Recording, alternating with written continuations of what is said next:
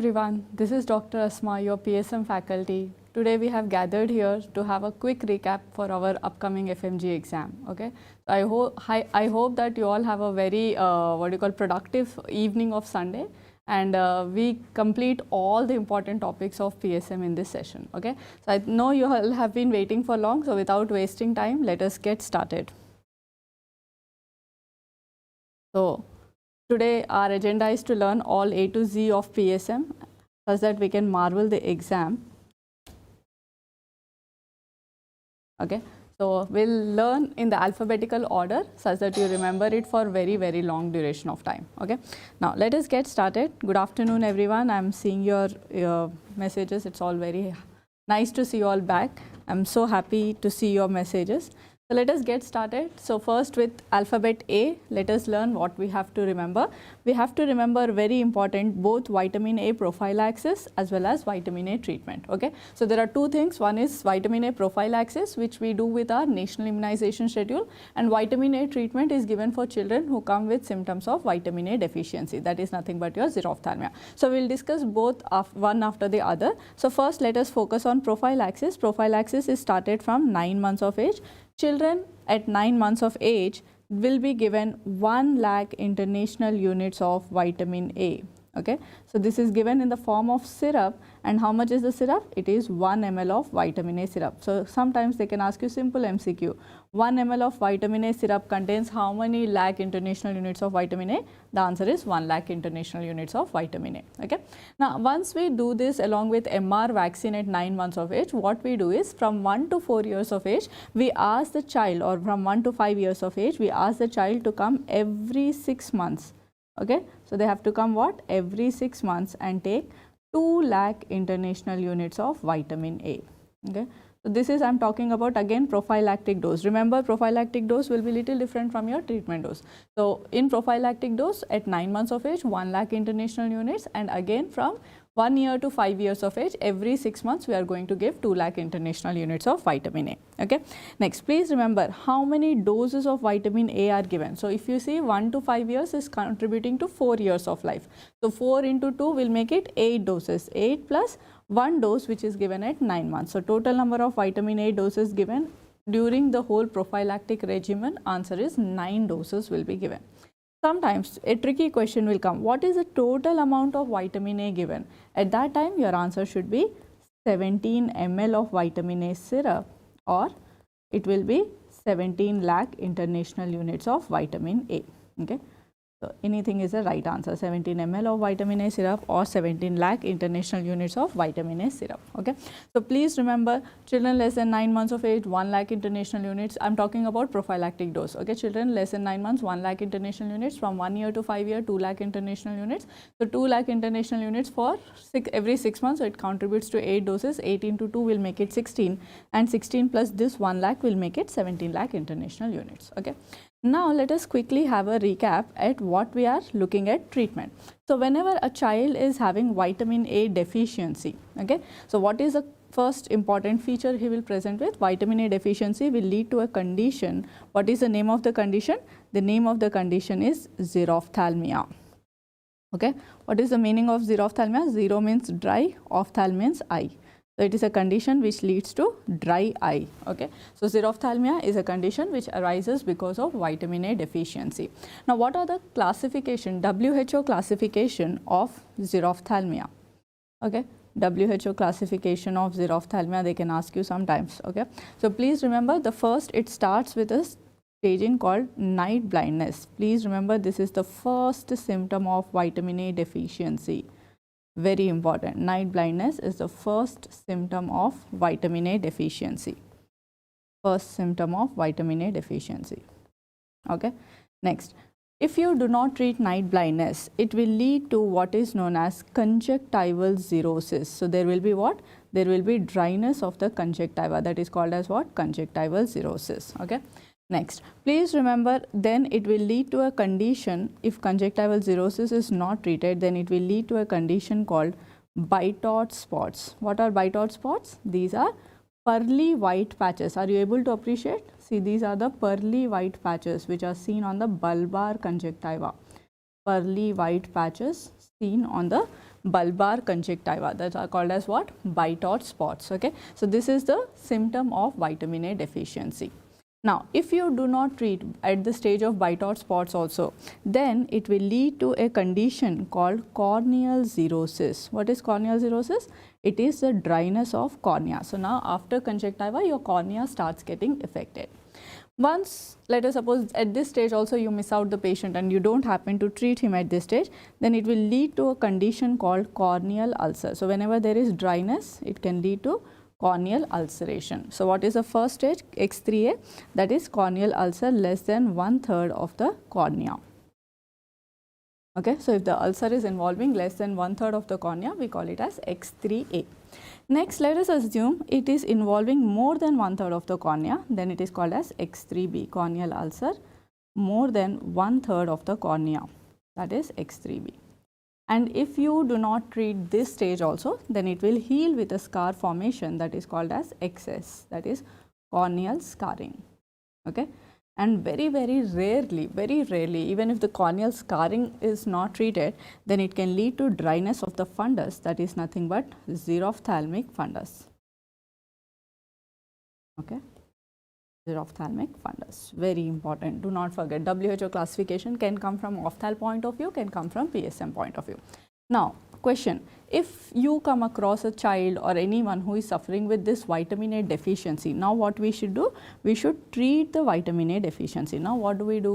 For treatment of vitamin A deficiency, we give vitamin A supplementation. Okay, so what do we need to give? We need to give vitamin A supplementation.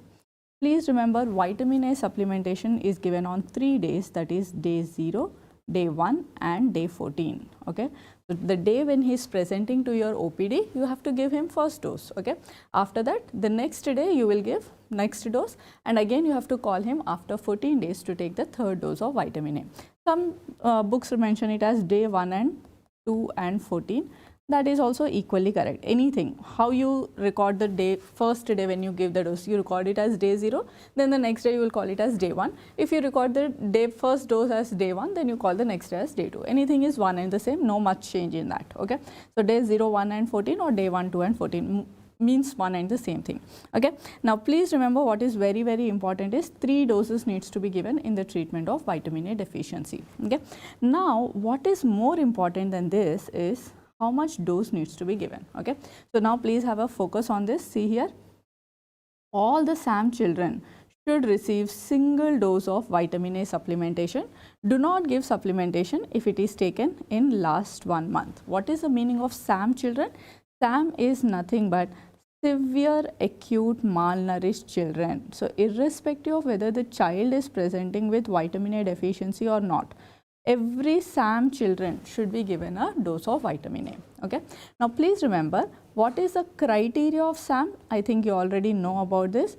Weight for height less than 3 standard deviations, very important. Okay, so what is the, this has been asked in previous FMG exam also. What is the cutoff for severe acute malnutrition? The right answer is what? The right answer is less than 3 standard deviations. Apart from that, what was the other question that was asked? Please remember, the mid-arm circumference should be less than 11.5 centimeters. Okay, the mid-arm circumference should be what? Less than, weight for height less than -3 standard deviations. Okay, and mid-arm circumference less than 11.5 centimeters. So these two contribute towards what? These two contribute towards your severe acute malnourished. Okay, so all the SAM children should be given what? Should be given 1 dose of vitamin A supplementation. Now coming to the real treatment, please have a look. Less than 6 months, the dosage is 50,000 international units. Okay, let us suppose you are coming across a vitamin A deficient child and the child's age is, let us say, 5 months of age or 4 months of age. How much vitamin A you should give? You should give 50,000 international units. Okay, next please remember, in 6 to 12 months of age group, or if the weight of the child is less than 8 kgs, the dose is 1 lakh international units. Star MCQ again. Please remember, we give lot of importance to weight rather than the age. Okay, like for example, ideally what would be the weight by 1 year of age? It would be around 9 kgs. Why? Because birth weight triples by 1 year of age. But sometimes what happens, you may come across a 2-year-old child, 2.5-year-old child who is still weighing 7 kgs, 7.5 kgs, 6 kgs. Why? Because they are malnourished. At that time, do not give them 2 lakh international units. Instead, you will give them how many units? You will give them only 1 lakh international units. Okay. So please remember, 6 to 12 months, or if the weight is less than 8 kgs, you will give only 1 lakh international units. If the age of the child is 12 months or more than 12 months, give them 2 lakh international units. Okay. So if in your question the examiner does not mention the weight and he just says a 2-year-old child presents with symptoms of vitamin A deficiency, what is the treatment or what is the dosage, your answer should be 2 lakh international units on day 1, day 2, day 14. Okay. If the examiner is clearly mentioning you, a 2.5-year-old child presents to you with vitamin A deficiency symptoms, the weight of the child is 7.5 kgs. Now what is the treatment? Now your answer should be 1 lakh international units on day 1, day 2 and day 14. Are you getting the point? So if the weight is mentioned, give importance to weight. If the weight is not mentioned, give importance to age. Okay. Very important. Next, if signs of vitamin A deficiency are there, as I told you, we have to give it on day 1, day 2 and day 14. Children more than 12 months but less than 8 kgs of weight should be given 1 lakh international units orally irrespective of the age. And please remember, we always prefer oral formulations in comparison with intramuscular injections. Very, very, very important. This is where majority students make mistake.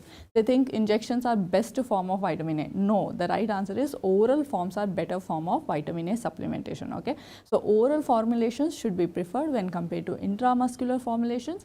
And please remember, in oral formulations, oil-based formulations should be preferred more when compared to water-based formulations. Okay.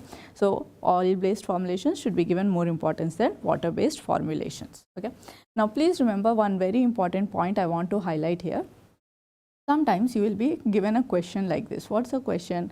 Let us suppose there is a measles epidemic. Sometimes what happens, there will be a measles epidemic or a measles outbreak. Okay. Whenever there is measles epidemic or measles outbreak, okay, then what we do is we will supplement the children with vitamin A supplementation. Okay, supplement the children with vitamin A.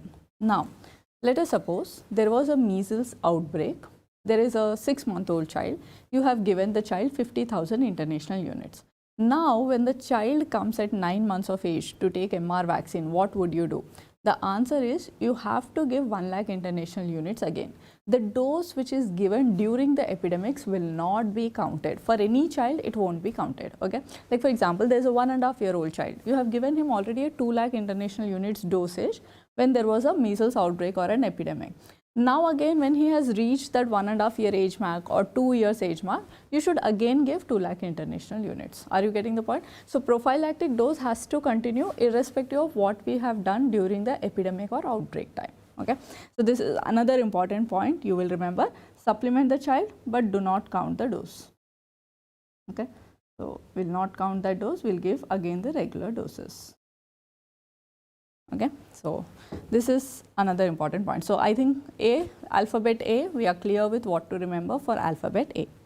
Now let us move ahead. Next important is to learn about option number B. Okay. So alphabet B is for biostats. Biostats is like a nightmare for many students. So let us see what we can do and how we can make it easier this time. Okay. Now see here. What is the formula for mean? Mean is nothing but statistical average. Sometimes they'll ask you this simple MCQ. What is a mean? Mean is nothing but a statistical average.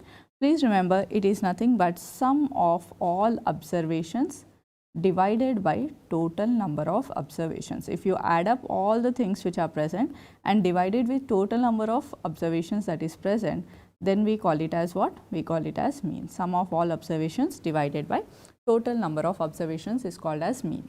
What is median? Median is nothing but middlemost value in the data. Middlemost value in the data after arranging in ascending or descending order.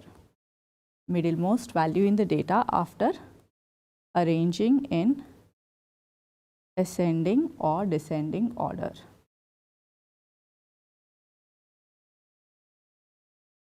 So first what you should do? You should arrange your data either in ascending order or in the descending order. Once you do that, whatever mid value comes up, that is called as median.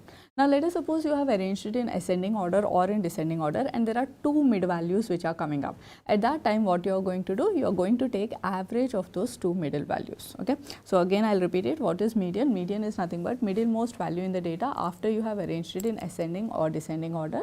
What you need to remember, if there are two mid values after you have arranged it in ascending or descending order, you have to take average of those two middle values. Okay. Next is mode. What is mode? Mode is nothing but most repeated value in the data. Mode is nothing but most repeated value in the data. The number which repeats the maximum time, that is called as mode.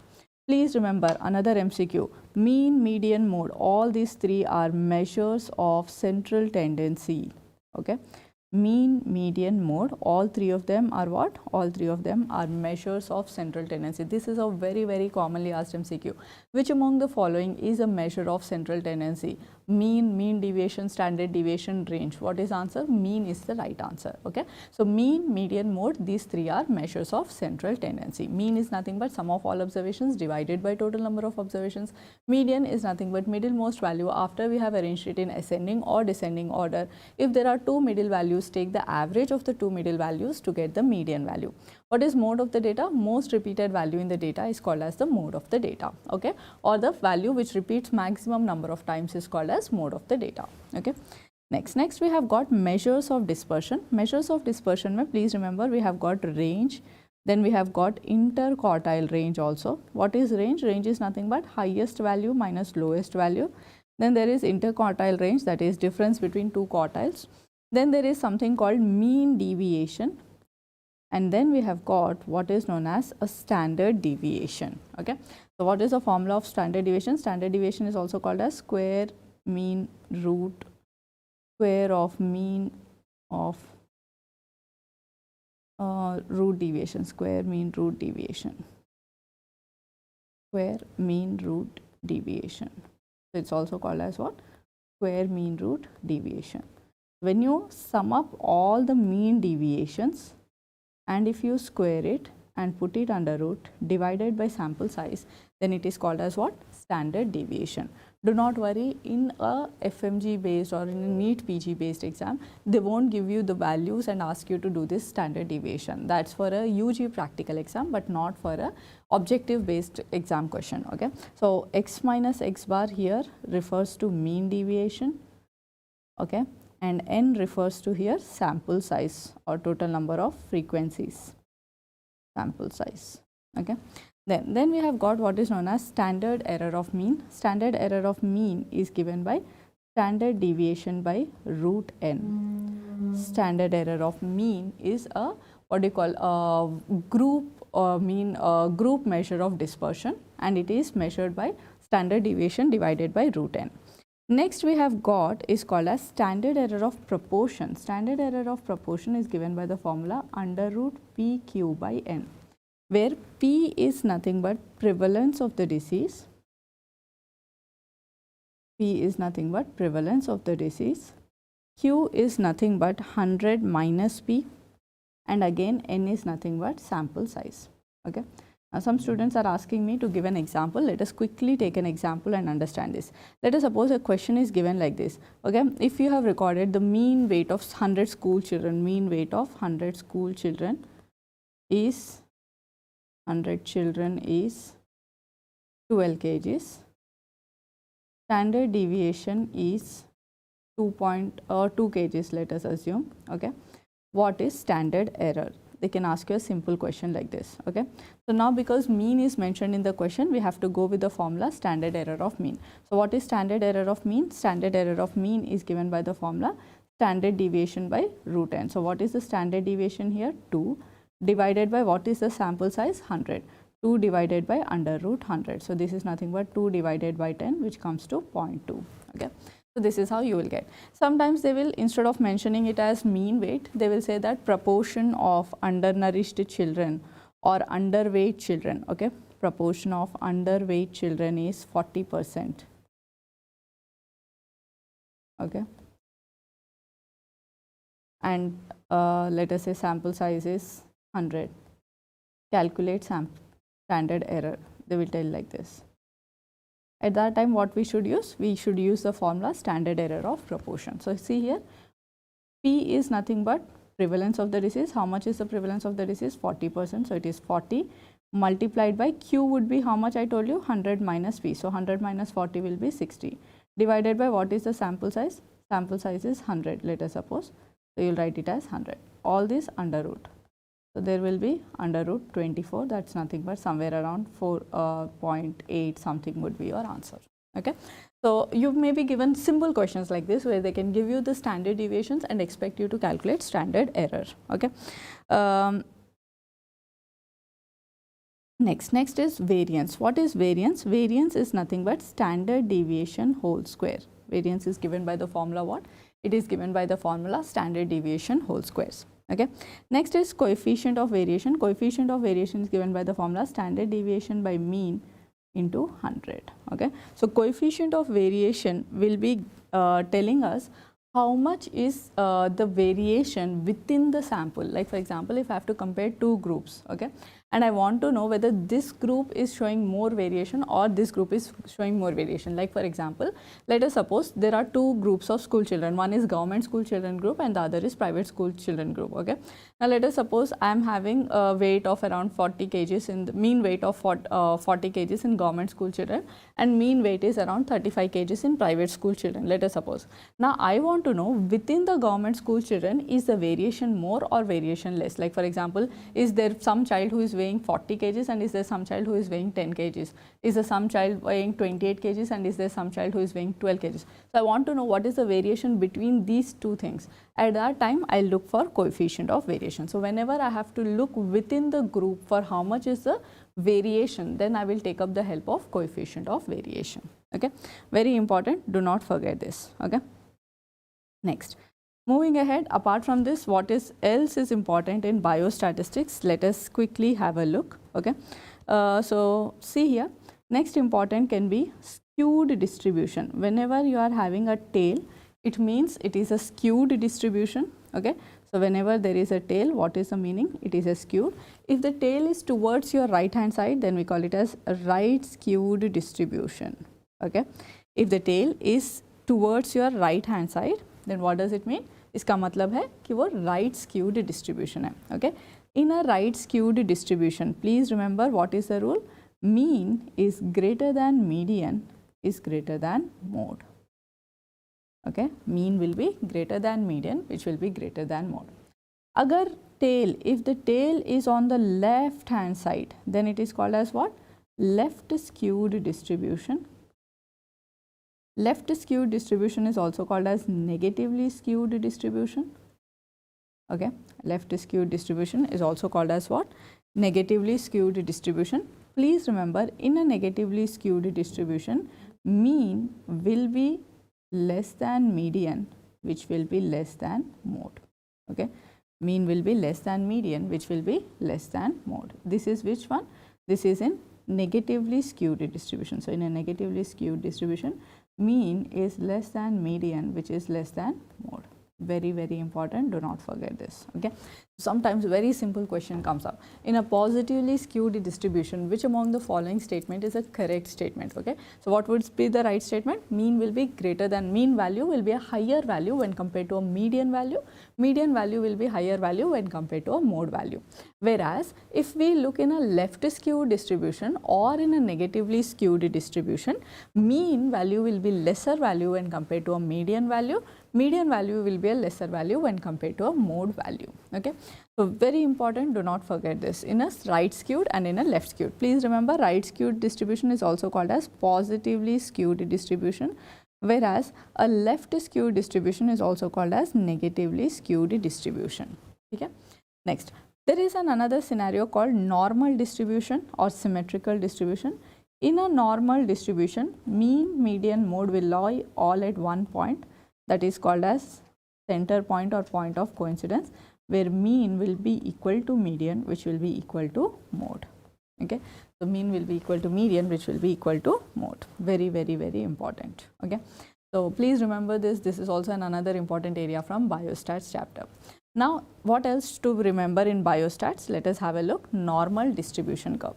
So, we all know normal distribution is also called as Gaussian distribution or the standard distribution curve.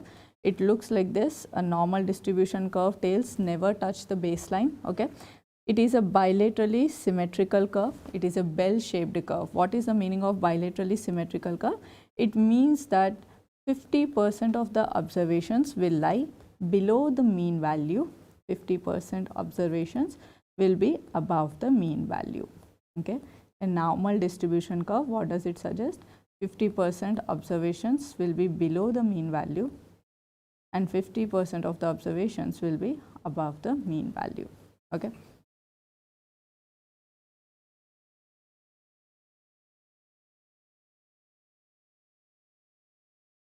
If we move, okay, it's a bilaterally symmetrical curve, that's one point.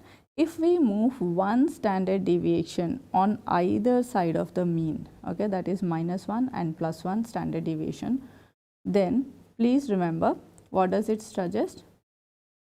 It suggests that it will cover 68% of the observations. If we move 2 standard deviations on either side of the mean, it will cover 95% of the observations. And if we move 3 standard deviations on either side of the mean, it will cover 99% of the observations. Very, very important, very commonly asked MCQ. Mean plus or minus 1 standard deviation will cover 68% of observation. Mean plus or minus 2 standard deviations will cover 95% of the observations, and mean plus or minus 3 standard deviations will cover 99% of the observations. Very, very, very important. They have asked in terms of numbers. They can ask you a direct question also. They can give you numbers like this. If mean weight of 100 children is 60 kgs, standard deviation is 5 kgs, then 68% of the students will have weight between what numbers? Okay. So, at that time, what does it mean? It means mean plus or minus 1 standard deviation. Mean is given in that example as 60 and standard deviation is given as 5. Okay.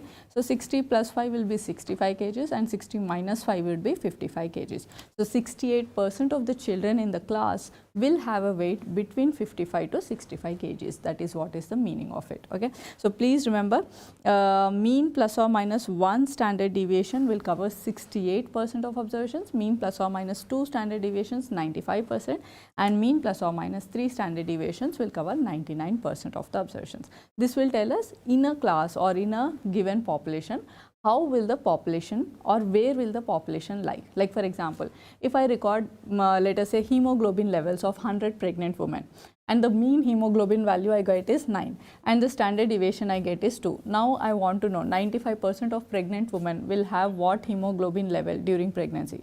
So what I should do, 95% is given by what formula? Mean plus or minus 2 standard deviation. So mean has come as 9. Standard deviation has come as 2. So, mean plus or minus 2 into 2. 2 into 2 is nothing but 4. So, 9 plus or minus 4. 9 minus 4 would be how much? 5. And 9 plus 4 would be how much? 13. Okay. 13. So, 95% of the pregnant women during pregnancy will have a hemoglobin ranging between what to what? Between 5 gram deciliter to almost 13 gram per deciliter. This is what is the meaning of this mean plus or minus 1 or 2 or 3 standard deviations. Okay. So, with that you can be given examples and you are expected to calculate. These are simple calculations, you have to remember this. Sometimes direct MCQ aa jata where they will tell 95% kitna cover karega ya 99% of observations will cover how much, 68% of observations will cover how much. Okay? So, please remember this mean plus or minus 1, mean plus or minus 2 and mean plus or minus 3 standard deviation. Okay? Next. Next, this is done. So, 68% mean plus or minus 1, 95% mean plus or minus 2, 99% mean plus or minus 3. Okay. So, this is normal distribution curve. 50% will be above the mean value, 50% of the observations will be below the mean value. 50% values will be above mean value, 50% of the observations will be below the mean value. Okay. In written, please one time. Okay. Acha, you want me to write the example? Example, see here, pregnant woman, HB let us say mean HB comes as 9 and standard deviation is 2, and they are asking 95% of pregnant women will have what hemoglobin levels. So the answer should be mean plus or minus 2 standard deviations, that is nothing but 9 plus or minus 2 into 2. Why 2? This is the standard deviation given in our example. So 9 plus or minus 2 into 2 is 4, 9 minus 4 would be 5 and 9 plus 4 would be 13. So 5 to 13 gram per deciliter will be the HB value. Okay, clear? Yeah. Now let us move ahead. In biostats, next what to remember, just have a look. They can ask you graphical data. They can ask you the names, they can give you an image based MCQ also. So this is again a very important core topic of PSM. Please remember it very correctly. Okay. So now see here, first important figure which we see is a histogram. Okay. What is a histogram? Histogram is used to represent continuous quantitative data. A histogram is used to represent what? Continuous quantitative data. So whenever we are having a data which is made up of numbers, which are measurable numbers, and it is continuous, then we use a histogram to represent. Okay. In simple words, if you have to remember, a bar diagram with no gaps in it is nothing but a histogram. Next, if I join the midpoints of a histogram, I will get what? I will get a frequency polygon. Okay. What is frequency polygon? If I join midpoints of a histogram.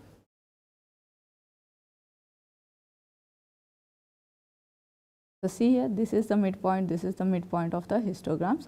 If I am joining the midpoints of the histogram, then what am I going to get? I am going to get frequency polygon. Please remember again, frequency polygon is used to represent continuous quantitative data. A frequency polygon is used to represent continuous quantitative data. Okay, remember. Next, whenever we are having large number of observations, okay, when large number of observations with narrow class intervals are there, at that time we cannot draw a histogram. Why? Because the observations are very large and the frequency interval is very narrow. When large number of observations with narrow class intervals are present, then we will just draw the outline of the midpoints, that is called as what? That is called as a frequency curve. Okay, this is called as what? Frequency curve. ठीक है. अच्छा, तो हिंदी में चाहिए तो histogram क्या है? जब भी हमारे पास कंटिन्यूस डेटा होता है. ओके, कंटिन्यूस डेटा का मतलब क्या है? Like for example, let us से यहाँ पर क्लास इंटरवल्स आपके कोइंसाइड हो रहे हैं. लेट अस सपोज मैं एज ग्रुप ले रही हूँ, 0 to 10 ईयर्स में कितने बच्चे हैं? लेट अस से 50 बच्चे हैं. 10 से 20 साल की उम्र के बीच में कितने लोग हैं? 40 लोग हैं. 20 से 30 साल की उम्र में कितने लोग हैं? लेट अस से 30 लोग हैं. अगर मुझे इसे ग्राफ फॉर्म में रिप्रेजेंट करना है तो मैं कैसे करूँगी? यहाँ पर 0, 10, 20, 30 ऐसे लिखूँगी.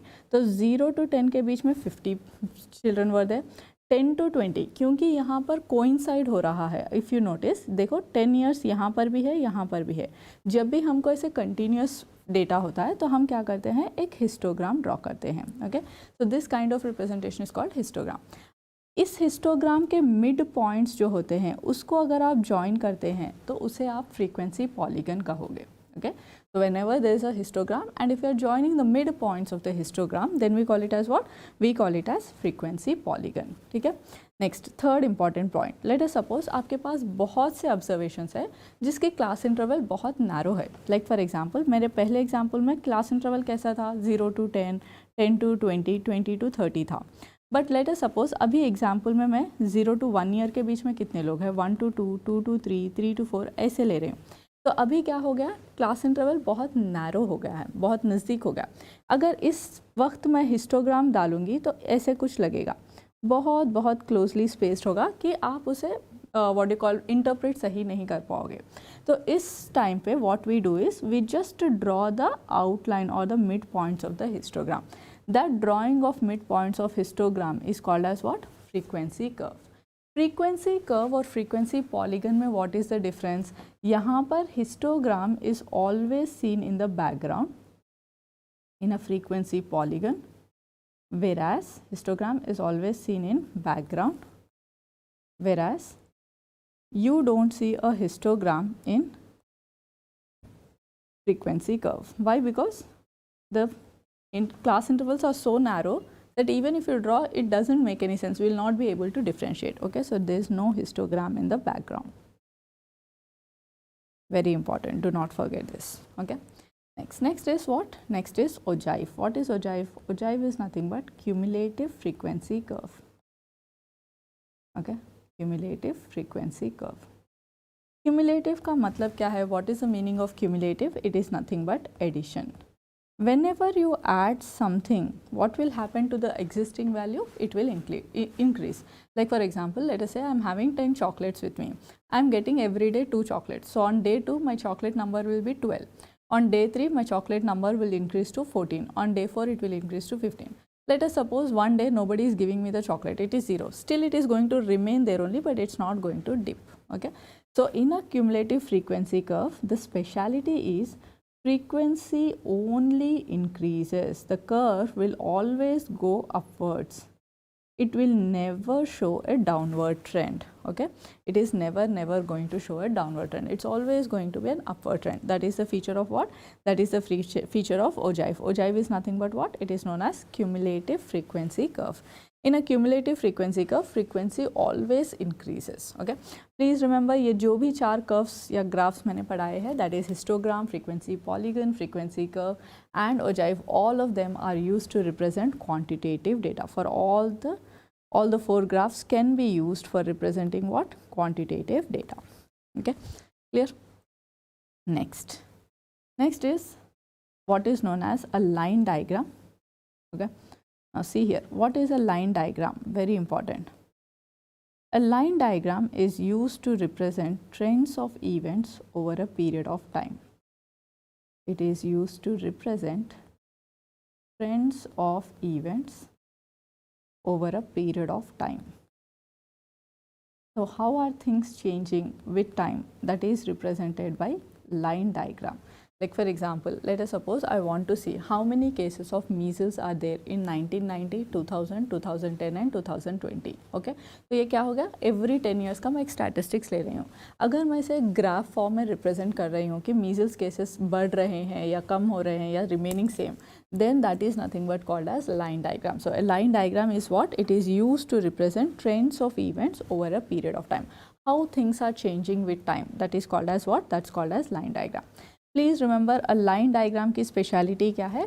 It will on x-axis always will show time. X-axis will always show time. So time can be shown in terms of minutes, it can be shown in terms of hours, it can be shown in terms of years, months, कुछ भी हो सकता है. But x-axis will always show the time band. Okay. Next, please remember line diagram में frequency can increase. So graph can show upward trend, can show increase, decrease, or it may remain same. Anything is a possibility in a line diagram. Okay, so a line diagram can increase, can decrease, or can remain the same also. Very important, do not forget this. Line diagram is always used to represent trends of events over a period of time. How will you differentiate a line diagram from an ogive? In a line diagram, it can increase, it can decrease, or it can remain same. First increase, then decrease, then increase. Anything is a possibility. Whereas in an ogive, frequency will always increase. Okay, in an ogive, what is going to happen? Frequency is always going to increase. Okay, very important. Next important is scatter diagram. Please remember, a scatter diagram is also known as correlational diagram. A scatter diagram is also known as what diagram? It is also known as a correlational diagram. A scatter diagram is used to represent trends of events. It is used to tells relationship. We can write it like this. It tells relationship between two quantitative variables. Tells relationship between two quantitative variables. So what is the relationship? If one variable is increasing, what is happening to another variable? That is called as what? Correlation. It tells the relationship between two quantitative variables. Now see here, if one variable is increasing and the other is also increasing, then we call it as positive correlation.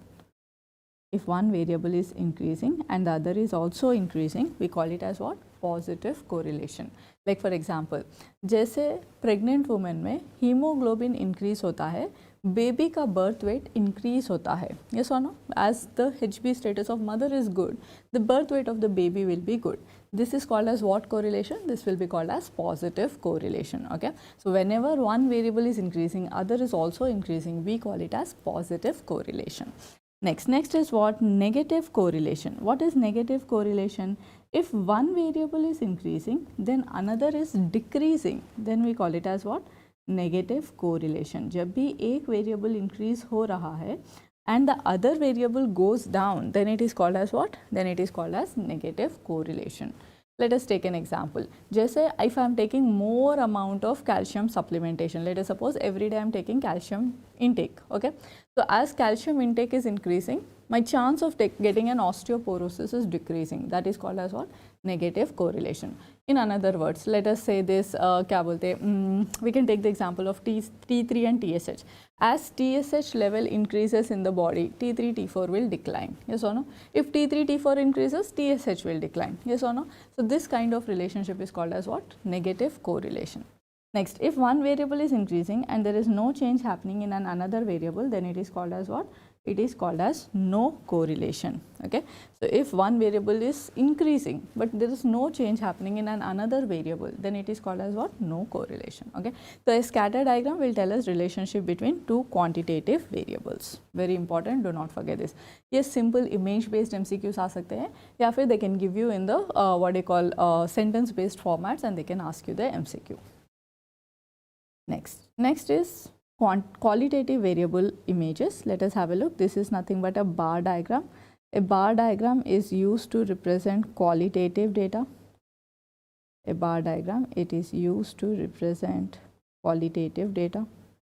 So I think you are able to recollect what is quantitative data and what is qualitative data. Data which you can measure is called quantitative data. Data which you can only describe or which can only which cannot be measured is called as what data? It is called as qualitative data. Okay. Another example of representing your qualitative data is your pie diagram or a pie chart. Pie chart is also used to represent qualitative data. It is also used to represent qualitative data. Okay. Next. So bar diagram, pie diagram is done. Other important are your what you call spot maps and pictogram. Those also are used to represent qualitative data.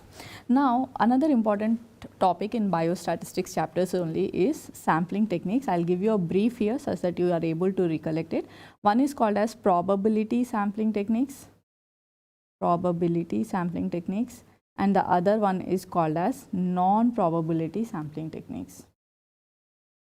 Probability sampling techniques and non-probability sampling techniques. What are probability sampling techniques? जब भी there is equal and known chance of getting selected, equal and known chance. If you know what is your chance of getting selected and if everyone in the group is having equal chance of getting selected, then we call it as what? We call it as probability sampling. Okay. Then what is non-probability sampling? If there is unequal and unknown chance, we call it as non-probability sampling. Unequal and unknown chance is called as non-probability sampling. Okay. Now probability sampling technique के examples क्या है? We have got what is known as simple random sampling. Okay, simple random sampling. Then there is what is known as systematic random sampling. Systematic random sampling. Simple random, systematic random sampling. Stratified random sampling. Stratified random sampling and last one is cluster sampling. ये सारे probability sampling techniques है. ठीक है. If you are selecting a sample in your study by using a lottery technique, then it is nothing but your simple random sampling. Okay. So you can do a lottery technique by cheat system, or you can do by computer generated random numbers, or you can even use random number table methods. Okay. So this is called as what? This is called as simple random sampling. Next होता है systematic random. Systematic random sampling क्या है? whenever we are calculating sampling interval, then it is called as what? Then it is called as systematic random sampling. What is sampling interval? Sampling interval is nothing but it is given by the formula total population divided by desired sample. Total population divided by desired sample. This is called as sampling interval. Okay. Next, third one. What is stratified random sampling? Stratified random sampling is nothing but when strata or group are given importance, then it is called as stratified random sampling. Whenever we give importance to strata or group, then we call it as stratified random sampling. Okay? Just I'll give you a quick example to understand this. Let us suppose I want to do a study. Like for example, मेरे को एक vaccine trial करना है. Okay? I want to select study subjects. Okay? I want everyone to have equal and known chance of getting selected. So what I'll do? I'll go with probability sampling techniques. What is the one way of doing this? One way of doing this is, let us suppose there are some 100 patients who have enrolled for this study. I will write the sheets or numbers of these 100 people, pick up one sheet and select some 10 members, let us assume, okay, or 15 members, let us assume. This is called as simple random sampling, okay. So by lottery technique, that is your simple random sampling technique, okay. There is another way of doing this. What is that called as systematic random sampling, okay. The name itself is telling कि यहाँ पर हम systematic way में जाएंगे.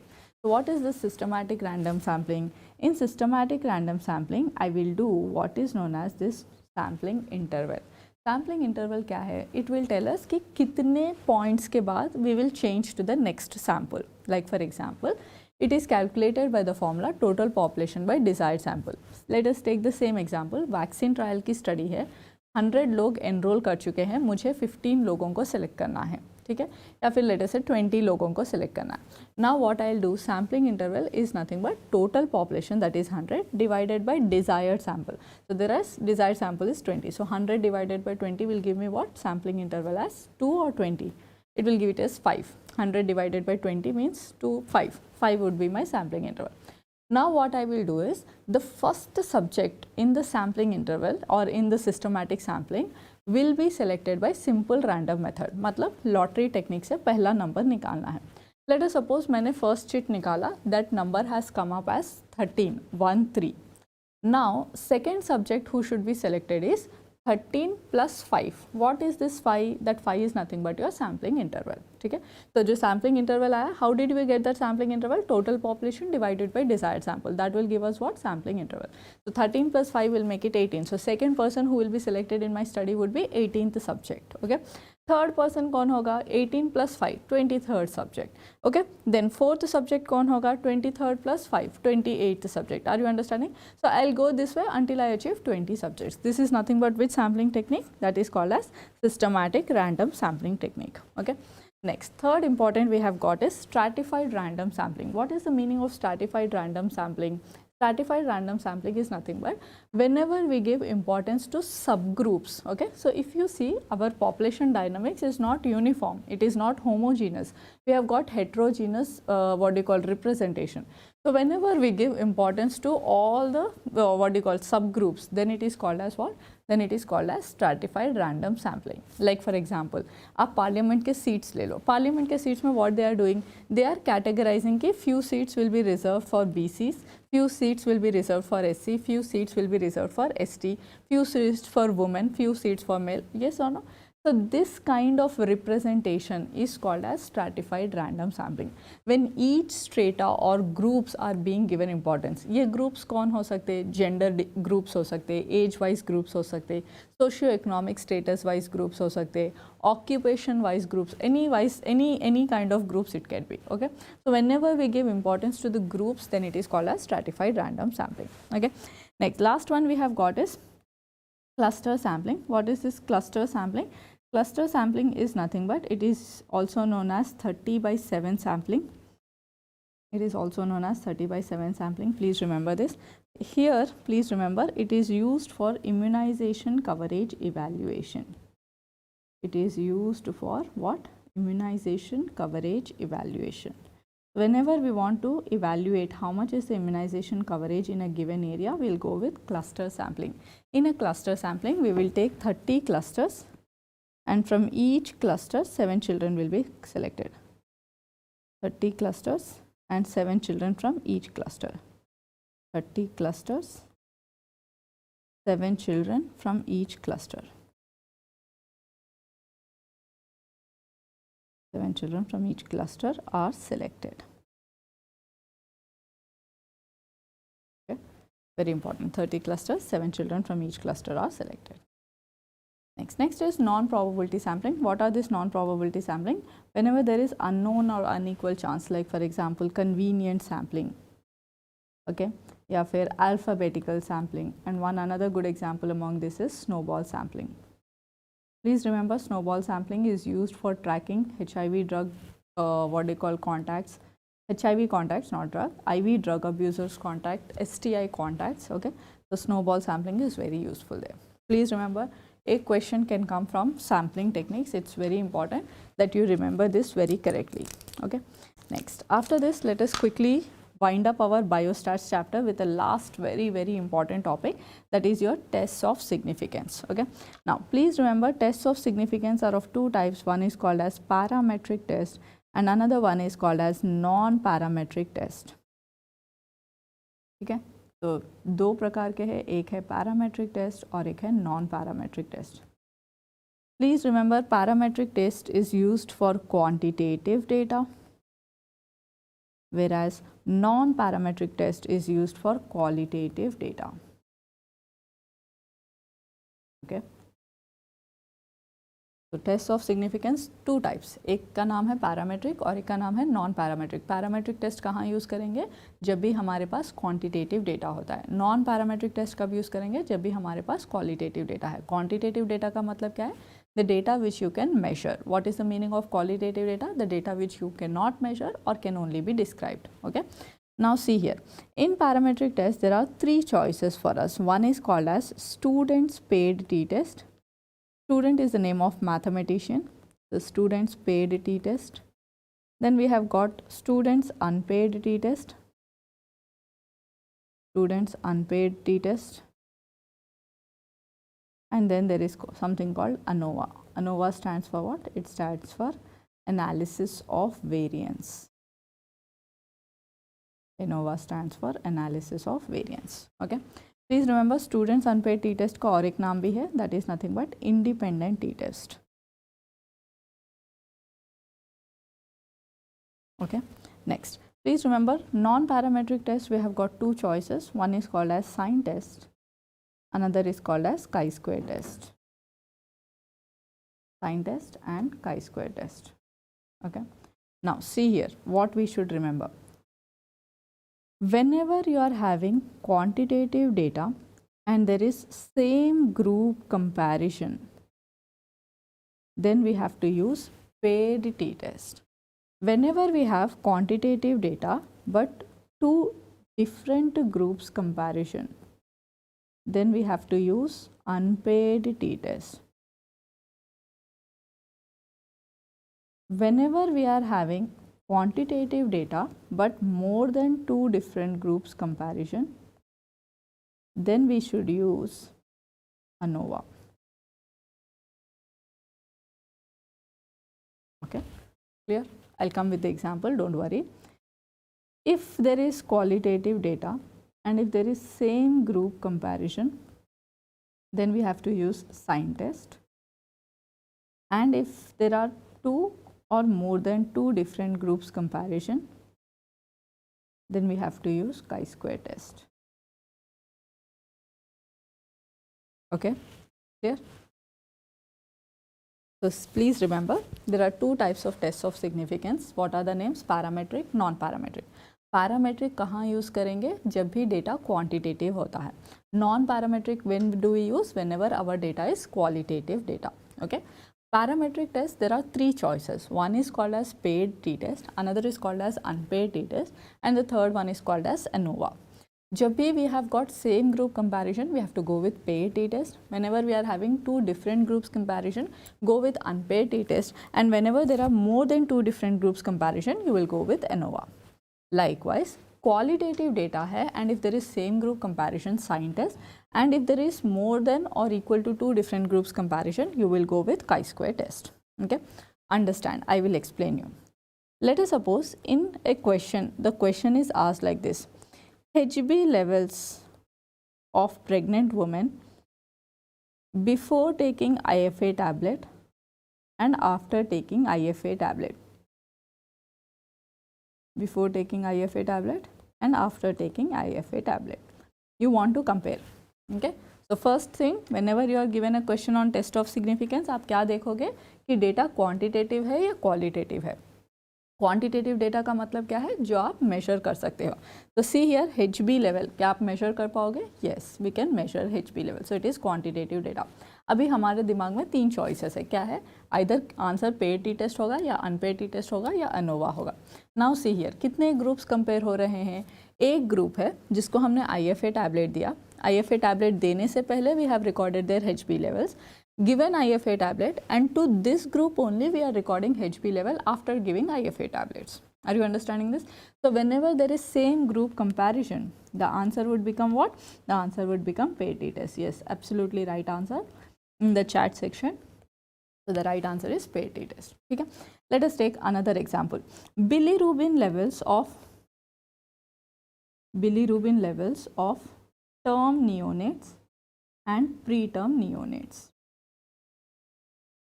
ठीक है, मुझे ये कंपेयर करना है कि बिलीरुबिन लेवल टर्म नियोनेट्स में कितने हैं और प्रीटर्म नियोनेट्स में कितने हैं. See here again, bilirubin level, what kind of data it is? It is a measurable data. तो ये क्या हो गया? क्वांटिटेटिव. तो जब भी मेरे पास क्वांटिटेटिव डेटा है, 3 चॉइसेस है मेरे पास, paired t test, unpaired t test, ANOVA. Now कितने ग्रुप्स कंपेयर हो रहे हैं? 2 groups are being compared. What are those? Term group, preterm group. So there are 2 different groups. Now what is the right answer? The right answer is unpaired t test और ANOVA. Excellent answer in the again chat section. I'm very happy you all are very actively participating. Okay, so bilirubin level of term neonates and preterm neonates, the answer would be unpaid t test. Okay, now let us suppose I want to compare weight of preschool children, primary school children and secondary school children. Okay,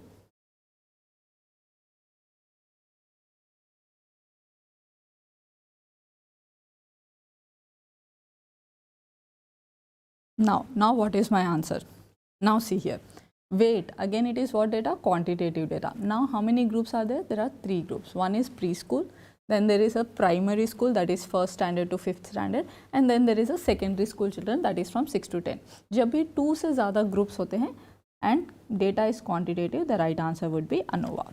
Okay, so are we clear with where to use what answer? Paired t test should be used if there is quantitative test and same group comparison, or quantitative data and same group comparison.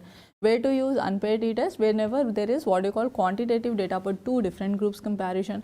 And where to use ANOVA? We would use ANOVA whenever there is quantitative data but more than 2 different groups comparison. Okay? Now next scenario, where to use sign test and where to use chi-square test. Now see here. Okay, see here, let us suppose I want to measure percentage of anemic women before taking IFA tablets and after taking IFA tablets. Okay, now see here, HB was what data? Quantitative data. Anemia is what data? Anemia is qualitative data. Okay, so anemia will describe whether you are normal or anemic. Okay, so it's a qualitative data. Now how many groups? Same group, कितने लोग anemic थे या कितना proportion anemic था before they have taken IFA tablets, and how much proportion were anemic after taking the IFA tablet. So because same group is being compared, here the test of significance would be sign test. Okay, let us take another example. Let us suppose I want to compare percentage of TB prevalence in rural areas and urban areas.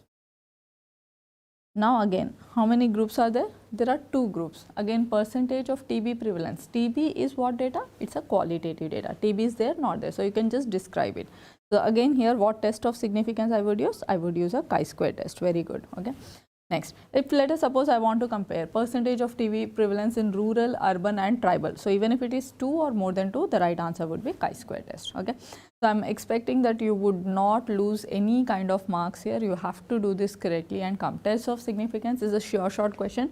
FMGE, NEET, PG, INI said they are bound to ask a question from test of significance. Okay. So hoping that the concept is clear to you. Okay, so with this we have completed alphabet B. I'm hoping biostats chapter is very clear to you, and now let us move with the next topic, that is alphabet C, where we will learn about control, elimination and eradication. Okay, so what is control? Control is nothing but reducing the prevalence of disease, reduction of disease to such low numbers that it is no longer a public health problem. Reduction of disease to such low numbers that it is no longer a public health problem. Then it is called as what? It is called as control. For any disease, we will first try to achieve control. Like for example, today we are telling we want to eliminate TB. Once upon a time, we were talking about controlling the TB. Okay, so first for any disease, we will try to achieve control. Once control is achieved, then only we will move towards elimination. Okay, so control will pave way towards what? It will pave way towards elimination. What is elimination?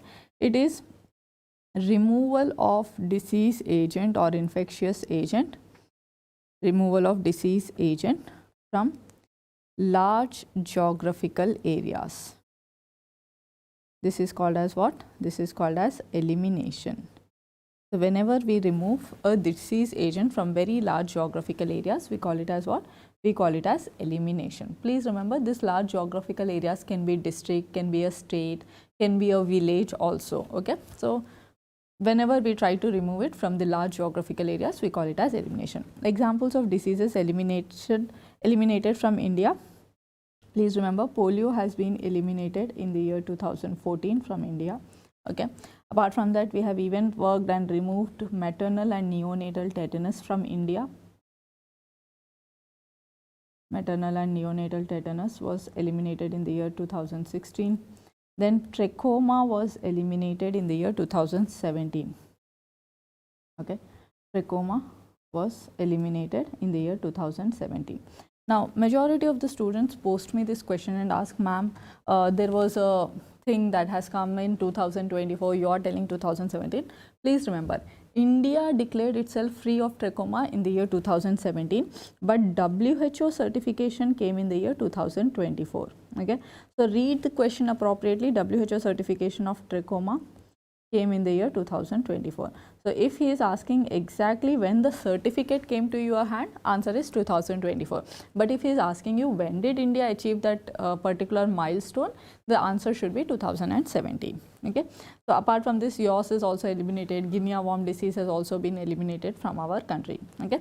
Next, what is more important than this list is what are the diseases which are next in target for elimination. Okay, so next in target for elimination, first important is malaria. Malaria we want to eliminate by the year 2030 from our country. Next, tuberculosis, we want to eliminate it by 2025.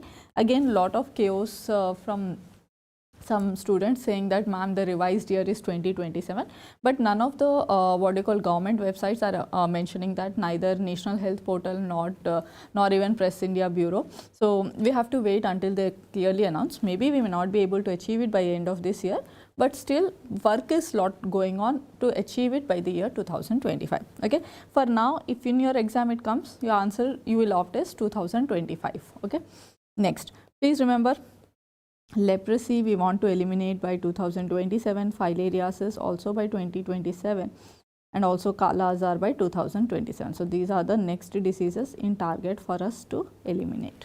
Okay, very important list, do not forget. Next is, what is eradication? Eradication is nothing but extermination of disease agent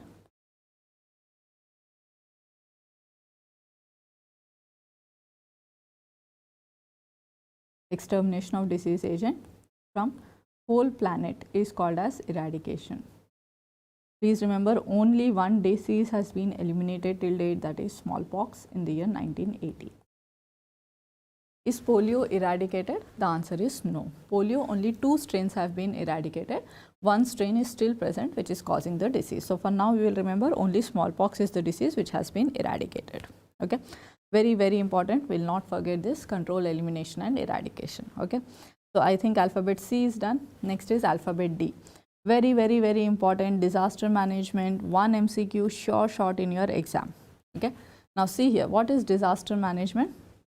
Which we should remember is, what is a disaster? Disaster is nothing but any mishap or calamity which leads to loss of life and loss of human property. Okay, so first important is disaster cycle, which we should remember. So in disaster cycle, what are the components? First thing, there will be impact of the disaster. What is the meaning of impact of the disaster? Impact is nothing but loss of life and loss of property.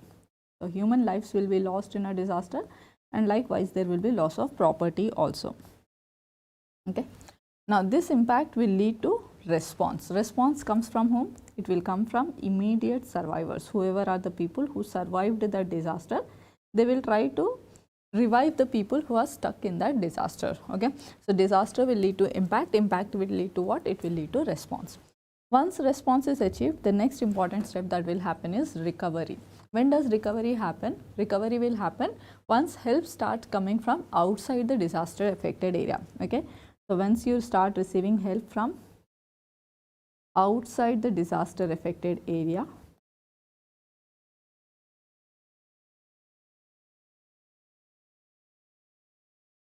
then starts the process of recovery. Okay, and along with recovery, there is going to be what? There is going to be even rehabilitation. So these two go hand in hand, recovery and rehabilitation. Okay, once rehabilitation is done, now there will be what? There will be mitigation. What is the meaning of mitigation? This time when the people are rebuilding themselves, they will take measures that if the same disaster strikes them again, they do not face the same amount of damage. That is called as what? Mitigation. Like for example, if there is a train accident, okay, next time what they will do, instead of building the coaches with the iron or tin, they may use some material which is hard enough to bear the strength, but at the same time, if any collapse happens, it is not going to cause so much damage. That is called as what? Mitigation. Okay, next is what? Next is preparation. In a preparation, what we have to remember? Disaster preparedness. What is this disaster preparedness? Once we have taken the measures, we will check ourselves whether we are really prepared to check for whether we are really prepared for a disaster if it happens. That is nothing but by doing mock drills, we will check ourselves. That phase is called as what? Preparedness. Okay. Next, preparedness will eventually lead to disaster, such that if a disaster happens, again the same cycle continues. Okay.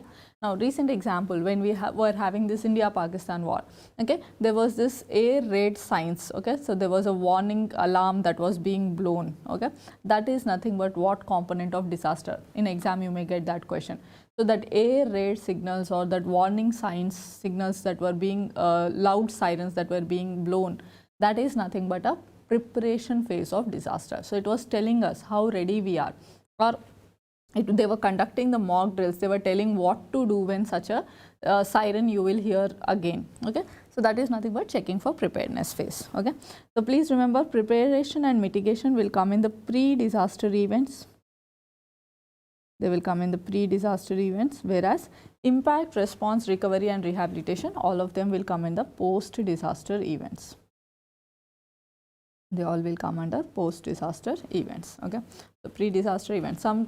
Many a times this question have been asked, where they will ask you to keep it in the logical sequence. So first, please remember impact, response, recovery or recovery and rehabilitation, followed by mitigation, followed by preparedness. Okay.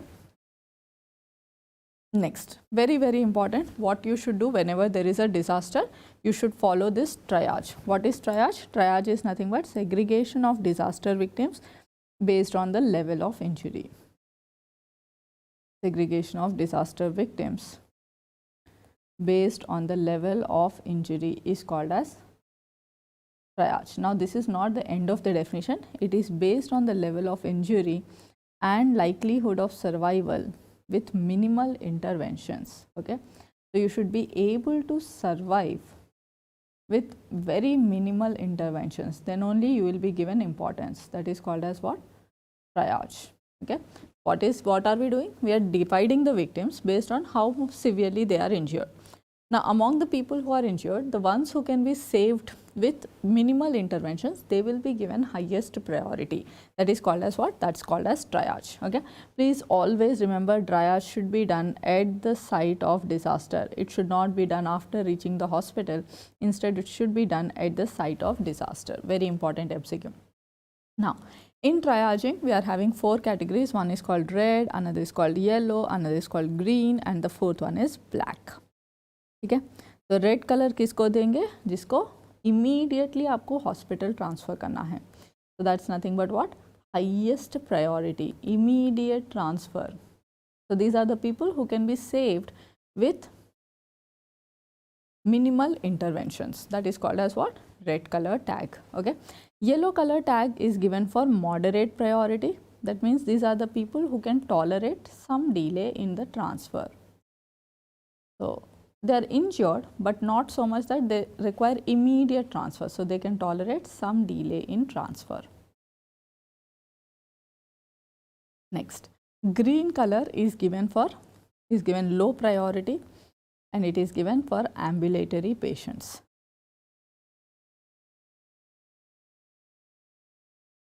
Okay, green color is low priority, given for what patients? Ambulatory patients. And black color is given least priority. This is given for patients who are already dead or about to die. Okay, dead or already moribund patients, that is about to die patients. Clear? Very, very important. Red highest priority, yellow moderate priority, green low priority, and black is least priority. So this is what we do during the time of disaster. Okay. Next, what is the common disaster in India? The common disaster in India reported is floods. Post floods, what is the disease which is very commonly seen? The right answer is gastroenteritis. Most common disease reported after a flood episode in India is gastroenteritis. Okay. Now, which is the most common vitamin deficiency we see? We see vitamin A deficiency after a disaster. Okay.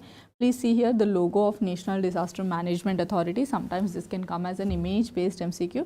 Okay. So whenever you see the map of India surrounded with a human chain, if you can see, people are holding the hands together. That's a human chain they are forming. So that is nothing but a what we call National Disaster Management Authority logo. And please remember, the chairman of this particular authority is our Prime Minister. The Prime Minister of the country will be the chairman. And who is responsible for disaster management? Okay, it comes under Ministry of Home Affairs. Okay, it's actually the responsibility of Home Affairs to look after disaster. Do not make the mistake and mark it as Ministry of Health and Family Welfare. We definitely look at the treatment part of the victims, but saving part of the victims and looking after the what they call rehabilitation activities and all, that part is what they call dealt by your Home Ministry. Okay. Next, do we need to give mass vaccines? No. Please remember, mass vaccination is contraindicated during the time of disaster. It's practically not possible to do mass vaccination. See, just imagine a scenario कि जहाँ पर पूरा बाढ़ आ गई है, floods आ गए हैं, ठीक है, वहाँ पर जाने का रास्ता नहीं है, पूरा पानी है, बारिश हो रही है, क्या आप वहाँ पर जाके वैक्सीन दे पाओगे जो भी लोग हैं? No, not possible. Second point, do we what do you call have so much manpower to mobilize it and do it? No. Again, the answer is no. And third, very, very important point, people are displaced. Very important. Whenever they are in the low lying area and flood signals आते हैं, हम क्या करते हैं? We will displace those people to a higher or what do you call safe zones. So it is not practically possible to go to a disaster site and do mass vaccination to everyone. So please remember, mass vaccination is contraindicated. Okay. Next, vaccines which are mandatory for health professionals. So health professionals who are on constantly giving the care, they are at risk of developing the disease, and because they are fewer in number, we can always give them the vaccines. What are the vaccines we have to give them? We have to give them typhoid vaccine, cholera vaccine, and tetanus vaccine. Okay. Next, so आप vaccine तो नहीं दे सकते to prevent gastroenteritis. Then what can you do? You have to do very important step called superchlorination of water. What is meaning of superchlorination of water? Adding excess amount of chlorine to the drinking water such that we can kill the viruses, the bacteria which are present in the drinking water. That's called as superchlorination of drinking water. Okay. Sometimes they may not use the word superchlorination, they can use the word chlorination. That's also a correct statement. Okay. So chlorination of water or superchlorination of water is the most important step which is needed to prevent gastroenteritis. Okay. Then another question, what is the residual level of chlorine that has to be maintained in the drinking water after a flood episode or after a disaster episode? The right answer is 0.7 milligram per deciliter.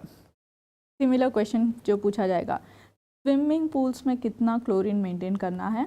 The answer should be 1 milligram per deciliter. Okay.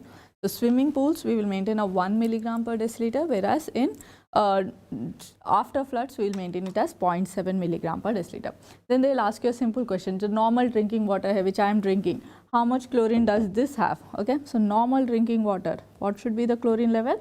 Answer is 0.5 milligram per deciliter. Very important MCQ. Please read the units correctly before you answer in the exam. They will try to confuse you, give it as gram per deciliter. That's a wrong answer. The right answer is milligram per deciliter. Okay? Very, very important. Do not forget this. Next, a question or job we have to remember for our upcoming exam is, what is the insecticide to be used to prevent leptospirosis? Insecticide to be used to prevent leptospirosis. So because what happens whenever there is floods, this rat burrows get washed away. So once this rat burrows get washed away, no, rats are also outside, the rat fleas which were there inside, they are also outside. So there is high chances that leptospirosis ka infection bhi ho sakta hai. So to prevent this, what is the insecticide we use? We use malathion. Okay. So malathion is effective against what? The answer is rat fleas.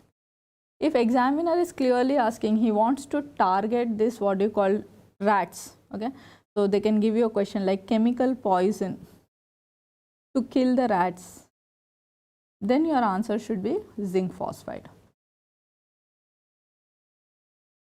Okay. So both malathion and zinc phosphide will help in reducing leptospirosis, but the difference, subtle difference in the two questions is, malathion is an insecticide which can kill the rat fleas, whereas zinc phosphide is an anti-rodent measure, it will kill the rats itself. Okay. Next, moving ahead. One question has come up in the chat section. What is the maximum permissible limit for chlorination? 2 milligram per deciliter is the allowed one. Okay, so 2 milligram per deciliter is the maximum permissible level.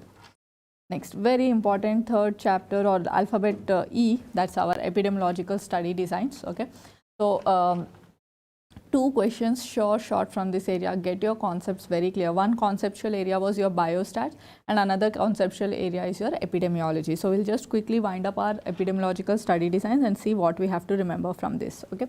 Now see here, epidemiological study designs are divided into two types. We already know this. What are the two study designs? One is called as observational study designs and the other one is called as experimental study designs. Observational study designs and experimental study designs. Experimental study designs are also called as interventional study designs. Experimental study designs are also called as what? It's also called as interventional study designs. Now, see here. Observational study designs are further classified into two types. One is called as descriptive study designs and the other one is called as analytical study designs. Okay. Descriptive study designs describe a disease in terms of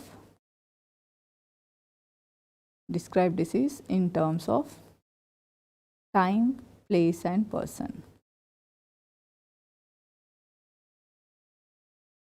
Analytical study designs include cross-sectional studies,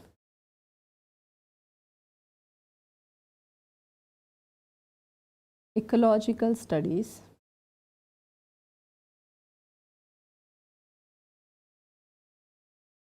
case control study and cohort study designs.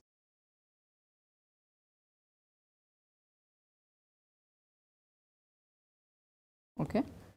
So what have we learned? There are two kinds of study designs. One is called observational and the other one is called as experimental. Experimental study designs का और एक नाम क्या है? Interventional study designs है. अगर आप सिर्फ observe कर रहे हो तो उसे हम observational study designs कहेंगे. Okay? If you are doing some active intervention, if you are doing some manipulation, then only it is called as experimental study designs. Like for example, I am just observing how many students are attending this session, how many students are actively contributing in answering the question. Then it is called as what? Observational study design. Okay. Let us suppose I am mandatorily telling some students to keep posting the questions in the group or to keep posting the answers in the chat section, then it is called as intervention. So until the investigator does not give any instructions, then it comes under observational category. If the investigator or the researcher or the epidemiologist gives some instructions to follow something or to not follow something, then it is called as experimental or interventional study designs. Okay. Now, observational study designs are of two types. One is called as descriptive study designs and the descriptive study designs and analytical study designs. Okay, descriptive study designs describe a disease in terms of what? Time, place and person distribution. Analytical study designs are further classified into four types. What are those? Cross-sectional study designs, then there is ecological study designs, then there is case control and cohort study designs. Okay. Now please remember MCQ number 1. What is the aim of descriptive study designs? The aim of descriptive study designs is to formulate a hypothesis. Whenever I want to generate a hypothesis formulation, that is called as what? Descriptive study designs. What is the aim of analytical study design? The aim of analytical study designs is what? It is to test the hypothesis. So once we have generated the hypothesis, we should test it. And which are the study designs which will help in? The answer is analytical study designs. Okay. Next, third important. What is the aim of interventional study designs? The aim of interventional study designs is to confirm the hypothesis. It is to confirm the hypothesis. Let us suppose I am having a hypothesis. What is my hypothesis? Let us suppose I have observed 100 people. I have seen that people who are using smartphone after 9 p.m. usually are having insomnia. So in 100 people I observed that if they are using smartphone after 9 p.m. in the night, they are having insomnia. Okay. Now I have to what is my second step? This is my hypothesis. So what is my hypothesis? Usage of mobile phone post 9 p.m. in the night will lead to insomnia. This is my hypothesis. Now I have to confirm my hypothesis, or sorry, I have to test my hypothesis. How am I going to test my hypothesis? I can take two groups of people. One group who is already using phone after 9 p.m. One group of people who will sleep away by 9 p.m. and do not use their mobile phone after 9 p.m. And then I can compare the results, whether insomnia is more in this group or whether insomnia is more in this group. This is called as analytical study design. Okay? इसमें भी you are not giving the instruction to use or not to use. They are only using. So like for example, in the study population which I have, okay, and in that let us say a group hai which is already using it. One group is not using. Let's say 100 students hai. 40 students are sleeping by 8:30, 9 o'clock. 60 students are there who are using it till 9:30, 10:30, 11:30, 12:30, whatever it might be. Okay. So these two groups I'm just going to observe and see whether they are going to have insomnia or not. This is called as what? Analytical study designs. Now what I'm going to do in interventional study design is I am going to take a group of people, randomly divide them into two groups. One group I will mandatorily tell them you have to use mobile phone after 9 p.m. till 12 o'clock or 11 o'clock, whatever it might be. And for one group, mandatorily I will tell them not to use mobile phone after 9 o'clock. Okay.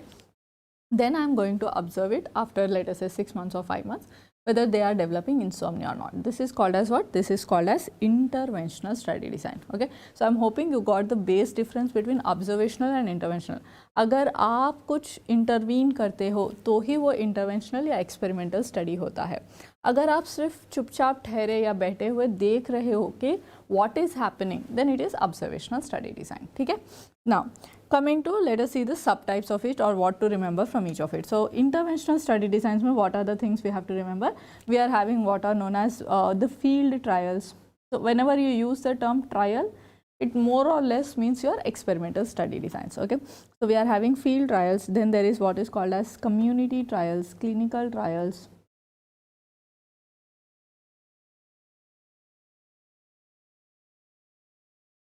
community trials, clinical trials, and then there is what is called as randomized control trials. Okay, so RCTB wohi hai, randomized control trial is an example of interventional trials.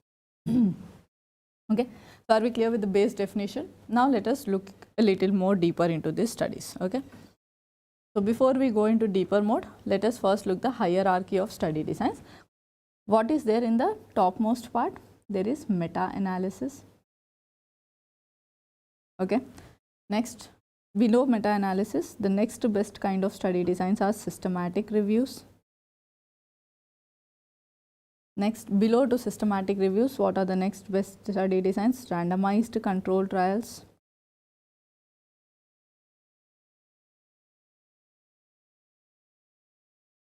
Next, we are having cohort studies.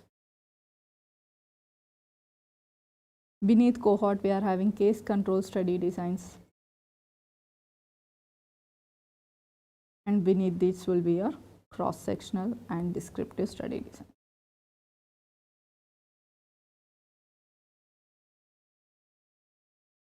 Then there is descriptive study designs. Okay, so if they ask you in the exam, which are the best study designs? Answer is meta-analysis. Second question, which are the gold standard study designs? Again, the answer is meta-analysis. Okay, if meta-analysis is not there, then the next best option is systematic reviews. Please remember, both of them are examples of evidence-based medicine. Both of them are examples of evidence-based medicine. Okay, next, please remember, this is experimental study designs. All these are analytical study designs.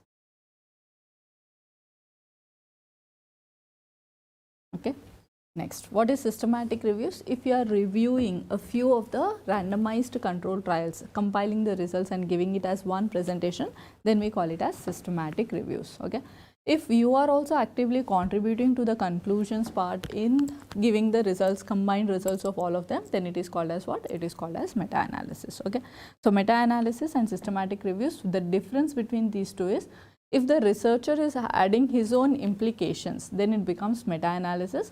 If we are just summarizing others' results, then it is called as systematic review. Okay, like for example, if there are 4 different newspapers, okay, which are covering the, let us say, news of Indigo flight shortage. Okay, if I am just reading the 4 news and telling you that there were 1,000 planes that were cancelled like that, then it is just a systematic review. Let us suppose to this I am giving some input that people have suffered a lot, or the other flight rates have been hiked because of this. How to overcome this solution or overcome this problem? What are the solutions to overcome such a solution, such a situation?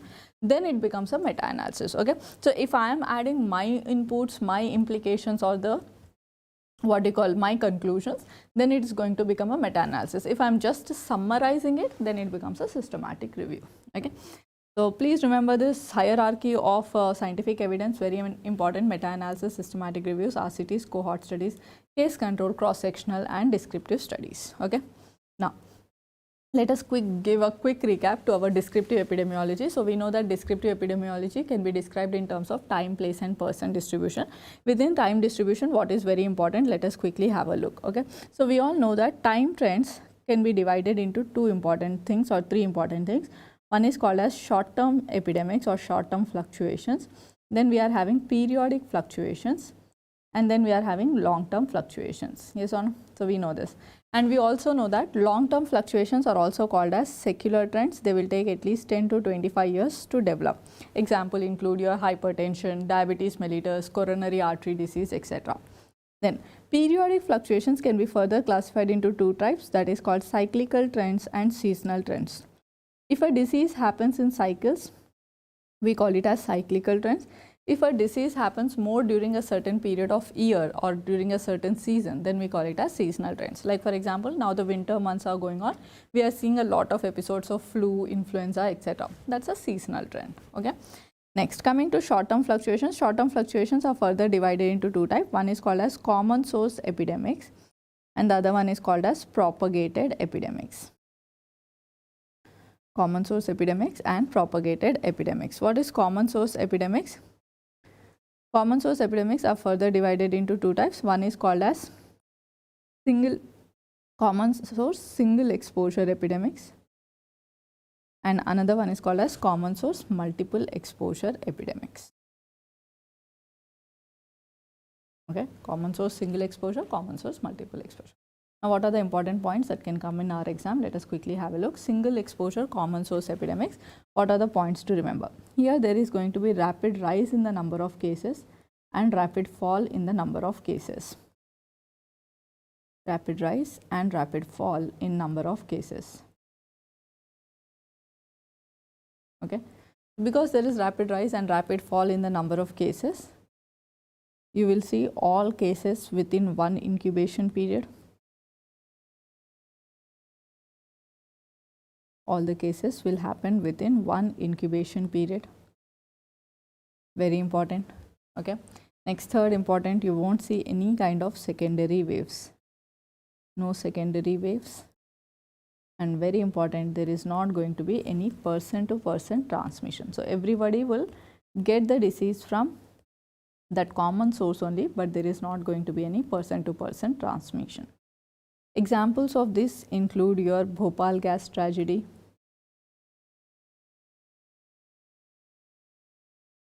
it also includes your food poisoning. Okay, and how does the graph look like? The graph looks like this: rapid rise, rapid fall. All the cases will occur within one incubation period. You won't find any kind of secondary waves in this. Examples of this will include what? Bhopal gas tragedy and food poisoning. Okay. Next, after talking about common source single exposure, please remember these are also called as point source epidemics. They're also called as point source epidemics. Okay. Next we have got what? Multiple exposure common source epidemics. What is this multiple exposure common source epidemic? Here we are going to see cases beyond one incubation period. So because they will require repeated exposures before the disease happens, so cases will occur beyond one incubation period. Next, please remember the other important point. Here we are going to find secondary waves. Secondary waves are present. Okay, and please remember, here also we won't see any person to person transmission.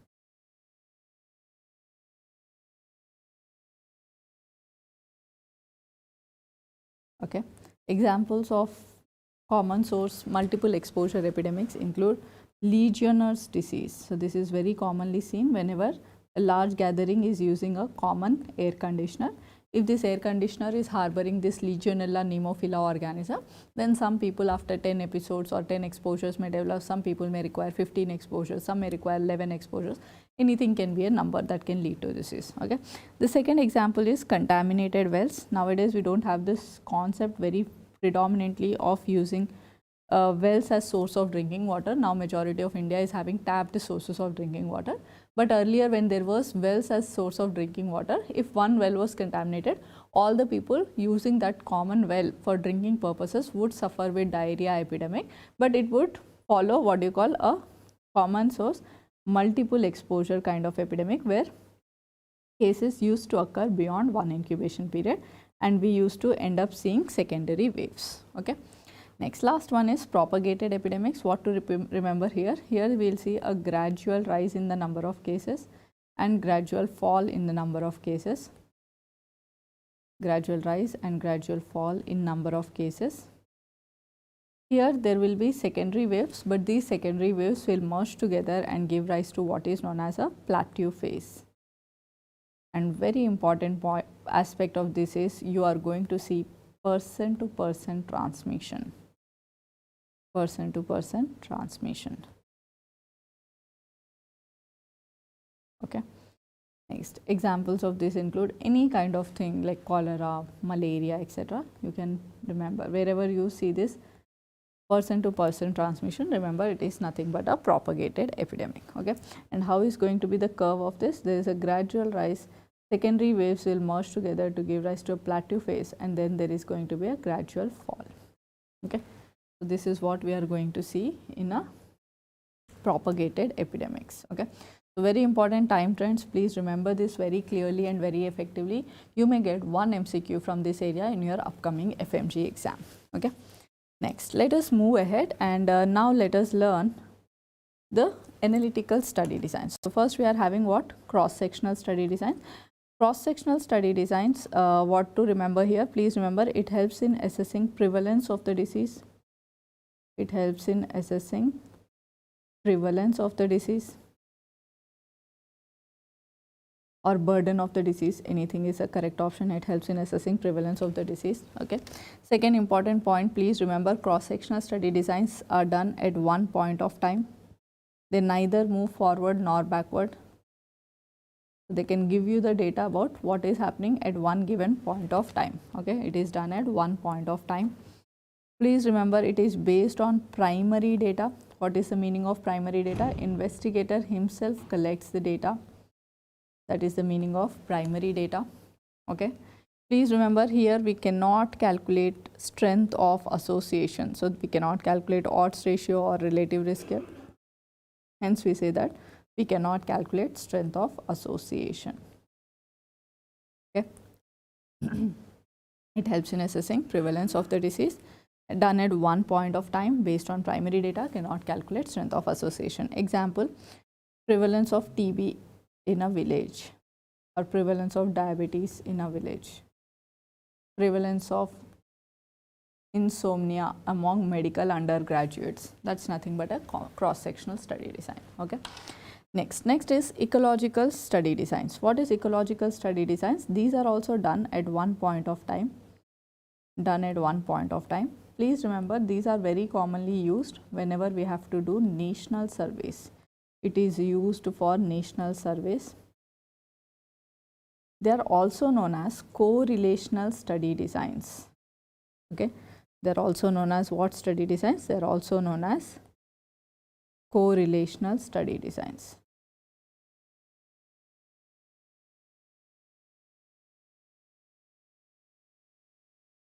Okay, they'll tell the relationship between two variables, two different variables. And please remember ecological studies are based on secondary data. What is the meaning of secondary data? The data is collected by someone else but analyzed by the researcher, meaning to say we will maintain the records for other purposes. We have collecting the data for some other purpose, but somebody else will come use our data for another purpose. Like for example, let us say hospital people will maintain the records for their own hospital, audits, etc. Okay, let's suppose as a researcher I am going there and picking up how many cases of cancer are coming. Okay, and then I am going to the nearby small kirana stores and picking up the data how many cigarette sales are happening, and I am trying to see whether when there is increase in cigarette sales, is there any increase in the incidence of cancers in the nearby hospital. That is nothing but your ecological study designs. Okay, so it is done at one point of time. It is used for national surveys. It is also known as correlational study designs, and it is based on secondary data. Okay, next, moving to most important study designs, that is case control and cohort study designs. Please understand it very effectively. It can come in your exam. Okay, so now see here what is case control study design. Case control study designs start with two groups. What are the two groups? Cases and controls. Case control study designs start with two groups. What are the two group names? Cases and controls. What are cases? People who are having the disease, they are called as cases. People who do not have the disease, they are called as controls. So controls can be healthy people or they can be non-diseased people. In both the groups, we will go backwards in time and we will try to find out whether exposure or risk factor is present or not. We are going to go backwards in time and we are going to find out whether exposure is present or exposure is absent.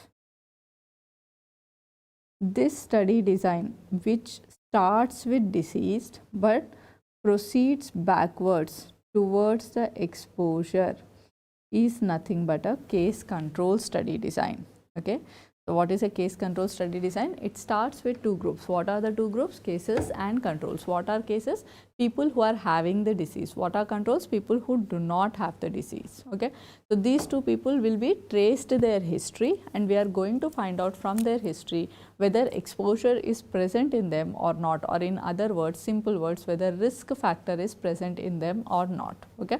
Because this study design is going in backward direction, we call it as retrospective study designs, because we are going in backward direction. These are also called as retrospective study designs. Okay. Because these are going from disease to exposure, they are also called as backward looking study designs. They are also called as retrospective study designs. They are also called as backward looking study designs. Okay. Like, let us take an example and understand this. Let us suppose I want to know whether sedentary lifestyle is a risk factor for diabetes or not. Okay. This is my study. What is my study? Whether sedentary lifestyle is a risk factor for diabetes or not. So, now what I am going to do? I am going to take a group of people who are already diagnosed with diabetes. जिसमें already diabetes है वो मेरे cases हो जाएंगे. Then I am going to take another group of people who are not having diabetes. Okay. So, this can be healthy people. This can be people suffering from other diseases who are not having diabetes. Okay. Now, what I am going to do? I am going to ask them the history in 20 years of life. Okay. Let us say when you were 20 years of age or 30 years of age, what was your physical activity? How much physical activity you used to do? Okay. Some may say no physical activity, some may say some physical activity was present. Likewise, in the non-diabetes group also, I am going to ask the same question. What is your physical activity in the last 10 to 20 years or last 20 to 30 years? This kind of study which goes in backward direction is nothing but your case control study design or retrospective study designs. Okay. Now, please remember, in a case control study designs, we can calculate exposure rates. Why? Because we are for the first time getting to know about exposure or risk factor present or not. Hence, we will say what? Exposure rates can be calculated. So, at the start of study, we are starting with two groups, cases and controls. And at the end of study, we are ending up with two groups, exposed and non-exposed. Okay. So, exposure rates can be calculated. Apart from that, we can also calculate what is known as odds ratio. Odds ratio is also known as cross product ratio.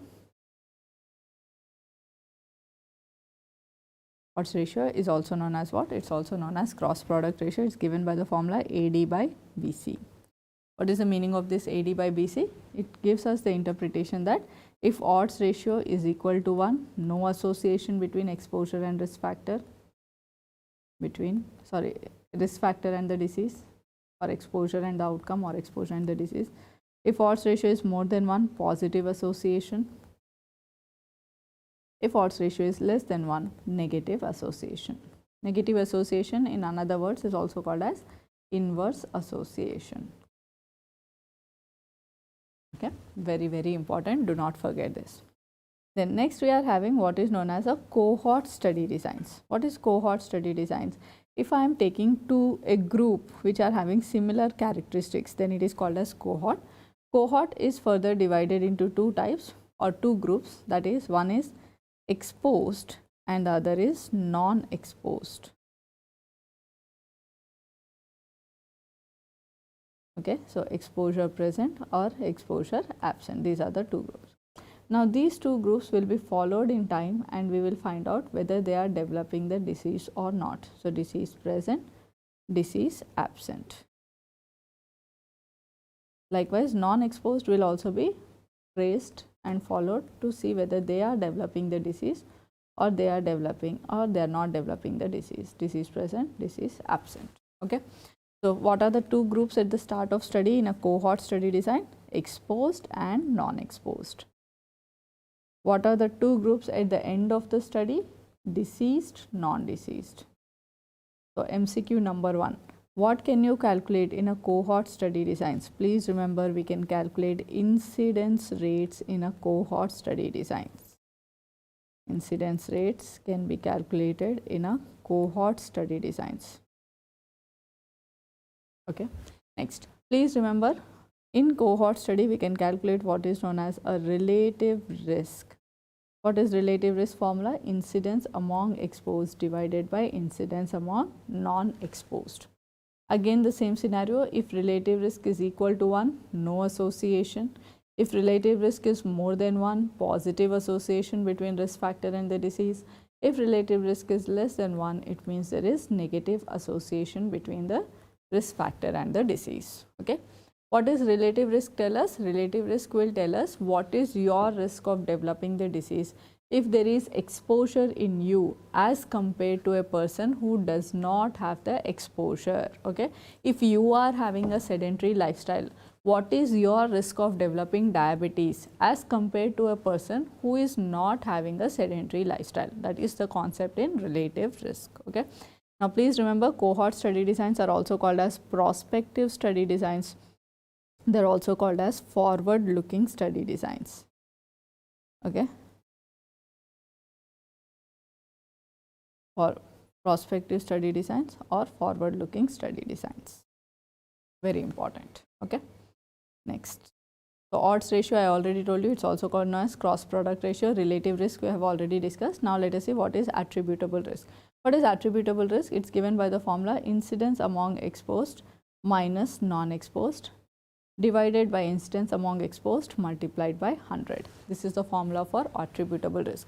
What is the interpretation of attributable risk? It will tell us how much percentage of disease can be attributed to one single exposure.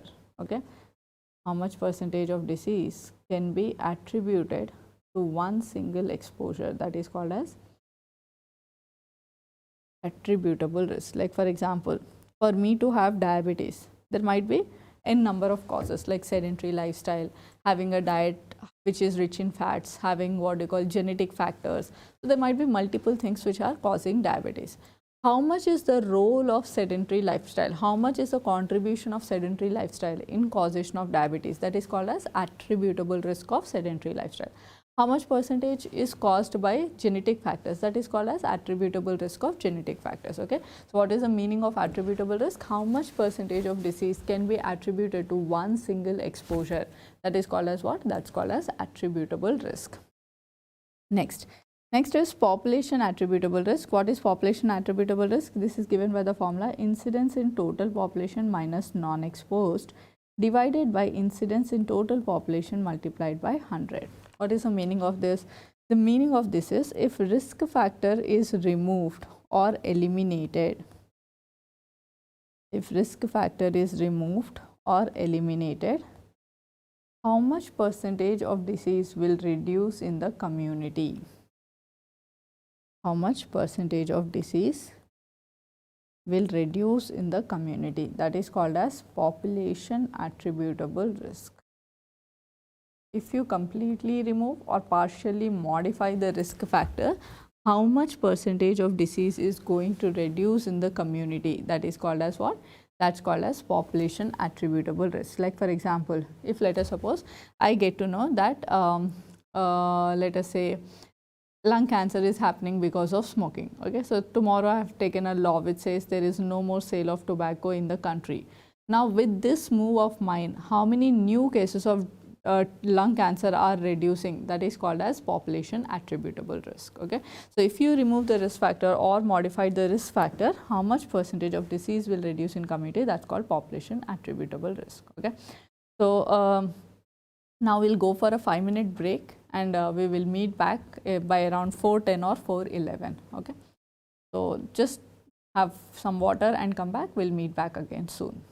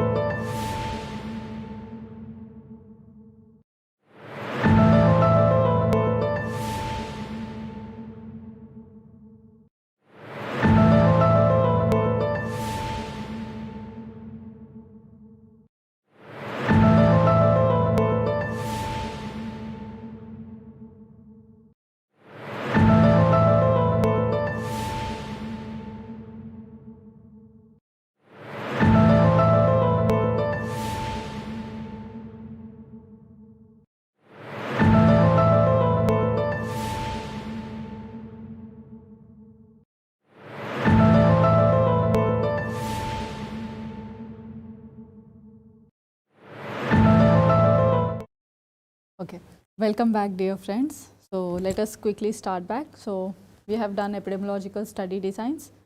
I'm sure you might have been able to catch up with all the study designs. Okay, so now next important is to learn types of cohort. Okay, so this is one area where students get a lot of confusion and lot of queries. Let us quickly have a recap of this and understand this.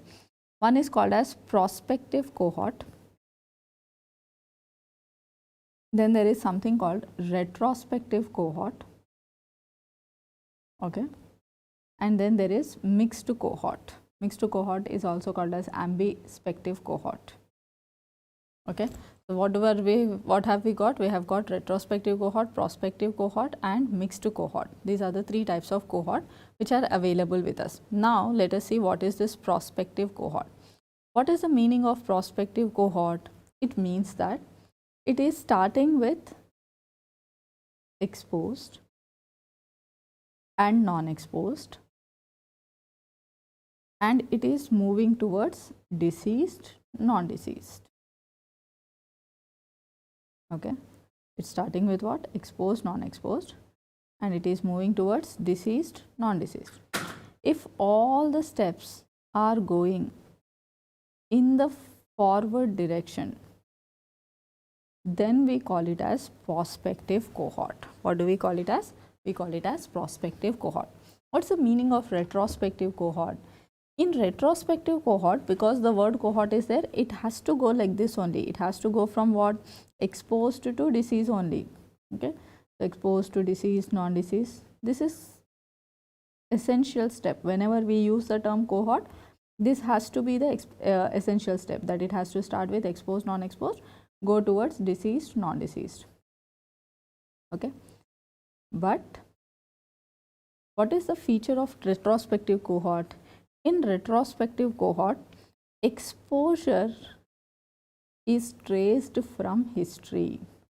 The first step will only go backwards. Exposure, first step will be traced from history. The whole study will move from where to where? It will move from exposure to deceased only. Okay, how is a retrospective study cohort different from a case control? A case control will start with deceased, non-deceased. Understand this point very clearly. Okay, a case control study will start with deceased, non-deceased, and it will move towards what? It will move towards exposure, non-exposure. It will move towards exposed, non-exposed. Whereas a retrospective cohort will start with exposed, non-exposed, but end up with deceased, non-deceased. Okay, so don't forget this base point. To call it as a case control, समझने की कोशिश करो. Case control का मतलब क्या है कि वो स्टार्ट ही केसेस और कंट्रोल से होता है. It will start with cases and controls. What's the meaning of cases and controls? Disease, non disease. Then it will go backwards in time and it will find out whether there is exposure present or not. Like for example, diabetes, non-diabetes. I am going to trace their history and find out whether for the whole of their life, whether they were having a sedentary lifestyle or a non-sedentary lifestyle. Are you understanding this? This is with study design, case control. So case control will always start with cases and controls. If I am starting with sedentary, non-sedentary, moving towards diabetes, non-diabetic, then it is a cohort study design. Let us suppose I want to start with sedentary lifestyle and end up with diabetes only, but I don't have so much time to wait for 10 to 15 years for the disease to develop. So now what I am going to do? I am going to take the group of diabetes, non-diabetes who are already suffering with the disease. Let us suppose they are already having the disease in them. But I am not going to ask them the first question whether you are diabetic or non-diabetic. Instead, I will ask them the question, what was your lifestyle 20 years ago, or for the last 20-30 years, what is your lifestyle? Are you having a sedentary lifestyle or are you having a non-sedentary lifestyle? Okay, then I will come forward and I will ask them whether you had any periodic examination or not, whether you are having these symptoms of diabetes or not. Are you understanding this? So if the first step is going backwards and all the steps are moving towards or moving from exposure to disease, then we call it as retrospective cohort. Okay, so please remember one example. This is just for example for easy understanding and remembering. Okay, let us suppose this is a non-medical example, just to make you understand the topic I am telling you. Okay, let us suppose I want to write a book or I want to do a study on how our MBBS journey is. Okay, so what are the good memories of MBBS? What are the bad memories of MBBS? I want to know. What is one way of doing the study? Students who take admission right now in 2025 in the first year, I can enroll them, follow them up, what is happening in the first year of MBBS, follow them up for second year MBBS, third year MBBS, and end my study in 2030, let us suppose, or 2029. Okay.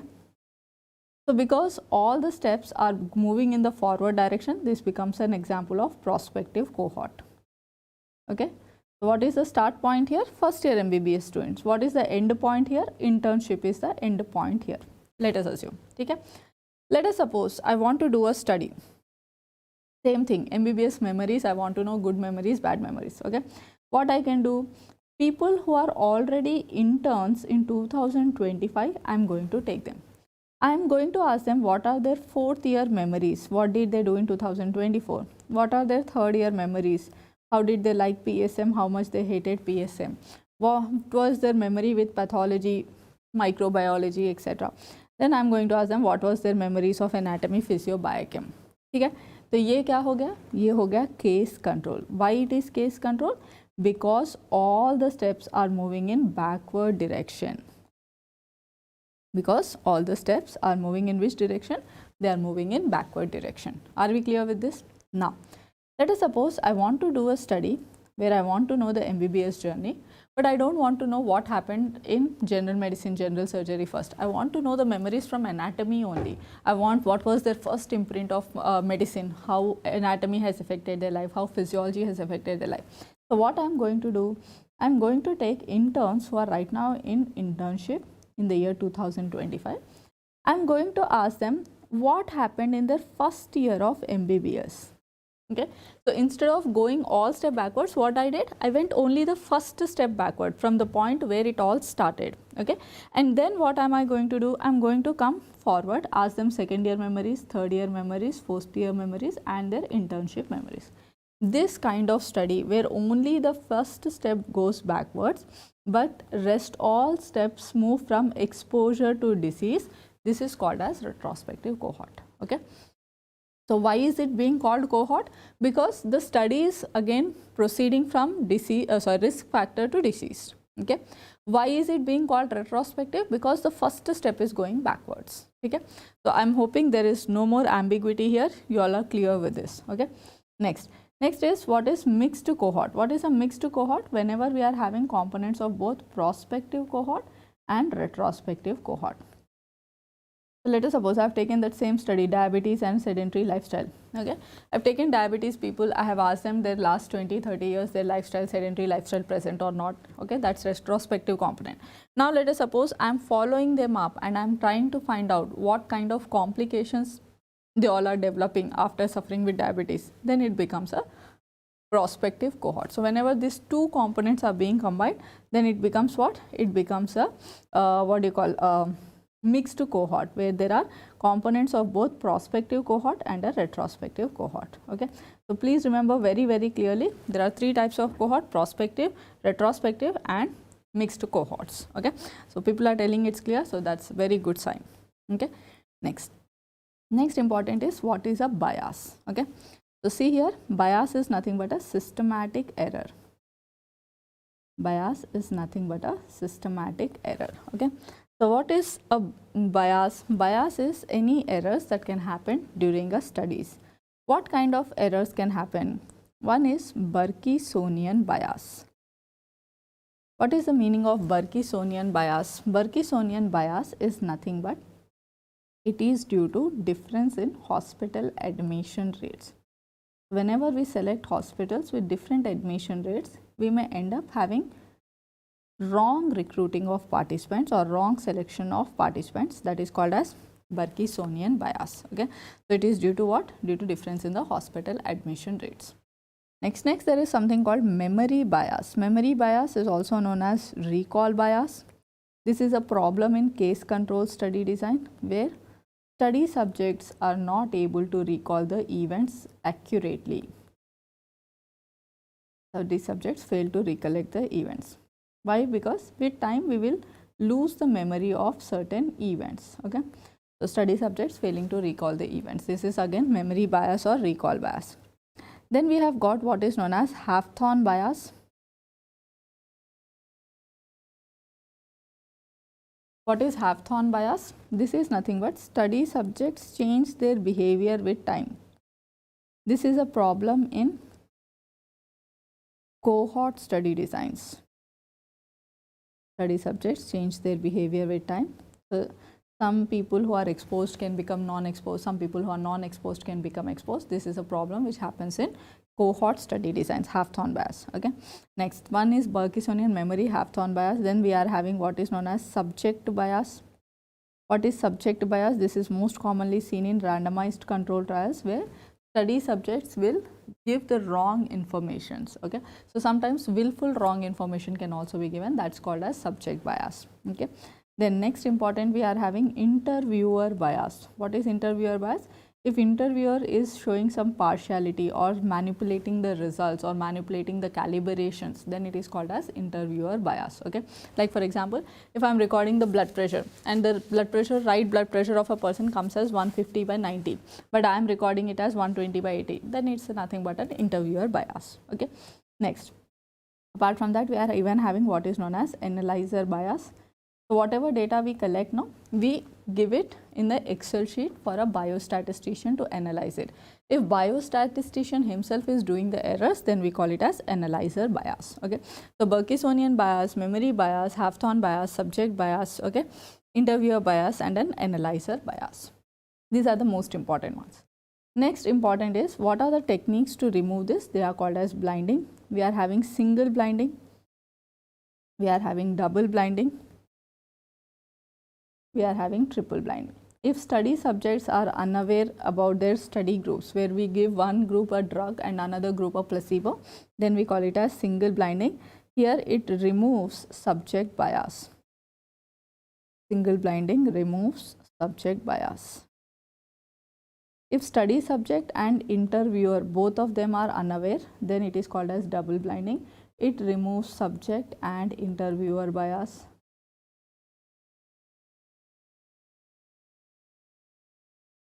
Okay.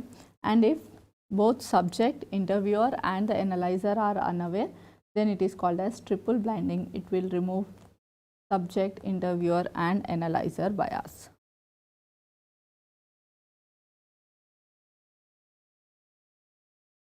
Subject, interviewer and analyzer bias. Please remember blinding techniques. Okay. Next, there is something called as confounding. What is a confounding? Confounding is a factor which is associated with both exposure and outcome. Factor which is associated with both exposure and outcome. If such factors are present in the study, then it can lead to errors in the result. Errors in the result. Okay. Most common known confounders are age and gender, and please remember this can be removed by matching.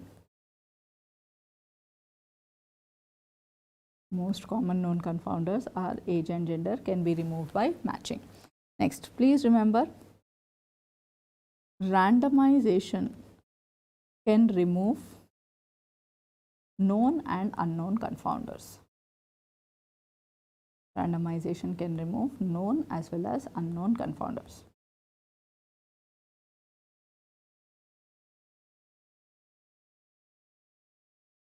Please remember. Next, please remember another important point they can ask you is which is the most common blinding technique we apply? Answer is double blinding. If they ask you which is the best blinding technique, the answer should be triple blinding. Likewise, if they ask you which is the best technique to remove confounders, the answer is randomization.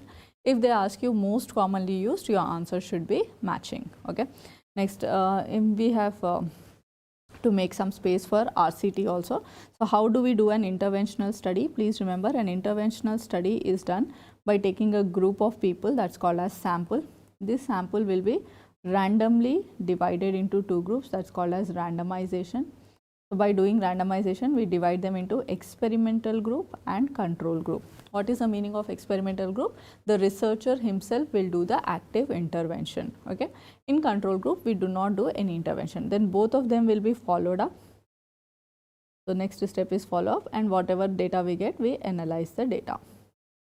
This step where the what you call intervention is done in the experimental group, that is called as manipulation. Okay, like for example, I want to know whether sedentary lifestyle will lead to diabetes or not. Okay, so what I am going to do, I am going to take a group of people, divide them into randomly 2 groups. For one group, I will tell them exercise should be done for 30 minutes in a day, every day, 5 days in a week. Okay, like that you should do for 1 year. This is intervention or manipulation being done by me. Likewise, for control group, I'll tell no matter what, you are not going to do exercise. Okay, both of the groups will be followed up after a period of time, and then we are going to see whether diabetes is more common in people who are having sedentary lifestyle, or diabetes is not common among people who is not having a sedentary lifestyle. Okay, so this is called as what study design? This is called as interventional study design. In interventional study designs, there are 2 types. One is called as concurrent study designs, another is called as crossover study designs. What is concurrent? If the group which was experimental in the beginning was remaining experimental group till the end, then we call it as concurrent study design. Okay. If some point mein we are doing a crossover where experimental group is becoming control group and control group is becoming experimental group, then we call it as crossover RCTs. Okay. So majority of the times we do a concurrent RCT only. Sometimes if the need arises, we will do even a crossover RCTs. Okay. Vaccine trials, drug trials, okay, many things will be passed after doing a RCT. Please remember, in the phases of clinical trials, RCT comprises of your 3rd phase 3 clinical trials. It is the most important phase. If a drug passes through the phase 3 clinical trial, then only it will be released into the market. Okay. Next important we have got is Hill's criteria for causality. So whenever I say that this particular risk factor is causing this disease, it is that the Hill's criteria are fulfilled. Like for example, if I say sedentary lifestyle is causing diabetes, it's because the Hill's criteria are fulfilled. Okay. So what are the Hill's criteria that needs to be fulfilled? First important is temporality. What is the meaning of temporality? Temporality is nothing but risk factor of the disease should be risk factor and the disease, risk factor and the disease, risk factor and the disease should be related in time. How they should be related in time? Risk factor should happen first, followed by the disease. Risk factor should precede the disease. That is what is the concept in Hill's criteria of causality. Okay, so risk factor should precede the disease. It's a very important criterion, and it is best established by cohort study design. Why do we say it is best established by cohort study design? Because if you recall, a cohort study design starts with exposed, non-exposed and moves towards disease, non-disease. So it's following that the same trail or same path line. That's the reason we say that it is being best established by cohort study design. Next, we have got what is known as specificity. What is the meaning of specificity? One risk factor should lead to one disease only. That is called as what? That's called as specificity. What is the meaning of specificity? Like for example, if I say sedentary lifestyle should cause only diabetes, that is the meaning of specificity. Is it possible? No, not possible. Hence, we say it is least important criterion, or it is the most difficult criteria to establish. Okay, so it's most difficult or least important criterion to be established. Next, third important is strength of association. What is the third important criteria? Strength of association. What is strength of association? Risk factor, more the risk factor, more should be the disease. That is the meaning of strength of association. Okay, like for example, if a person is sedentary for 20 years, he should have more intensity of diabetes or more early onset of diabetes, something like that, as compared to person who was having some physical activity in between. Okay, so more the exposure, more should be the disease. It is best established by relative risk and odds ratio. If they ask within relative risk and odds ratio, which is a better measure of strength of association, answer is always relative risk. Okay. Next, biological plausibility. What's the meaning of biological plausibility? It means that results should be scientifically explainable. Okay, results should be what? Results should be scientifically explainable. Meaning to say that whatever, like for example, if I'm saying sedentary lifestyle is causing diabetes, it is scientifically explainable how sedentary lifestyle will lead to more amount of glucose not being used, okay, and once this amount is freely available, it can get converted to glycogen sometimes it may not happen, and because the active glucose is not being used up, it is leading to diabetes. Yes or no? So this kind of scientific explanation should be possible. That is called as what? Biological plausibility. Okay. Next, last one is consistency. What is consistency? Repeatable results is called as consistency, meaning to say, for example, in Hyderabad I am doing the study where I am finding that sedentary lifestyle is leading to diabetes. If I repeat the same study in Delhi, I should get the same results. If I repeat the study in Haryana, I should get the same results. If I repeat the study in Kerala, then also I should get same results. Okay. So whenever I am getting repeatable results, then it is called as what? It is called as consistency. Okay. Next, what is coherence? Study results should be in line with recent trends. Okay. So whatever are the changes happening in the society, study results should be able to reflect those what do you call changes. That is called as what? That is called as coherence. Like for example, if I take India's data of, let us say, 1960s or 1970s, lung cancer was very low, okay, very low in prevalence. But now if I take 2020 or 2030 guidelines or 2025 statistics, let us suppose I am finding that lung cancer is the leading cause of cancers or is the leading killer in the mortality rates. Now this is a trend which is being shown. Now I should have an explanation to it. That is called as coherence. So what is the explanation I can have? One thing is, in 1960s the air pollution was not there. Now there is so much air pollution. So that could be one factor which is causing this. Okay. Second important, cigarette consumption was not so much in 1960s, but it is skyrocketingly high now in 2020s. That's the reason it is happening. So this kind of changes that have happened in the society from 60 to 25, the results should be able to depict it. That is called as coherence. Okay. So please remember Hill's criteria for causality, very important. Do not forget this. Okay. So I think with alphabet E we have completed one huge chapter. I am hoping you all have good grip over this chapter and you should be able to do very well in the upcoming exam. Okay. USP to remember, case control study will start with cases and controls.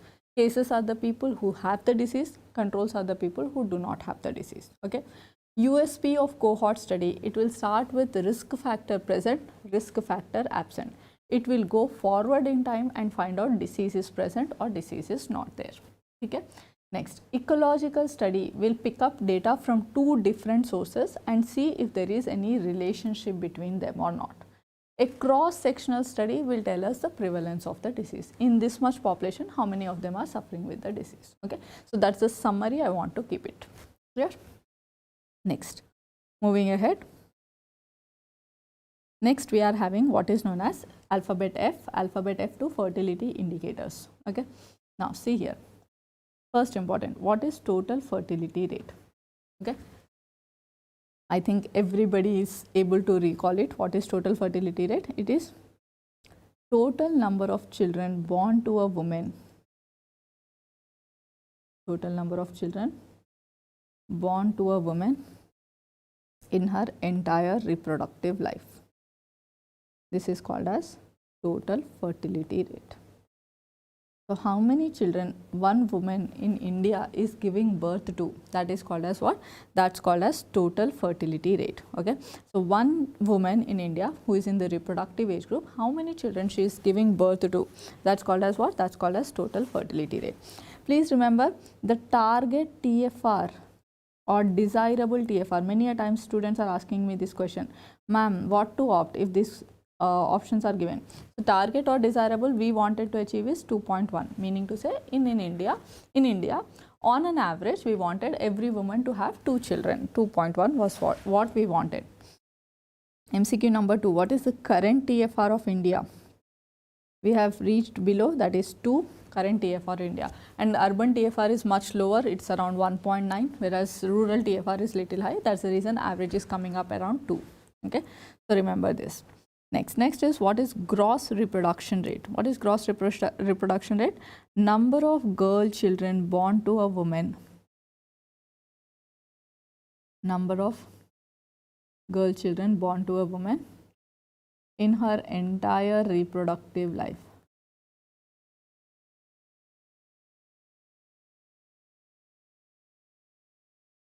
If same fertility exists, without mortality. So, if the same 2 children norm continues, how many girl child will be born to a woman in India? Assuming the girl child who is born today will not die. That is called as gross reproduction rate. Okay. So, gross reproduction rate will give us an estimate what is going to be country's population in another 20 years or 25 years. Are you understanding this? So, many a times you might be seeing this news now. In 25 years, by 2040, India's population will hit this mark. By 2050, India will be having so many crores of population. How are they making those estimates? They are making those estimates based on this TFR and gross reproduction rates. Okay. So, TFR is nothing but what? How many children a woman can give birth to if same fertility pattern exists. Okay. So, it can be a girl child or a boy child. Gross reproduction rate exclusively talks about how many girl child will a woman can give birth to or is giving birth to, provided the same fertility pattern exists. What is the same fertility pattern? That is the 2 child norm. Like suddenly if the government tomorrow says or relaxes the 2 child norm, then our GRR will shift. Okay, it says you can have as many children as possible, then GRR will shift. Okay. So, gross reproduction rate does not take into account what? It does not take into account mortality. It does not assume that once a girl child is born, she is not going to die. But is that the reality? No, some of the girl child are definitely going to die. That's nothing but what? That's nothing but your net reproduction rate. So, what is net reproduction rate? Number of girl children born to a woman,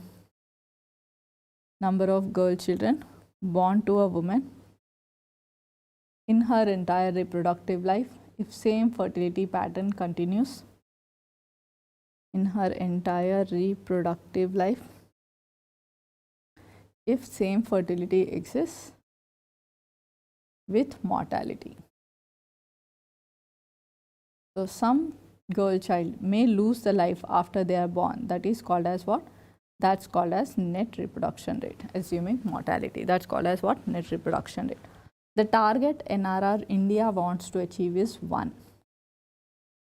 Target NRR India wants to achieve is 1. Next.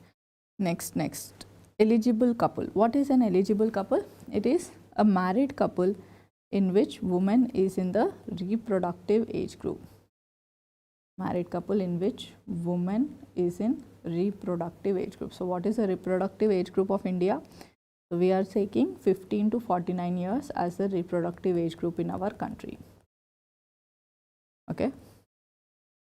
Married couple in which woman is in reproductive age group. Next, what is a target couple? Target couple is eligible couple with 2 to 3 living children. Eligible couple with 2 to 3 living children. They are called as target couple. Okay. So, please remember, eligible couple are eligible for temporary methods of family planning, whereas target couples should be targeted for permanent methods of family planning like tubectomies and vasectomies. Okay. Next, one point we will remember here itself, another MCQ. Eligible couple register is maintained at sub-center level, and who will maintain this register? It is maintained by our ANM. Okay, sub-center level by ANM. ANM stands for auxiliary nurse midwife. Remember this. Next, please remember, for every 1000 population, it is estimated that in India there will be 150 to 180 eligible couples. Okay. So, eligible couple register, very important MCQ, is maintained at sub-center level, and who is going to maintain it? ANM is going to maintain it. Okay. Next, moving ahead, next important, demographic cycle. So, let us quickly have a recap of the chapter related thing. So, we are having what? First important is high stationary phase, high stationary followed by early expanding phase, early expanding followed by late expanding phase followed by low stationary phase, and low stationary phase will be followed by declining phase. Sometimes they can simply ask MCQ, arrange the demographic cycle in the correct sequence. What is the correct sequence? High stationary, early expanding, late expanding, low stationary and declining. What happens to crude birth rate in high stationary phase? Crude birth rate is high, crude death rate are high. Both are so high that the population remains stationary. That's the reason we call it as high stationary phase. Okay. So demographic gap here is what? Demographic gap here is minimum. Next, in early expanding phase, crude birth rate is going to remain high, but crude death rate starts to decline. Because it has started to decline, now we see some growth in the population. That is the reason we call it as what phase? We call it as early expanding phase. Okay. So India was in this phase for almost like till 1920. Now it is into the late expanding phase. Okay. Now here please remember, demographic gap is maximum in late phases of stage 2. Maximum in late phases of stage 2. Okay. Next we are having what is known as late expanding phase. What is late expanding phase? Here crude birth rate starts to decline, but crude rate will decline much further, because of which again we will see a gap, or we will see an increase in the population. So currently India is in this population. Please remember one MCQ, demographic gap starts contracting in early phase 3. Start contracting in early stages of phase 3 or stage 3. Anything is correct answer. Okay. Next, after this we have got what is known as low stationary phase. In low stationary phase, the crude birth rate is low, crude death rate is also low. They both are so low that again the population remains stationary, and again here demographic gap is minimum. Lastly, we have got declining phase. In declining phase, crude birth rate is very low. Births are not at all happening or very less happening, and death rate is also low, because of which again we are going to see what? A negative growth. Okay, here there is going to be a demographic gap negative. Okay. The negative demographic gap is seen in declining phase. Very important, do not forget this. Okay. Another important question they can ask you is crude birth rate. What is the formula? It is total number of births divided by mid-year population multiplied by 1000. Please remember, mid-year population is calculated on which day they will ask you. It's calculated on July 1st of every year. Okay. Next is food toxicants. So a simple list to sum up. First important is neurolathyrism. Neurolathyrism is caused by which toxin? Answer is beta-oxalyl aminoalanine. Beta-oxalyl aminoalanine, this toxin is present in a pulse called Khesari dal, which is also called as Lathyrus sativus. ठीक है, जब भी आप खेसरी दाल ज़्यादा खाते हो तो ये पल्स में जो टॉक्सिन है वो बॉडी में रिलीज होकर एक्यूमुलेट हो जाता है, and once this gets accumulated it has what you call affinity towards our nervous system. So it's a neurotoxin and it can cause paralysis. Okay, so there will be one stick stage, two stick stage and a crawler stage. So you are going to see lower motor neurons being affected in this disease. Okay. Next, after this we have got endemic ascites. Endemic ascites is because of pyrrolizidine alkaloids. When does this happen? जब भी आप crotalaria seeds are mixed with millet. So crotalaria एक प्रकार की weed होती है. Weed is like a waste plant which grows in the fields ना. So whenever you are what you call harvesting the millet called sorghum. Sorghum is ज्वार, ठीक है. जब भी आप ज्वार को harvest कर रहे हो, उसके साथ ये भी उसके seeds भी अगर harvest कर रहे हो, किसके crotalaria के, and if these both are getting mixed up, then this crotalaria will release the toxin called pyrrolizidine alkaloids. जब भी अब body में pyrrolizidine alkaloid accumulate हो जाता है, then it will lead to a condition called endemic ascites, जहाँ पर आपको jaundice और ascites दोनों दिखेंगे clinical features में. ठीक है. Next we have got what is known as epidemic dropsy. What is epidemic dropsy? जब भी mustard oil is contaminated with arginine oil, then it is going to release a toxin. What is the name of the toxin? Sanguinarin. Okay, so it's going to release a toxin. What's the name of the toxin? Sanguinarin. What are the features of this epidemic dropsy? Congestive cardiac failure के symptoms नजर आएंगे, जैसे कि bilateral pedal edema, what you call ascites. Okay, so these are the symptoms which we are going to see in cases of epidemic dropsy. Okay. Next we are having aflatoxicosis. When does aflatoxicosis happen?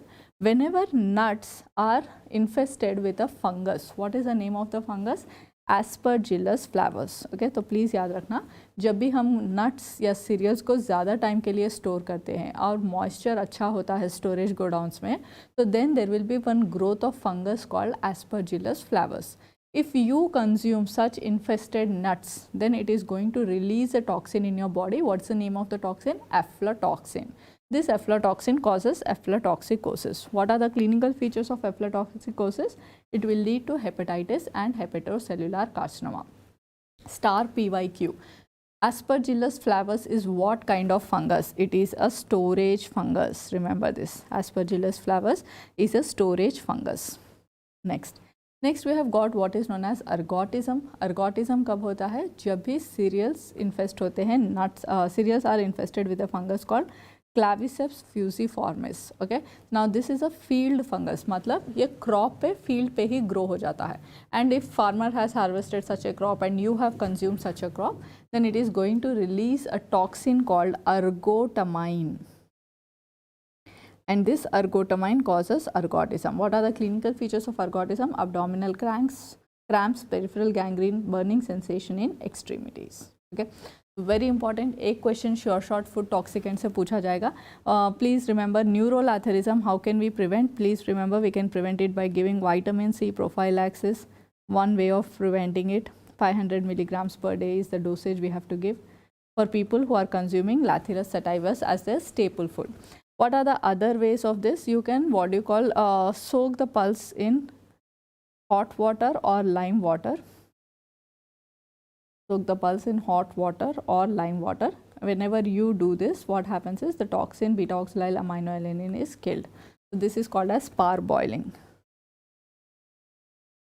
Okay, this can also be done. Remember this. Next, moving ahead. So E, F is also done. Next is G. G for growth charts. Now what to remember in growth charts? Please remember there are first two lines in the growth chart. This is called as upper reference curve. Upper reference curve. And this will be called as lower reference curve.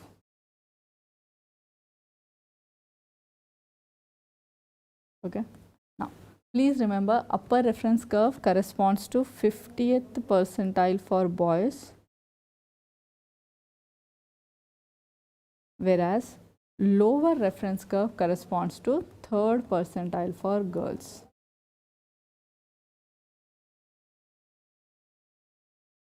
Any child who is between upper reference curve and lower reference curve is called as normal.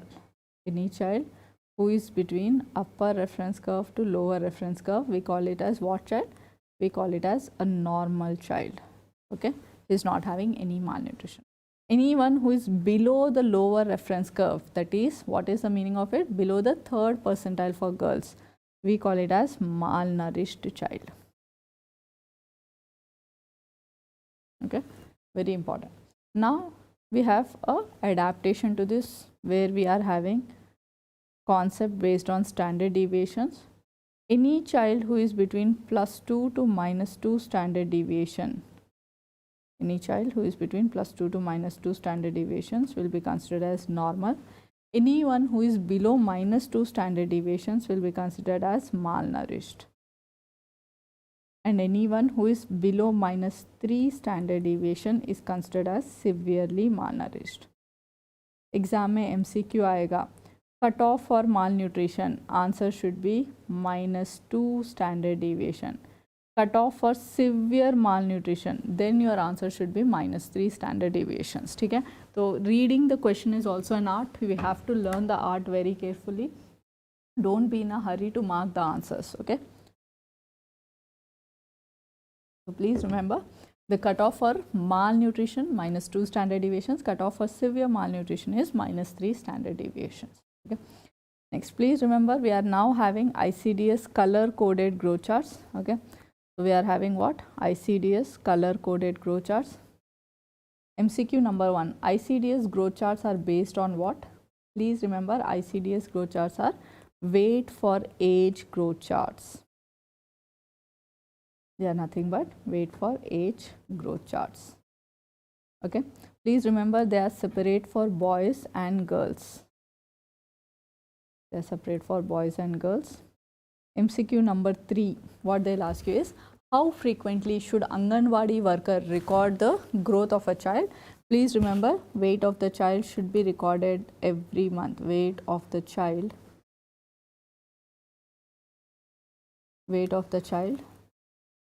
should be recorded every month.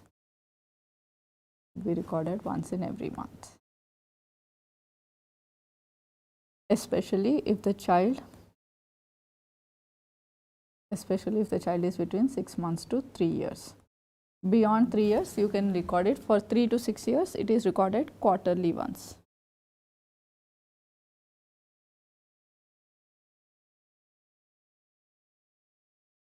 Okay.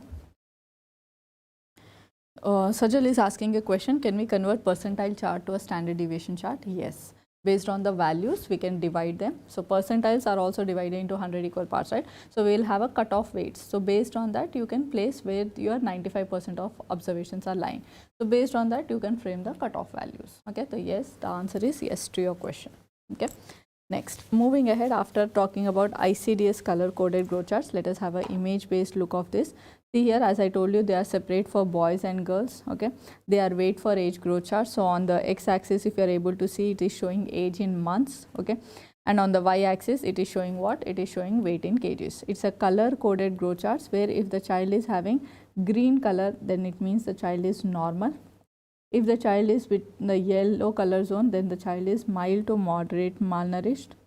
Whereas if it is in the red color zone, then it is severe malnourished. Okay, so please remember this, very, very important. A growth chart which shows an upward trend is a good sign. A straight line is not a good sign. A one which is showing a bending curve, it's definitely more dangerous. Okay, so very, very important. Do not forget this. Okay, so if you are plotting continuously and if you are finding the weight increasing, it's a good sign. That means the child is improving.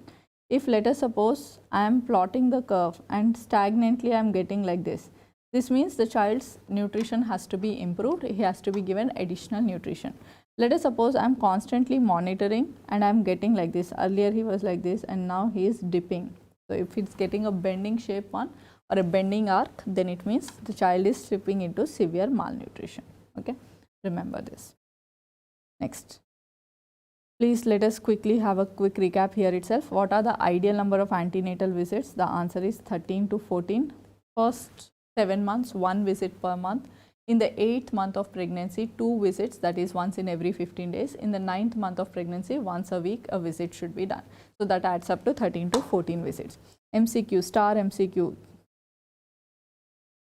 Minimum number of antenatal visits a pregnant woman should have. Answer is 4. Okay, so first visit before 12 weeks of gestation, second visit between 14 to 26 weeks, third visit between 28 to 36 weeks, and fourth visit 36 weeks to delivery anytime. So this is what we have written. First visit below 12 weeks, second visit between 14 to 26 weeks of gestation, third visit between 28 to 36 weeks or 34 weeks, and fourth visit between 36 weeks to delivery. MCQ, star MCQ, previous MCQ, whatever you want to name it. WHO recommended antenatal care contacts. What is the right answer? The answer is 8 minimum care contacts a WHO wants to receive. Minimum number by India, answer is 4. So read the MCQ properly. Ideal number 13 to 14. Minimum number 4. Minimum number by WHO, answer is 8. Okay. Next, IFA supplementation. Now we are following Anemia Mukt Bharat Abhiyan program. Under Anemia Mukt Bharat Abhiyan, 60 milligrams of elemental iron and 500 micrograms of folic acid is being given. This has to be provided from 2nd trimester onwards. Starting each day 1 tablet, daily 1 tablet will be given, and this will be given till delivery. So daily 1 tablet, so this contributes to 180 tablets which have to be given for 180 days. Okay. Next, please remember we are even focusing on tetanus diphtheria immunization. First dose will be given as early as possible in the pregnancy. Second dose should be given 4 weeks after the first dose. Now please remember one important point. If a woman is pregnant, like for example in the last pregnancy she has taken 2 doses. The last pregnancy 2 doses were given. 2 doses given. and within 3 years if she is pregnant again. In within 3 years if she is pregnant again, then only one dose is given in the, if she is pregnant, then only one booster dose is given. Only one booster dose is given in subsequent pregnancy. Like for example, if a woman was pregnant in 2023, in 2023 she has taken both 2 doses of tetanus and diphtheria. In 2025 again she is pregnant. So at this time we won't give 2 doses of tetanus diphtheria, instead we will give only 1 dose of tetanus diphtheria. Okay. So if she is pregnant within 3 years of the last 2 doses, then we will give only 1 booster dose. Okay. So when should you give the 1 booster dose is one question that has come up in the chat section. It can be given any time in pregnancy. There is no time that says 7th month or 8th month or just before delivery. We can give it any time in pregnancy. Okay. Next. So next is, what are high risk pregnancies? We all know elderly primary. What is the meaning of elderly primary? More than 30 years of age. And if she is pregnant for the first time, then it's a high risk case of pregnancy. Short statured primary, OBS people may have already told you, less than 140 centimeters height is a high risk pregnancy case. Any history of antepartum hemorrhage, like for example placenta previa or abruptio placentae, that's a danger sign, that's a high risk case of pregnancy. Placenta previa, abruptio placentae. Okay. Next, any history of preeclampsia and eclampsia. I think you already know what is the drug of choice for eclampsia. The right answer is magnesium sulfate. Okay. Next, any malpresentations. What are malpresentations? Breech presentation and transverse lie. So these are the malpresentations. Even this is a high risk pregnancy. Multiple pregnancies. What is the meaning of multiple pregnancies? Twins, triplets, etc. This contributes towards your high risk pregnancy. Anemia in pregnancy. Please remember the star MCQ. What is the cutoff HB level? Answer is 11 gram per deciliter in pregnancy. Okay. So what is the HB cutoff for anemia in pregnancy? Answer is 11 gram per deciliter. Next, previous history of stillbirths, intrauterine deaths or abortions. Any pregnancy complicating diseases, like for example gestational diabetes mellitus, or any woman having some complication of pregnancy like premature rupture of membranes, all these will contribute towards high risk pregnancies. Okay. Next, previous history of cesarean section, previous history of instrumental delivery. What is instrumental delivery? Forceps delivery or vacuum assisted delivery. Next, pregnancy associated with general diseases. What is the meaning of general diseases? Like for example, if a woman is already suffering with TB or HIV or hypothyroidism, or if she is already a victim of myocardial MR or MS, then again she is a high risk pregnancy. Okay. So please remember this list, very important. Sometimes very rarely there can be an overlap of the question where they can ask this from OBG point of view or even from PSM point of view. Okay. Next. Let us move ahead. Next important is, what is low birth weight baby? So answer you all know, I think you all might be saying it aloud. The answer is less than 2.5 kgs. What is very low birth weight baby? Less than 1.5 kgs. We call it as very low birth weight babies. What is extremely low birth weight? Less than 1 kilogram is called as extremely low birth weight babies. Okay. Next, coming to what is a preterm or a premature baby? Babies born before 37 completed weeks of gestation. Babies born before 37 completed weeks of gestation are called as premature babies or preterm babies. What is moderate preterm? A baby born after 32 weeks but before 37 weeks. What is very preterm? A baby born after 28 weeks but before 32 weeks. What is extremely preterm? Less than 28 weeks of gestation. Please remember, in India, the period of viability is 28 weeks of gestation. Please opt the answer correctly. Period of viability, especially given Indian healthcare system, the right answer is 28 weeks of gestation. Next. Next, let us learn quickly some points about breastfeeding. So, what is the program that is promoting or creating awareness about breastfeeding? The answer is MA. MA stands for what? It stands for Mother's Absolute Affection. It stands for Mother's Absolute Affection. Important MCQ. Okay. Next, is breastfeeding needed? Yes. How much, when it should be started? As early as possible. Can we start at the delivery table? Yes, absolutely right answer. If possible, you should start breastfeeding the child at the delivery table itself. Okay. Next, please remember another important point. Exclusive breastfeeding should be done for what period of time? The answer is it should be done for 6 months duration. During the first 6 months, when the baby is just dependent on breast milk, how much energy should a mother consume? The answer is extra 600 kilocalories of energy. Next, second MCQ. Breastfeeding should be continued to what time or till what age? Answer is it should be continued till 2 years of age. So after 6 months, we will start the baby on another feeds, but breastfeeding has to be continued. And now at this point of time, when we are continuing beyond 6 months, at that time we are supposed to give them extra 520 kilocalories. Some students ask me, ma'am, should we remember these numbers? Absolutely yes, because they are going to be asked in the exam. Okay. So lactation में पहले 6 महीने में 600 calorie extra लगेंगे, उसके बाद extra 520 calorie लगेंगे. ठीक है. Next, what is the specialities of colostrum? Let us have a look.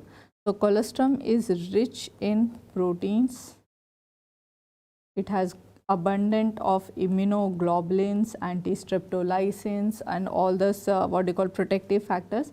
It is rich in immunoglobulin A, very important. It's a thick yellow fluid which is secreted soon after birth. It is very, very important that we give colostrum to the baby. Okay. So colostrum comes for first 3 to 4 days, and after that there comes the 4 milk. Okay. So 4 milk is also called as transition milk. Then by 15th day onwards we are having hind milk, which is more watery, which is whitish in color, and it is having more amount of carbohydrates and fats, and proteins are also there, but they are in lesser quantity. Okay. Then sometimes they'll ask you, what is the protein content in breast milk? The protein content in breast milk, the right answer would be 1.1 gram per 100 ml of breast milk. Okay, very important. Should I remember the number? Answer is yes. Okay. Next, what is the major component of breast milk? Answer is water. So 88% of breast milk is made up of water, major component. Okay. Next, another MCQ. Breast milk is not having which vitamin? So absolute deficient. Answer is vitamin K. Traces of vitamin D. So you can say that both of them are deficient, but if both K and D are present, opt for K. If K is absent, then D is the most best answer. Okay. So breast milk is deficient in vitamin K, absolute deficiency, and very rare traces of it can be found of vitamin D. But if like K is not there and D is only there, pick up the D option. Okay.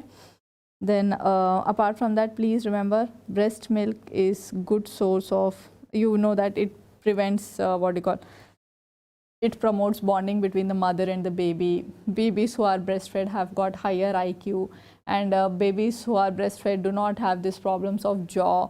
They have good developed jaws, etc. All those things you already know about. What I want to highlight here is breast milk in comparison with other milk is a good source of vitamin C, iron, is good source of vitamin C, iron, water, and carbohydrates. Okay. So if they ask you, breast will replace the word good with rich. Is rich source of. Okay. So if they ask you carbs are highest in which milk, the answer, options goes like buffalo, cow, goat, and human milk. Your right answer is human milk. Okay. So lactose is very much abundant in our breast milk. Remember this. Okay. Next, let us move ahead. Next topic is to learn about this mortalities. Okay. So any death from birth till 1 year of age, we call it as, from birth till 1 year of age, we call it as infant mortality. Any death from birth to first 28 days of life, we call it as neonatal mortality. Neonatal mortality is further divided into first 7 days where we call it as early neonatal death, and 7th day to 28th day we call it as late neonatal death. Any death which happens from 28th day onwards to first 1 year of life, we call it as post neonatal death. MCQ number 1, most common cause of post neonatal death. Answer is infections. If they ask you within infections which is the major killer, answer is diarrhea followed by pneumonia. Okay, yeah. Next, what's the most common cause of neonatal death? Answer should be prematurity. If prematurity is not there, look for low birth weight. If both of these are not there, then you should look for birth asphyxia. Okay. Next, any death which happens from 28 weeks of gestation to first 7 days of life, we call it as perinatal death. And any death which happens after the period of viability to before birth, then it is called as stillbirth. Very important, do not forget this. Okay.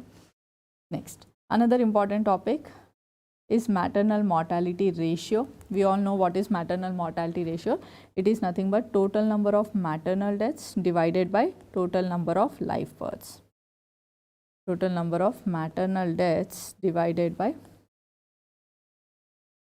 total number of live births multiplied by 1 lakh. Okay. Total number of maternal deaths divided by total number of live births multiplied by 1 lakh is called as maternal mortality ratio.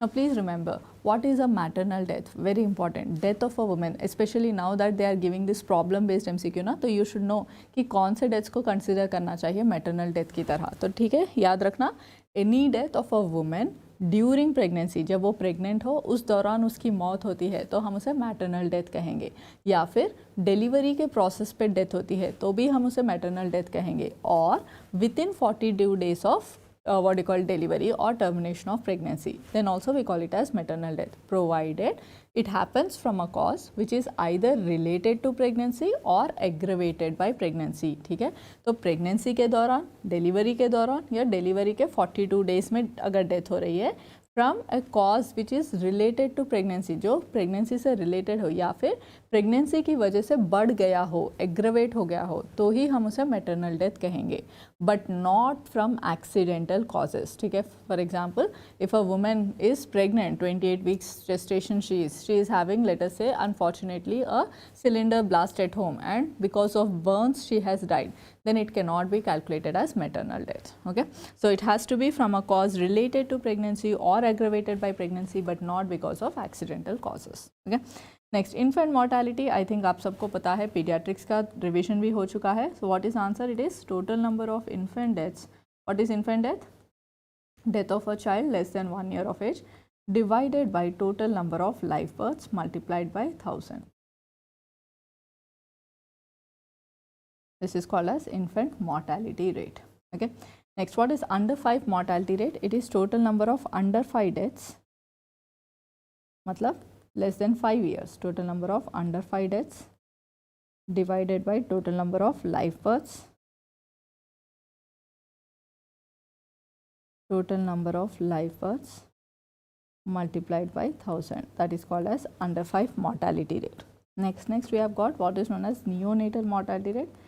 This is total number of neonatal deaths. What's the meaning of neonatal deaths? Deaths within 28 days. From birth till 28 days, we call it as neonatal deaths divided by total number of live births multiplied by 1000. This is called as neonatal mortality. Okay.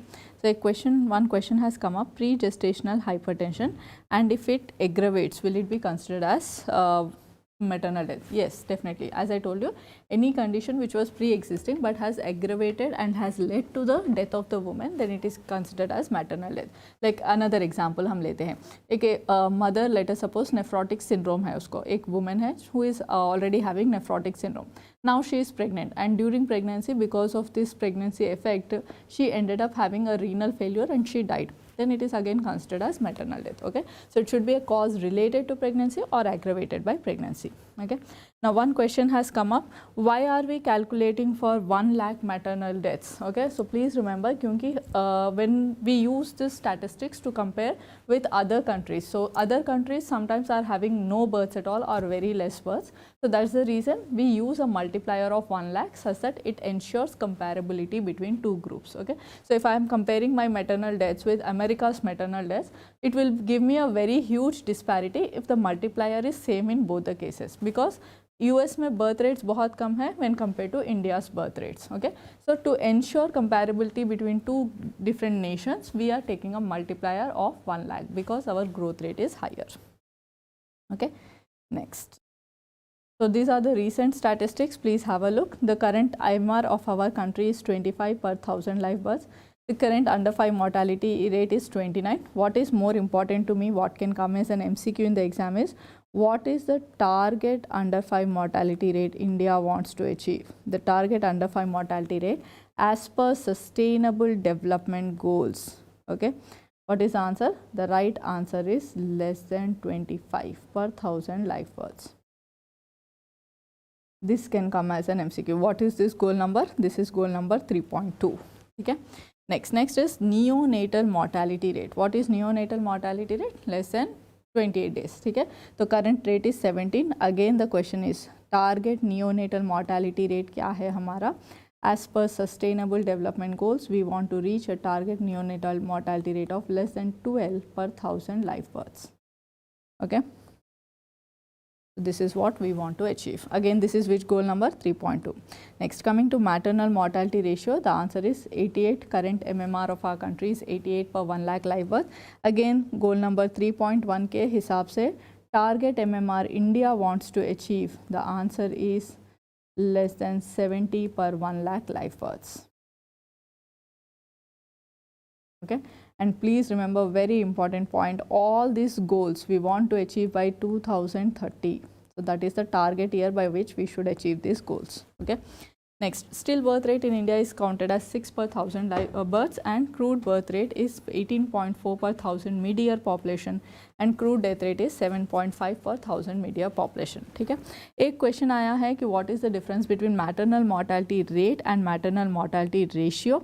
One student has posted that question. Please remember, maternal mortality rate में denominator would be total number of women in the reproductive age group. Okay, so it is total number of maternal deaths divided by total number of women in the reproductive age group multiplied by 1000. That would be your maternal mortality rate. Whereas what will be your maternal mortality ratio? It is total number of maternal deaths divided by total number of live births multiplied by 1 lakh. Okay. Next, so we have completed alphabet G. Next is H. So, okay.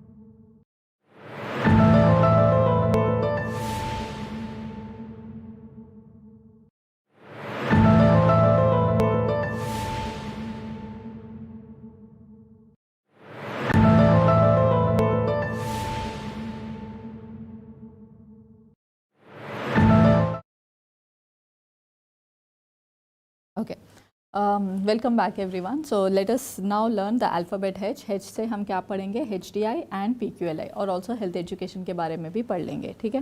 Now see here, what is PQLI? PQLI हम सबको पता है. What is the full form of PQLI? It stands for physical quality of life index. Okay. PQLI stands for what? It stands for physical quality of life index. Next, what does HDI stands for? HDI stands for Human Development Index. Please remember, both PQLI and HDI are measures of quality of life. Okay, so both of them are actually measures of quality of life. MCQ number 1. Now they'll ask you what are the components of PQLI and HDI. Like ये तो एक बहुत ही favourite question है examiners का. So please remember very carefully what are the components or what are the constituents of PQLI. So it takes into account literacy rate. PQLI takes into account literacy rate.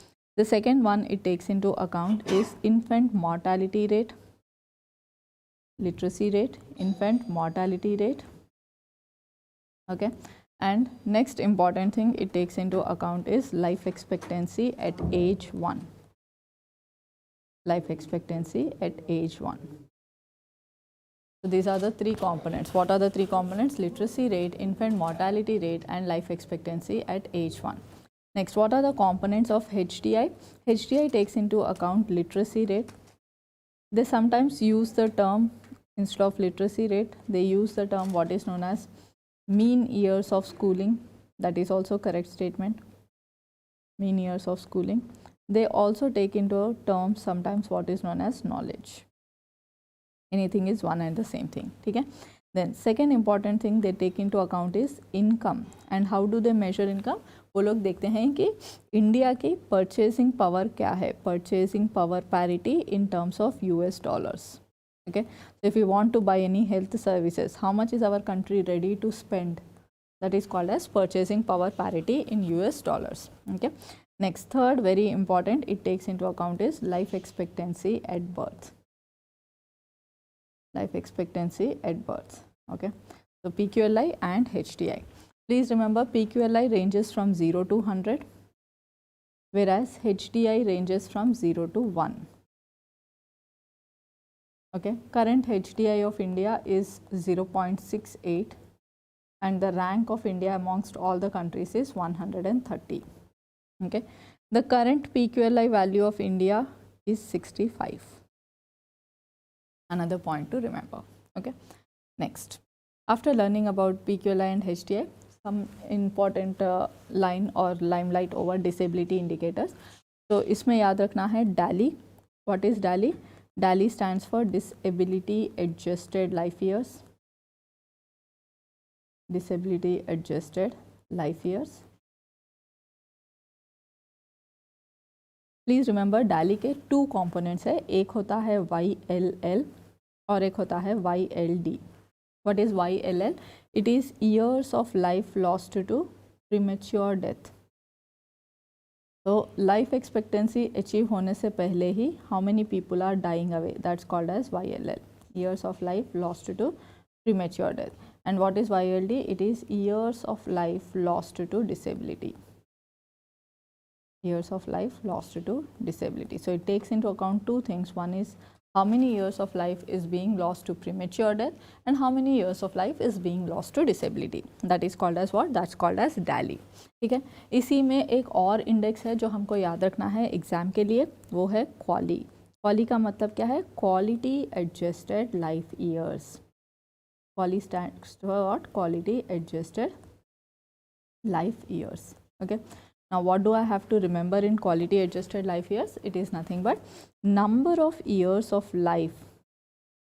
Number of years of life added due to medical intervention.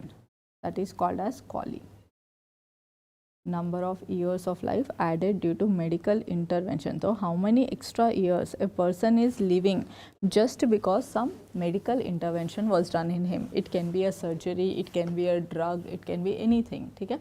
So what are the extra years of life a person has added due to medical intervention is called as what? It's called as QALY. QALY stands for what? Quality adjusted life years. Okay? Next, after QALY, another important thing to remember which can come in your exam is Sullivan's index. What is Sullivan's index? Sullivan's index is nothing but disability free life expectancy. It is also called as DFLE, disability free life expectancy. So please remember, it is number of years of life spent without any disability.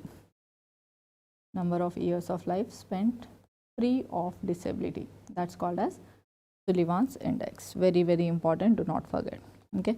Sometimes they'll ask you maximum number of DALYs is for which disease? Answer should be depression. Okay. Depression has got maximum number of DALYs followed by coronary artery disease.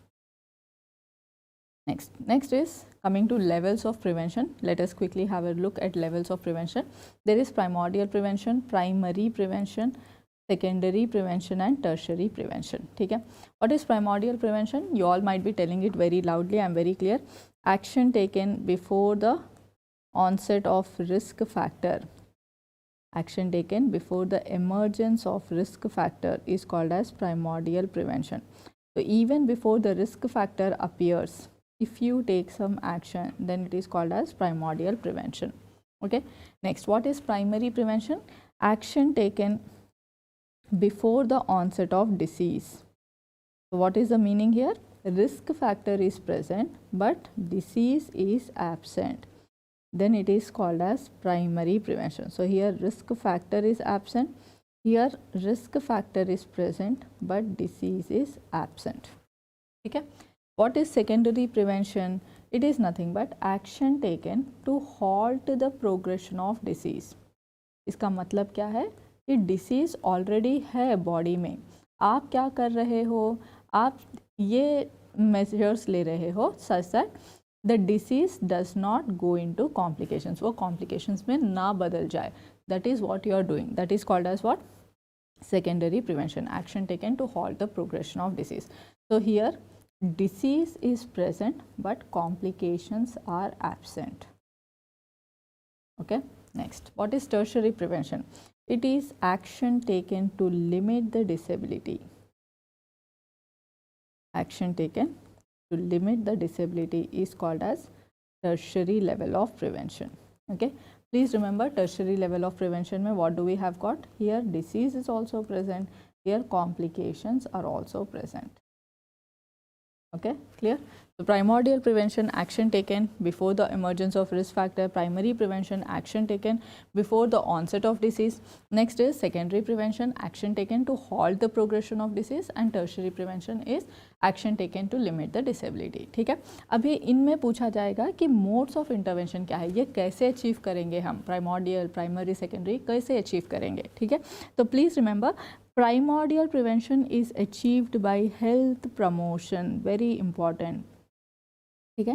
And majority of the times, how are you going to promote the health? That is by doing health education. Okay. So health promotion is being done by health education. Okay. Next, primary prevention. How will we be going to achieve primary prevention? Please remember, again we can do health promotion, or there is another way that is called as I'm sorry, that's called as specific protection. Okay. So there is health promotion and then there is specific protection. ठीक है. Next क्या है? Secondary prevention. Secondary prevention can be achieved by two important measures. One is called as early diagnosis and the second method is treatment. Early diagnosis and treatment. Whereas tertiary level of prevention is achieved by disability limitation and rehabilitation. Whenever you are getting confused in the exam, if it is looking like primordial primary, if it is looking like primary secondary, it's looking like secondary tertiary, please always look into mode of intervention. Modes of intervention will always give you the right answer. ठीक है. So modes of intervention बहुत specific है. Modes of intervention will always lead you towards the right answer. Okay. So please remember, health promotion is majority of the times done in primordial prevention. Health promotion and specific protection comes under primary level of prevention. Early diagnosis and treatment comes under secondary level of prevention. Disability limitation and rehabilitation comes under tertiary level of prevention. ठीक है. Like for example, screening comes under secondary level of prevention. Why? Screening में हम एक ही चीज़ पे concentrate करते हैं, that is nothing but early diagnosis. Okay, so early diagnosis is secondary level of prevention. Likewise, vaccination is always primary level of prevention. Why it is primary? Because it is going to specifically protect you against one particular disease. Okay, chemoprophylaxis, again it is primary level of prevention. Okay, so whenever you take some action before the emergence of risk factor, primordial. Whenever you take an action before the onset of disease, primary. If you take an action after the disease happens but before complications happen, then it is called as secondary level of prevention. And if you take some measures to limit the disability, then it is called as tertiary level of prevention. Okay, like for example, a diabetic patient is put on dialysis. Now which level of prevention is this? The answer is sure shot, it is a tertiary level. Why? Because it has already landed up in complications. Okay? A diabetic patient is put on oral hypoglycemic drugs. Now it is which level of prevention? It is a secondary level of prevention.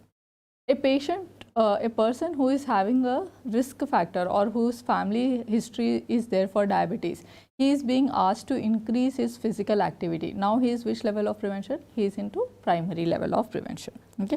So please remember, very, very, very important. Anything which can prevent the risk factor, primordial. Anything which can prevent the disease, primary. Anything which can prevent the complications, secondary. And anything which is already helping with complications comes under tertiary. Okay. Next, moving ahead, coming to HSE or health education approaches है. So यहाँ पर please remember a few things. There is something called individual approach, that is one-to-one approach. Then we are having group approach, and then we have got is mass approach. Okay, so mass approach, you already know the examples. It includes your internet, TV, social media, okay, newspapers, health posters. All this will come under mass level of communication or mass approach of communication. Please remember, they are least effective in bringing a change in the society. Okay. Next is individual approach. This includes personal visits, one-to-one communication, personal letters or emails.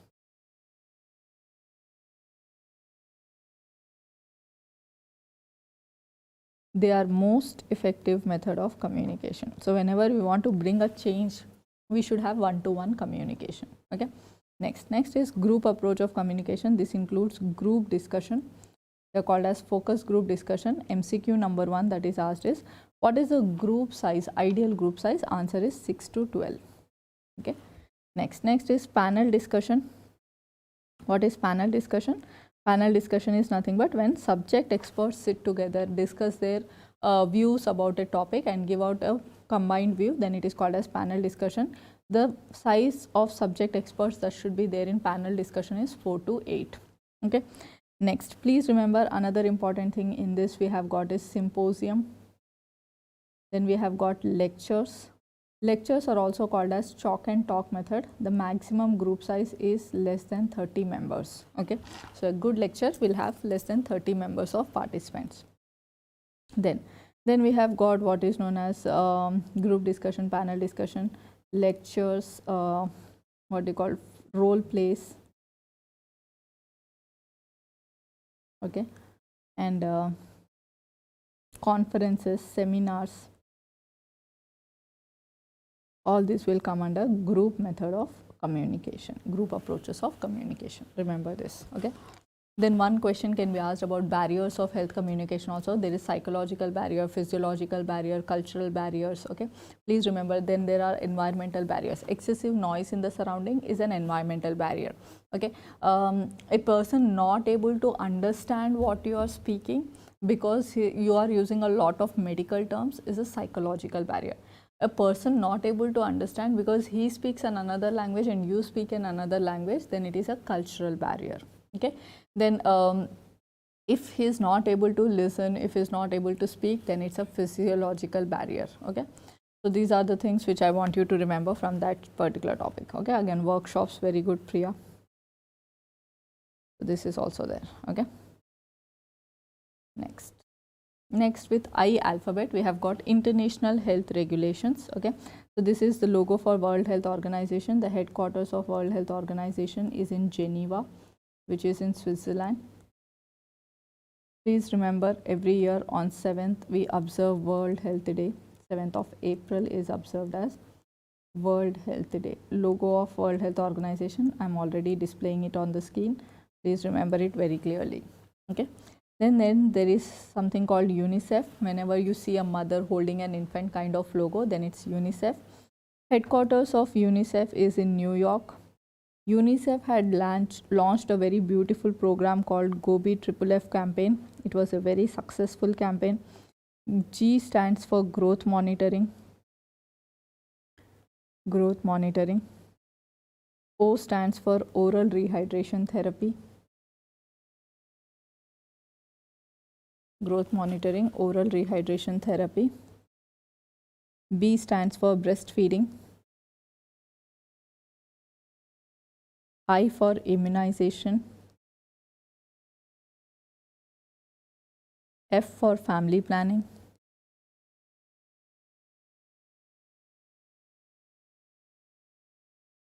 F for family planning. F for female literacy.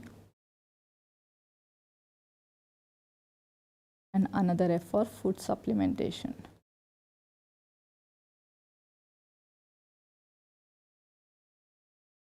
Okay, next. Shashank Sharma is asking one question. Penicillin for rheumatic heart disease is what kind of prevention? Now Shashank, understand this. See, if any person who is having a streptococcal throat infection, okay, and if he is already showing Jones criteria, some of the symptoms, and has not yet landed up with carditis, okay, at that time we are giving to prevent mitral stenosis or to prevent mitral regurgitation, then it might come under secondary level. Why? Because the patient is having a baseline disease, okay. If already that complication is also present where mitral regurgitation or mitral stenosis is there and you are giving penicillin for 5 years or 25 years, then it comes under tertiary level of prevention. Okay, so it depends on which stage you are giving the penicillin. If already he has ended up with mitral stenosis or regurgitation or tricuspid stenosis or regurgitation, sure shot it is going to come under tertiary level of prevention. Okay, next. So this is one thing. Next, they'll ask you what are the diseases covered under international health regulations. So there are 8 diseases which are covered under international health regulations. Whenever we are having these diseases, we have to notify the World Health Organization. What are the diseases? One is called as smallpox. Another is wild polio, not the vaccine derived polio, wild polio. Then there is what you call viral hemorrhagic fevers, like your Ebola, dengue virus disease, all these are viral hemorrhagic fevers. Okay. Then next one is influenza, new strains of influenza. Next important is what do you call severe acute respiratory syndrome. Your COVID-19 comes under this belt. Okay. Next, another important is yellow fever. Next is plague, and another one is cholera. So whenever we are having high cases of these diseases, we should notify the World Health Organization through proper authorities within 24 hours, such that these people can take some measures and can restrict the international trade and travel such that the disease does not become a pandemic. Okay, so we don't want any more pandemics, or even from earlier times we didn't wanted any pandemics to happen. So for that, WHO asked mandatory notification of these diseases. Okay, so once this question was asked, within how much time should we notify the WHO? The answer is within 1 day, that is within 24 hours. Okay, next. Let us quickly recap the international health organizations, which organization or which program they are supporting in our country. Okay, so UNICEF is supporting ICDS program in our country. It provides a lot of funds to ICDS. It also provides funds to universal immunization program of our country, and also to IMNCI program, integrated management of neonatal and childhood illnesses. Okay. Next, US aid, when it was there, it was providing funds for TB control program, HIV AIDS control program, and also for family planning program. Family planning program. Next important is CARE. CARE stands for what? cooperative assistance for relief everywhere. Okay. CARE is again providing funds for ICDS program in our country. ICDS stands for Integrated Child Development Services. Okay. Next, International Red Cross is providing funds for disaster relief activities. Next, Rockefeller Foundation is providing funds for control of hookworm disease. They have worked a lot for control of hookworm disease in India.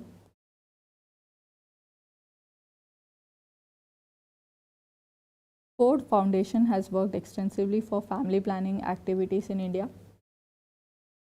Apart from that, they were the ones who were helped in construction of hand flushed toilets in India.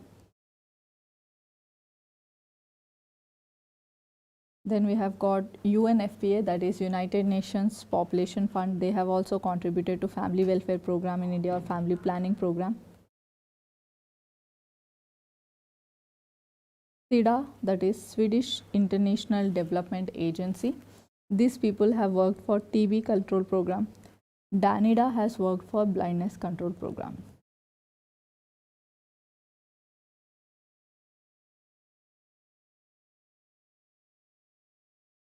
Okay. Next. Moving ahead, Red Cross for HIV also. Red Cross actually is working more for disaster relief and also for war victims. Okay. Next is J, alphabet J for JSY and JSSK. I think both programs you already know. JSY stands for Janani Suraksha Yojana. We already know about this. What is the program? What are we doing under this program? Under this program, we are giving free, or the aim is to increase institutional deliveries by financial incentives.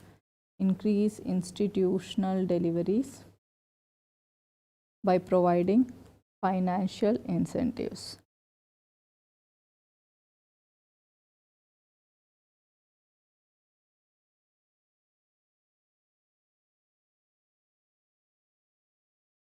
Okay, so we know that here mother package is there and there is Asha's package. Okay, and we know that the whole of India is being divided into low performing rural, low performing urban states, high performing rural and high performing urban states. Asha worker, if she is working in rural areas, she will be given a remuneration of 600 rupees. If she is working in urban areas, she is given a remuneration of 400 rupees. Okay. Then mother in low performing rural is given 1400 rupees. Mother in low performing urban is given 1000 rupees. High performing rural, she is given 700 rupees, and high performing urban, she is given 600 rupees. This is the remuneration we are giving for women who are coming to hospitals and delivering their babies. Okay. So this is nothing but what? Increasing institutional deliveries by providing financial incentives. Then we have another program called JSSK. JSSK stands for what? Janani Shishu Suraksha Karyakram. Janani Shishu Suraksha Karyakram. What are we doing under this program? We are giving free services. So the key word to remember this program is free. We are providing free delivery services to pregnant women, okay, be it normal vaginal delivery or free cesarean section. Then we are giving free transport facilities to women from home to hospital for delivery, and once they have reached the hospital, delivered the baby, after that again back to home. Okay. Then in case if the mother requires any kind of blood transfusion, that also is being provided free blood transfusion facilities, free diagnostic services, any investigations if she needs, then free diet, okay, free diagnostics, free diet, then free transport we have written already. Next is free medicines, any treatment should be provided free. Free hospital stay, so no user charges should be collected. Hospital stay is also free. Okay. Please remember the same benefit extends to infants also, infants till 1 year. Okay. So children till 1 year are also being covered under Janani Shishu Suraksha Karyakram. Very important, do not forget this. Janani Suraksha Yojana and Janani Shishu Suraksha Karyakram. Next, after J, K is the alphabet.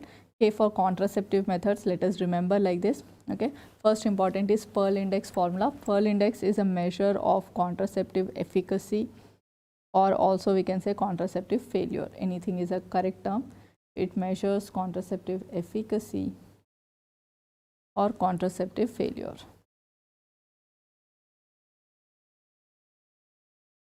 What is the formula for Pearl index? It is total number of accidental pregnancies. It is total number of accidental pregnancies divided by total months of exposure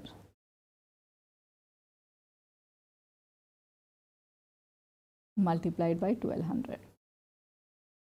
This will give us Pearl index. Okay. Now sometimes they'll ask you the numbers of the commonly used contraceptives. Okay. So male condoms in India are brand marketed as Nirodh. We already know this.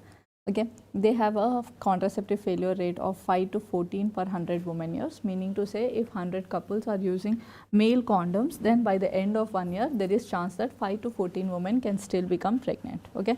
Next, female condoms have a failure rate of around 21. So you can remember it as 5 to 21 as their failure rate.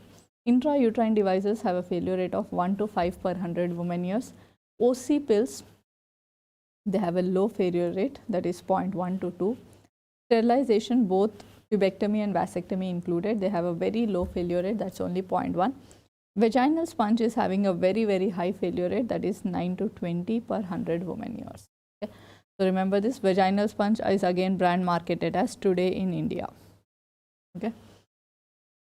Next, coming to contraceptive methods classification, we all know that contraceptive methods can be classified as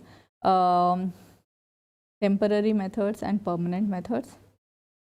Permanent methods include your tubectomies and vasectomies. Okay. Next, temporary methods include barrier methods, intrauterine devices, and then we have got hormonal methods, which include your combined oral contraceptive pill, progesterone only pill, emergency pill, etc.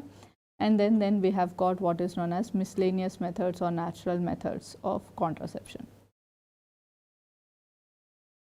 Please remember, in India we do double puncture ligation method for tubectomy, and we use no scalpel vasectomy technique to do vasectomy. Okay, so this is double puncture ligation method. And for vasectomy, we do what is known as no scalpel vasectomy.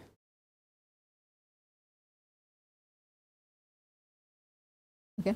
Next, please remember another very important point, how much time or duration we should use an additional contraceptive after doing no scalpel vasectomy. The right answer for that is at least for 30 ejaculations, that roughly contributes to around 3 months of period. Okay, and after that you should again do a semen analysis and check for the sperm count, and then only once the sperm count is low or is in the oligo zone, then only you should advise them to stop using an additional contraceptive. Okay. Next, coming to barrier methods include your physical, chemical and mixed methods. Physical barriers include your male condoms and female condoms. Chemical barriers include your spermicidal gels, foams, suppositories, etc. Mixed method is when you combine both physical and chemical method together. Then we have got intrauterine devices. Intrauterine devices are of 3 generations. One is called as first generation IUDs, that is your Lippis loop and your S ring. Okay, they are not being used because they have got a very high failure rate and a very high removal rate. Then next is your second generation IUDs, which include your contraceptive what you call copper containing IUDs, intrauterine devices.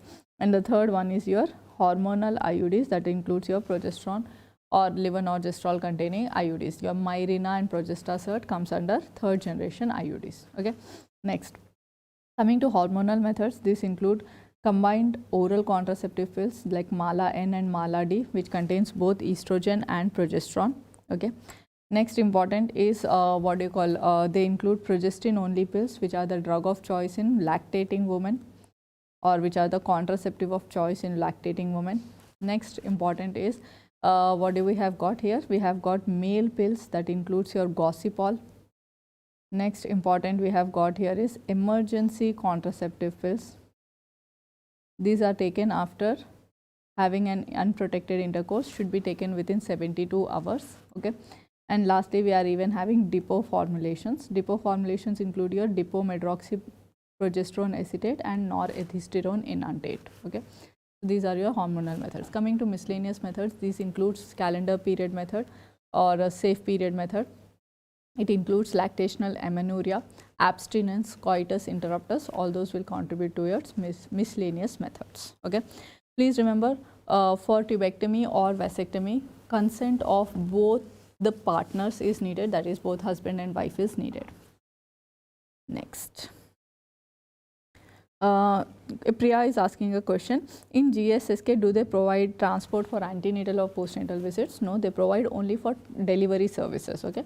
So, if a woman is already in the labor and she needs to be transported, for that they will provide, not for antenatal and postnatal visits. Next, coming to few terms. Antara. What is Antara? Antara is nothing but dipomedroxyprogesterone acetate. Please remember, this has to be given at the dose of 150 milligram every 3 months intramuscularly.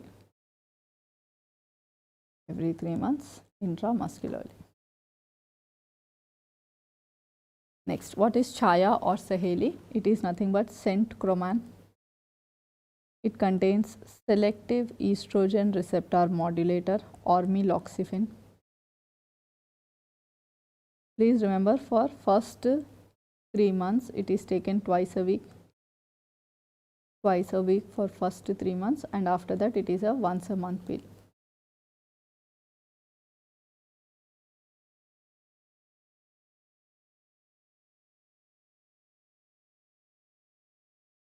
Okay. Please remember, this has been developed by Central Drug Research Institute, which is located in Lucknow. Next we have got is Mala N and Mala D. These are combined oral contraceptive pills. They contain ethinyl estradiol and progesterone. So, in Mala N we have got levonorgestrel. In Mala D we have got desogestrel. Okay. Next, please remember, in Mala D we even have got ferrous fumarate tablets. So, Mala D will have also iron tablets, that is ferrous fumarate tablets.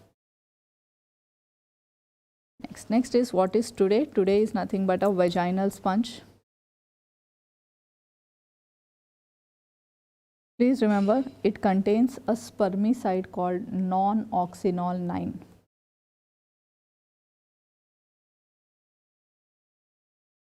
It contains a spermicide called non-oxynol 9. Okay. Next is Nishchay. Nishchay is nothing but urine pregnancy test kit, which is available in all the health centers free of cost. It is a HCG detection kit, urine pregnancy test kit. Then next is Nirodh. What is Nirodh? Nirodh is nothing but a male condom. Please remember, male condoms are in India are made up of latex. They are meant for single use.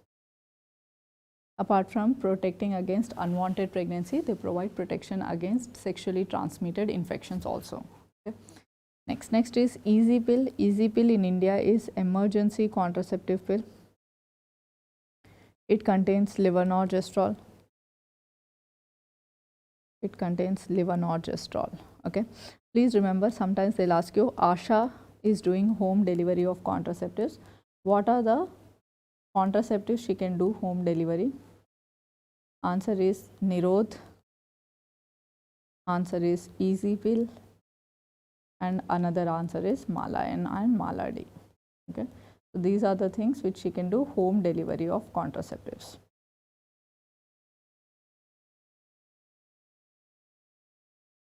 Can an ASHA worker introduce an IUD? Answer is no. ASHA worker can motivate a woman to accept intrauterine device, but she cannot insert an intrauterine device. Who can insert an intrauterine device? ANMs can insert an intrauterine device. They will be provided training in that, and once they are trained, they can give this or insert this intrauterine device. Okay. Next, moving ahead. So, these are image-based MCQs that can come in your exam. See here. Whenever you see a T-shaped device with copper on it, it is a copper T380A. It has got the highest shelf life, that is 10 years. If you see a U-shaped device, inverted U-shaped device, it is copper T375, which is also called multi-load copper T. Please remember, multi-load copper T has a shelf life of 5 years. Okay, copper T375, 3 to 5 years. Whenever you see a T-shaped device without any copper in it, and then it is a hormonal IUD. It can be a Mirena or it can be a levonorgestrel containing or progesterone containing, that is Progestasert. Please remember, the shelf life of Mirena is 5 to 7 years, whereas the shelf life of Progestasert is 1 year. So, all these have been previously asked. they can be asked again in the exam. They can come as image based MCQ also. Last year I think they have given the image of Lippy's loop. Whenever you see a coiled structure with tails on it, then it is Lippy's loop. Remember, S-shaped Lippy's loop. Okay. Next, what are the contraindications? Let us quickly have a glance of IUD contraindications and OC pill contraindications. IUDs should not be given to women suffering with pelvic inflammatory disease, suspected pregnancies, undiagnosed etiology of vaginal bleeding, previous ectopic pregnancies, severely distorted uterine cavity, cancer cervix or endometrium, Wilson's disease, and history of breast cancer. Okay. Whereas you should not give OC pills for women who is having a history or actively having breast cancer, or women who are having history of cardiovascular diseases, uncontrolled hypertension or diabetes, any history of migraine with aura, ovarian cancer, impaired liver function disease, hypercholesterolemia, history of DVT, that is deep vein thrombosis or thromboembolism, and any undiagnosed vaginal bleeding. You should not be giving this. Okay. So, very important, OC pills and IUD contraindications they have asked, they will ask again in the exam.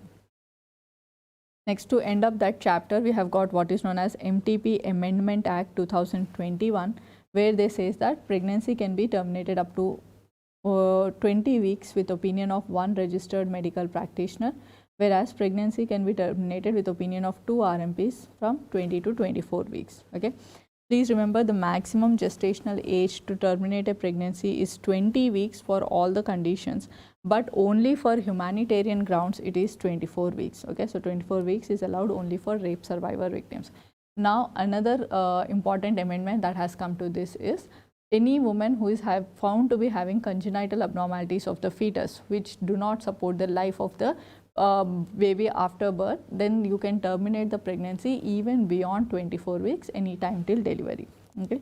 So, see here, for termination which is due to failure of contraceptive or other causes, maximum gestational age is 20 weeks.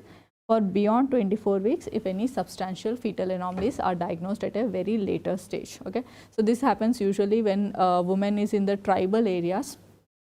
So, in tribal areas, what happens is sometimes the woman does not come and seek the services from the very beginning of pregnancy. She will present very late, and if any time they are found to be having some congenital abnormality which does not support the life, then you can terminate it even beyond 24 weeks. Now, for all practical reasons, please remember, if they ask you what is the maximum gestational age as per MTP Act, your answer should be 20 weeks only.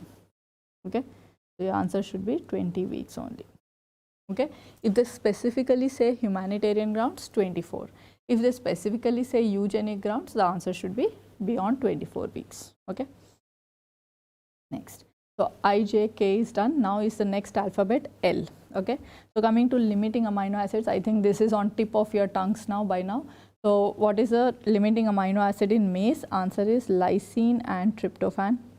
Please remember, in our body, tryptophan is needed for generation of niacin. Okay. So, niacin deficiency causes pellagra. If you take more amount of maize in your diet, you may have pellagra at the end. Don't forget that. Next, cereals are deficient in lysine and threonine. Cereals are deficient in lysine and threonine, whereas pulses are deficient in cysteine and methionine. Pulses are deficient in cysteine and methionine. Remember this. Okay. Now, let us quickly have a look at the other parts of nutrition chapter. Please remember, the age group of reference male and reference female is 19 to 39 years.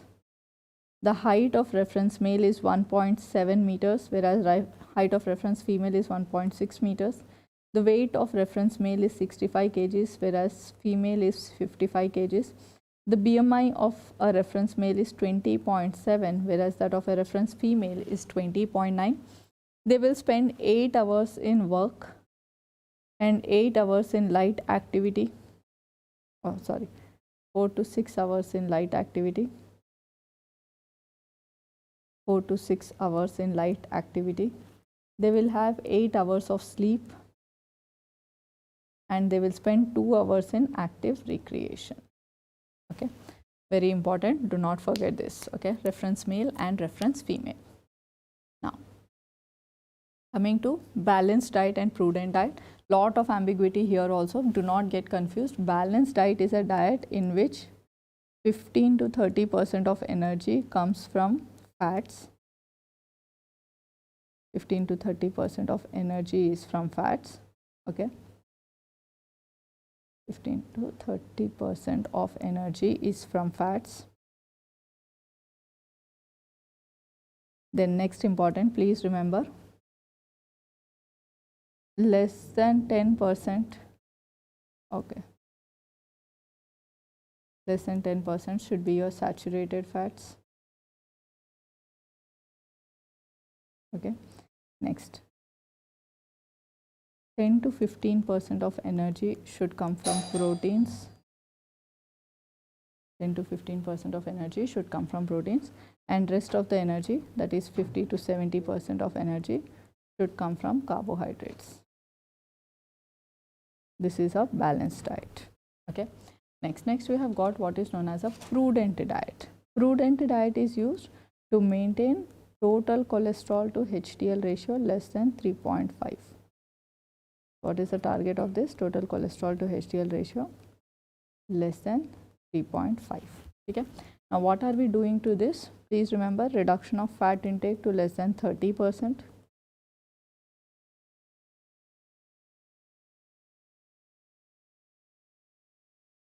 Next important, reduction of saturated fat intake to less than 7% of your total diet.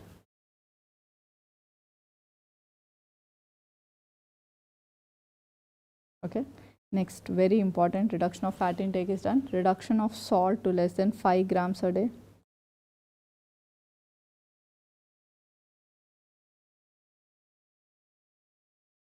Fourth important, reduction of cholesterol to less than 200 milligrams per day. Okay, reduction of cholesterol to less than 200 milligrams per day. Avoid all forms of alcohol. And last important, increasing complex carbohydrates in our diet. This is a composition of prudent diet. Okay, very important, do not forget this. Next, after learning about this, next is some one-liners. Richest source of essential fatty acids, I think you already know, the answer is safflower oil. Richest source of linoleic acid, again the answer is safflower oil. Richest source of arachidonic acid, answer is safflower oil. Richest source of PUFA, again the answer is safflower oil. Next, richest source of MUFA, answer is olive oil. Richest source of saturated olive oil is not there in the option, please prefer groundnut oil. Richest source of saturated fatty acids, the right answer is coconut oil. Richest source of linolenic acid is flaxseed oil. And richest source of eicosapentaenoic acid, it is halibut fish liver oil. Okay. So students are asking the class is till what time? Most likely, what's the time now? 6, right? So more 2 to 3 hours, I think we will be able to finish whole of PSM. Okay. Next, coming to how much is the RDA required? Very important numbers they'll again ask us that they can confuse you people in the exam. Okay. So vitamin A in pregnancy, the requirement is 900 micrograms of retinol. Okay. Next, vitamin A during lactation, it is 950 micrograms per day. Folic acid during pregnancy, the right answer is 570 micrograms. Okay, don't get confused. Majority of my students ask this question, ma'am, here you are telling 570 microgram. In earlier topic you told we are giving 60 milligrams of elemental iron and 500 micrograms of folic acid. Please remember, requirement is 570, tablet is containing 500. So read the question. Requirement of folic acid in pregnancy, the answer should be 570 micrograms. How much is the folic acid in the iron folic acid tablet that is being provided? The answer is 500 micrograms. Okay. So these are two tricky questions. Please remember them very clearly. Next, folic acid during lactation, the answer is 330 micrograms. Iron in adult female, she requires about 29 milligrams of iron. Iron during pregnancy is 40 milligrams per day. During lactation, it is 23 milligrams per day. Coming to iodine in the adults, be it be males or females, 150 micrograms of iodine is needed per day. Iodine in children is 120 micrograms. Then they can ask you what is the requirement of iodine during pregnancy. Answer is 250 micrograms. Iodine during lactation is 280 micrograms per day. Okay. Next, coming to calcium. Calcium in adults, it is 1000 milligrams per day. Even in pregnancy, the requirement is 1000 milligrams per day. During lactation, it is 1200 milligrams per day. Calcium in adults 1000, pregnancy 1000. In lactation, it is 1200 milligrams per day. Okay. Next, coming to very important question, what is the deficiencies it will cause? Vitamin A deficiency will lead to a condition called xerophthalmia. We have already discussed xerophthalmia in detail. Thiamine deficiency will lead to beriberi, two types, wet beriberi, dry beriberi. Dry beriberi is a chronic form, wet beriberi is an acute form. It involves cardiovascular system, whereas dry beriberi involves your peripheral nervous system. Okay. Next is your riboflavin. Deficiency of riboflavin will cause glossitis, cheilitis and angular stomatitis. Glossitis, cheilitis, angular stomatitis, nasolabial seborrhea. Okay, so all these are features of riboflavin. Angular stomatitis matlab angles of the mouth will be cracked. Okay. Next, vitamin B3 or niacin. Deficiency of this will lead to a condition called pellagra. Please remember, pellagra will present with 4 Ds, that is diarrhea, dermatitis, dementia and death. Diarrhea, dermatitis, dementia and death. Next, we have got vitamin B5 or pantothenic acid. Deficiency of pantothenic acid will lead to a condition called burning feet syndrome. Next, deficiency of vitamin B6 or pyridoxine will lead to peripheral neuropathy.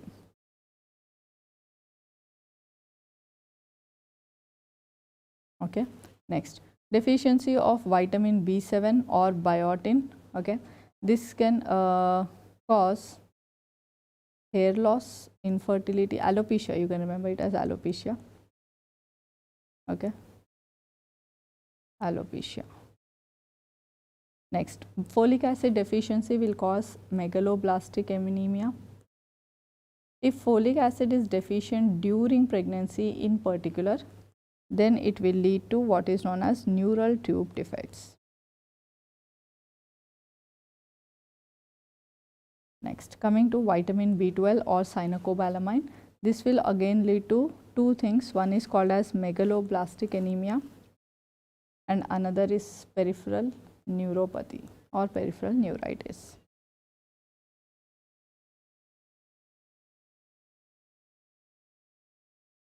Okay. Next, vitamin C or ascorbic acid, deficiency of this will lead to scurvy. One question that can come is, what is the richest source of vitamin C? Your answer should be Indian gooseberry, that is nothing but amla. Okay. Next, vitamin D deficiency in children will lead to rickets, and in adults it will lead to a condition called osteomalacia. Then vitamin E deficiency, it can lead to infertility issues. Vitamin K deficiency can lead to hemorrhagic disorders.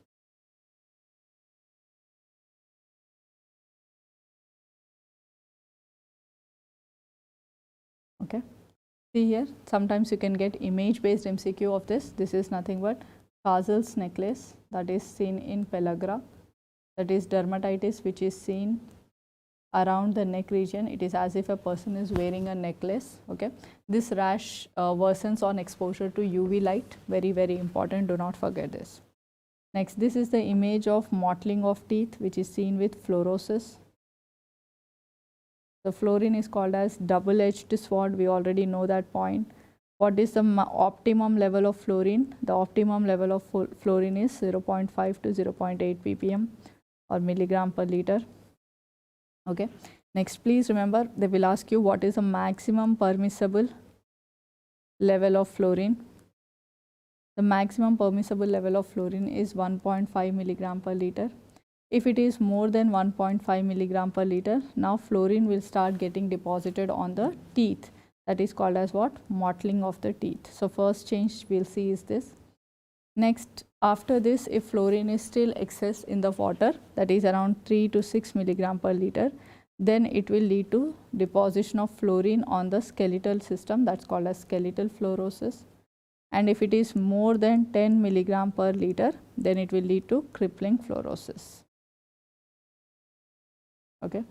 Please remember, to remove this excess fluorine from drinking water, we have developed a technique. The name of the technique is called as Nalgonda technique. What are the chemicals which used in Nalgonda technique? Answer is lime, alum and bleaching powder. Lime, alum and bleaching powder. Okay.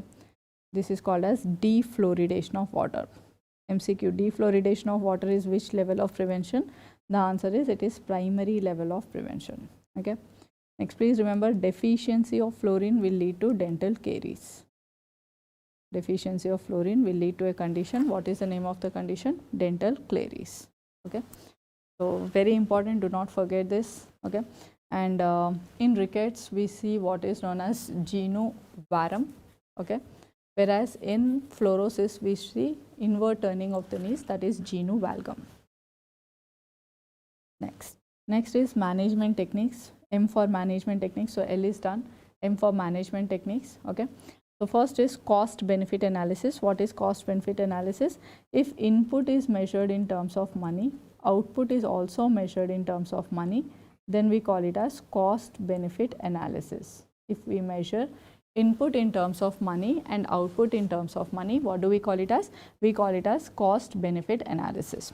Next, what is cost effective analysis? If input is measured in terms of money, but output is measured in terms of results. Okay, input is measured in terms of money, but output is measured in terms of results. Then we call it as what?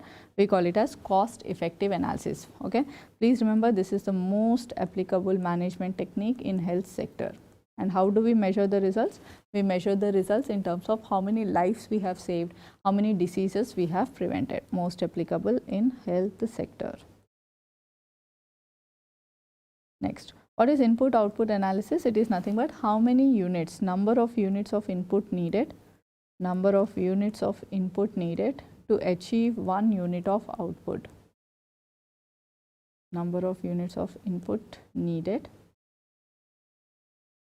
to achieve 1 unit of output. That is called as input output analysis. Okay. Input output analysis. Next, what is systems analysis? It is nothing but comparison of 2 or more cost saving alternatives. Comparison of 2 or more cost saving alternatives in a health program. In a health program is known as systems analysis.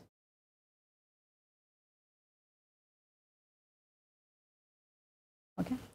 Next we have got what is known as work sampling. What is work sampling? It is systematic recording and observation of 1 or more individuals. Very good. Systematic recording and observation of 1 or more individuals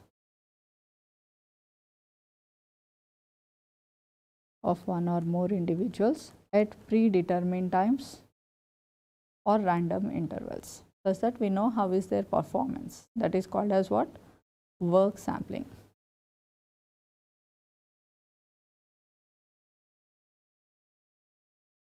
Okay.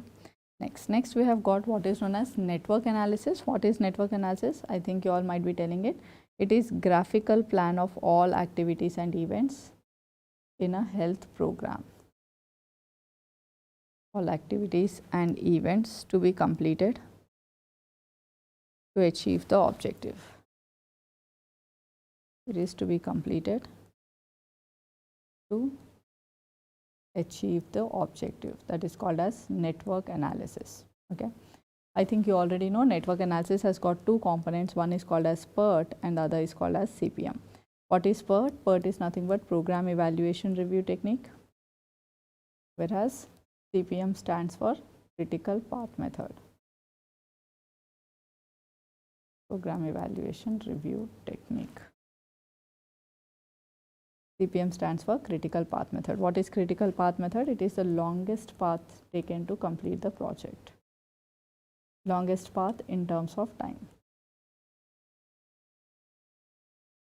Okay. Longest path taken to complete the project. Okay. So now we'll go for a break. I'll give you a 5-minute break. We'll meet back after 5 minutes.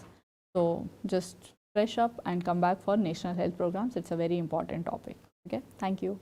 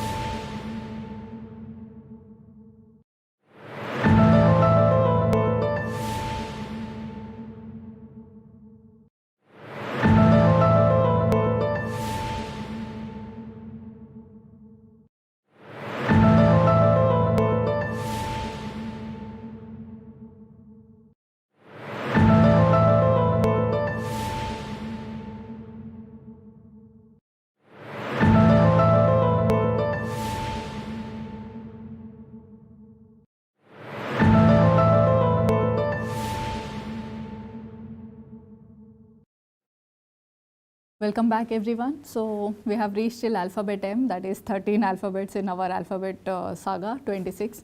So halfway we are done. Now we are left with half more way to do. Okay. So next alphabet for us to remember is N. N is National Health Programs. It's a major chunk. Please remember this very carefully. They'll ask you MCQs from health programs. Okay. So again, health programs is very specific to PSM. So they'll definitely try to focus on this area also. Okay. First important is National Vector-Borne Disease Control Program. You can see the logo whenever you see a family and a mosquito, then it is logo for National Vector-Borne Disease Control Program. Okay. Now see here, what are the diseases covered is the first MCQ they will ask you in this particular program. So diseases covered under this program include your malaria, filaria, chikungunya, dengue, kala azar, dengue, chikungunya, Japanese encephalitis and kala azar. Okay. So these are the diseases which are being covered under National Vector-Borne Disease Control Program. Okay, very important, do not forget this. Next, another MCQ that can come in your exam is target year for malaria for elimination. I think I already told you in the starting of the session, the answer is 2030. Then they'll ask you sometimes what is the target criteria or elimination criteria we want to achieve. The answer is less than 1 case per 1000 population. That is what we want to achieve. Very important, do not forget this. Okay. Next, please remember what are the strategies we are adopting to in National Vector-Borne Disease Control Program. Please remember the strategies include your what you call first very important is disease management. First is disease management, where we are giving a lot of importance to early diagnosis of the disease and the treatment of the disease. Okay, so disease management is one of the important strategies under National Vector-Borne Disease Control Program. Then the second one is integrated vector management. Okay, so in integrated vector management, we are focusing on anti-larval measures, anti-adult measures, and personal protection measures. Again, in anti-larval measures, we have got what is known as biological measures, chemical measures, and environmental measures. Again, in anti-adult measures, we have got what is known as residual sprays, space spraying, and also using genetic control for sterile male mosquitoes. Okay. Then third important, we are more emphasizing on what is known as behavior change communication, where we want to educate the public and tell them how malaria, filaria spread and what are the methods they can use to prevent this. Okay, so behavior change communication is being practiced. Then sometimes they'll ask you this question, dry day is being practiced when? The answer is every Friday is observed as a dry day. What is the meaning of dry day? It means that on every Friday, people have to empty out their storage vessels and completely dry it out in sunlight and then again refill it. Like for example, if in your house you are storing the water in storage tanks, or you are having drums in which you are storing the water, so every Friday you should completely empty the drum and put it out to sunlight and then again refill it. So this will help in clearing out the mosquito larvae especially, and also cut down the breeding of mosquitoes. Okay. So this is important to remember from National Vector-Borne Disease Control Program. Next, we have got another important health program called India Newborn Action Plan. Please remember, in India Newborn Action Plan, the aim is to achieve single-digit neonatal and single-digit neonatal mortality rate and single-digit stillbirth rate. What is neonatal mortality rate? I already told you it is deaths less than 28 days. To achieve single digit neonatal mortality rate and single digit stillbirth rate. And this we want to achieve by which year? The right answer is 2030. So in India, by 2030, we want to reach to the target of single digit neonatal mortality rate and single digit stillbirth rate. Okay. Next we have got what is known as POSHAN Abhiyan. What is POSHAN Abhiyan? POSHAN Abhiyan stands for PM's overarching scheme for holistic nourishment, overarching scheme for holistic nourishment. Please remember, in this particular program, we are focusing on 3 important conditions. One is low birth weight, another is stunting, and another is anemia. Very important MCQ. What are the diseases covered under POSHAN Abhiyan? Your answer should be low birth weight, stunting, and anemia. Please remember, we want to reduce low birth weight and stunting at the rate of 2% every year. whereas anemia we want to reduce at the rate of 3% every year. So, prevalence of low birth weight and stunting we want to reduce 2% every year, whereas we want to reduce the prevalence of anemia by 3% every year. Next, after learning about POSHAN Abhiyan, next we have got what is known as PM POSHAN. PM POSHAN stands for what? PM POSHAN, POSHAN Shakti Nirman. POSHAN Shakti Nirman. So, this program was earlier called as what? Midday meal program. Now it is being known by the name PM POSHAN, earlier known as midday meal program. What is the new thing we have done under this program? Under this program, for now we have started including provision of food for Balavatikas. Yes or no? So, we have started to increase or provide food for Balavatikas. What is the meaning of Balavatikas? These are pre-primary school children. So, children who are in kindergarten, they will also be included, pre-primary school children. Next, apart from Balavatikas, we even give nutrition for primary school children, that is from 1 to 5th standard. Then we also provide free nutrition for secondary school children. Not all the secondary school children, it is only lower secondary. Lower secondary means 6th to 8th standard school children. Okay. Now, please remember, under PM POSHAN or under midday meal program, we have to provide nutrition for at least 300 days in a year. Okay. And they will ask you this, how much protein and how much calorie. You have to provide food in such a way that half the protein requirement and 1/3 calorie requirement is met. Half protein requirement and 1/3 calorie requirement is met. So, this is under PM POSHAN, that is Pradhan Mantri POSHAN Shakti Nirman. Okay. And please remember, this particular program is responsibility of Ministry of Education, not of Ministry of Health and Family Welfare. Okay. So, this is another program which we should remember, which comes under Ministry of Education. Next, some small programs. Let us quickly have a recap. What is SUMAN? SUMAN stands for Surakshit Matritva Ashwasan. Under this program, we are assuring every pregnant woman of care. आश्वासन means assurance, Hindi word है आश्वासन, जिसका मतलब है भरोसा देना. तो यहाँ पर क्या है? assurance of maternal health services, and just not maternal, it is quality maternal health services. Assurance of quality maternal health services. Then second important point here, we are having one important thing called zero denial policy. So any pregnant woman who comes seeking for care, you cannot deny her of services. You have to give her services. Next important program we have is RBSK. We all know what's the full form of RBSK. It stands for Rashtriya Bal Swasthya Karyakram. Please remember, here in this program we are screening for 4Ds. What are the 4Ds that are being screened here? Screening of 4Ds, that is defects, congenital defects, developmental delays, congenital defects, developmental delays, deficiencies and diseases. A total of 30 health conditions have been identified in this particular program. The age group that is being covered is 0 to 18 years of age group. Remember that. That's also another MCQ, 0 to 18 years. Okay. Next, what is NSSK? NSSK stands for Navjat Shishu Suraksha Karyakram. Navjat Shishu Suraksha Karyakram. So in this, our main focus is to reduce neonatal mortality. So for this, what are we doing?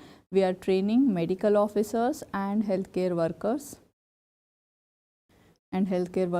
in neonatal resuscitation. Training medical officers and healthcare workers in neonatal resuscitation. Okay, next. What is HBNC? HBNC stands for home-based newborn care. So we all know this. I think you all may be able to recollect what we have learned. What is home-based newborn care? Here we are having postnatal visits by ASHA worker. Postnatal visits, postnatal home visits. Let us use the right words. It is postnatal home visits by ASHA worker. There will be 7 visits in case it's a home delivery. In case it's a institutional delivery, there will be 5 to 6 visits depending on the mode of the delivery. Okay? The remuneration provided to ASHA worker will be 250 rupees on completion of all the visits. And please remember what she has to do during the visit. She has to ensure the child birth doses of vaccine are given to the child. Breastfeeding has been started. She has to screen for any visible congenital defects. She has to motivate the woman for family planning, sensitize her to the need of family planning. She has to give nutritional education to the mother, and she has to even provide some health education about danger signs which she should be aware of regarding child. Okay. Apart from that, she has to even ensure that she has to even ensure birth registration is done by the parents. Okay. Next, in case of home delivery especially. Next, FBNC. What is FBNC? It is facility based newborn care.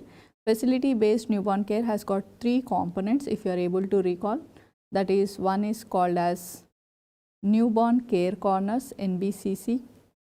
Then there is newborn stabilization units, and then there is what is called as special newborn care corners. Okay. So there is newborn care corners, newborn stabilization units, and special newborn care corners. What is newborn care corners? In every delivery room, we have to have a corner which is looking after newborn care. That's called as newborn care. So areas earmarked for newborn care in delivery rooms. That is called as NBCC. Okay. Then what is NBSU? It is nothing but newborn stabilization units. Here all the facilities are available. These are wards within close vicinity of, or we can write units within close vicinity of maternity wards. Units within close vicinity of maternity wards.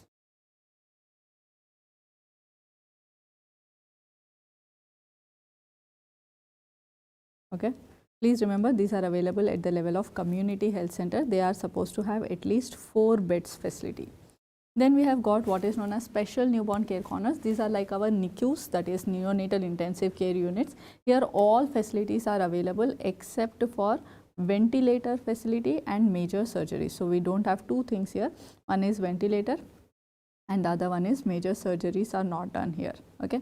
Please remember, SNCCs are present at the level of district hospitals and they are supposed to have at least 12 beds.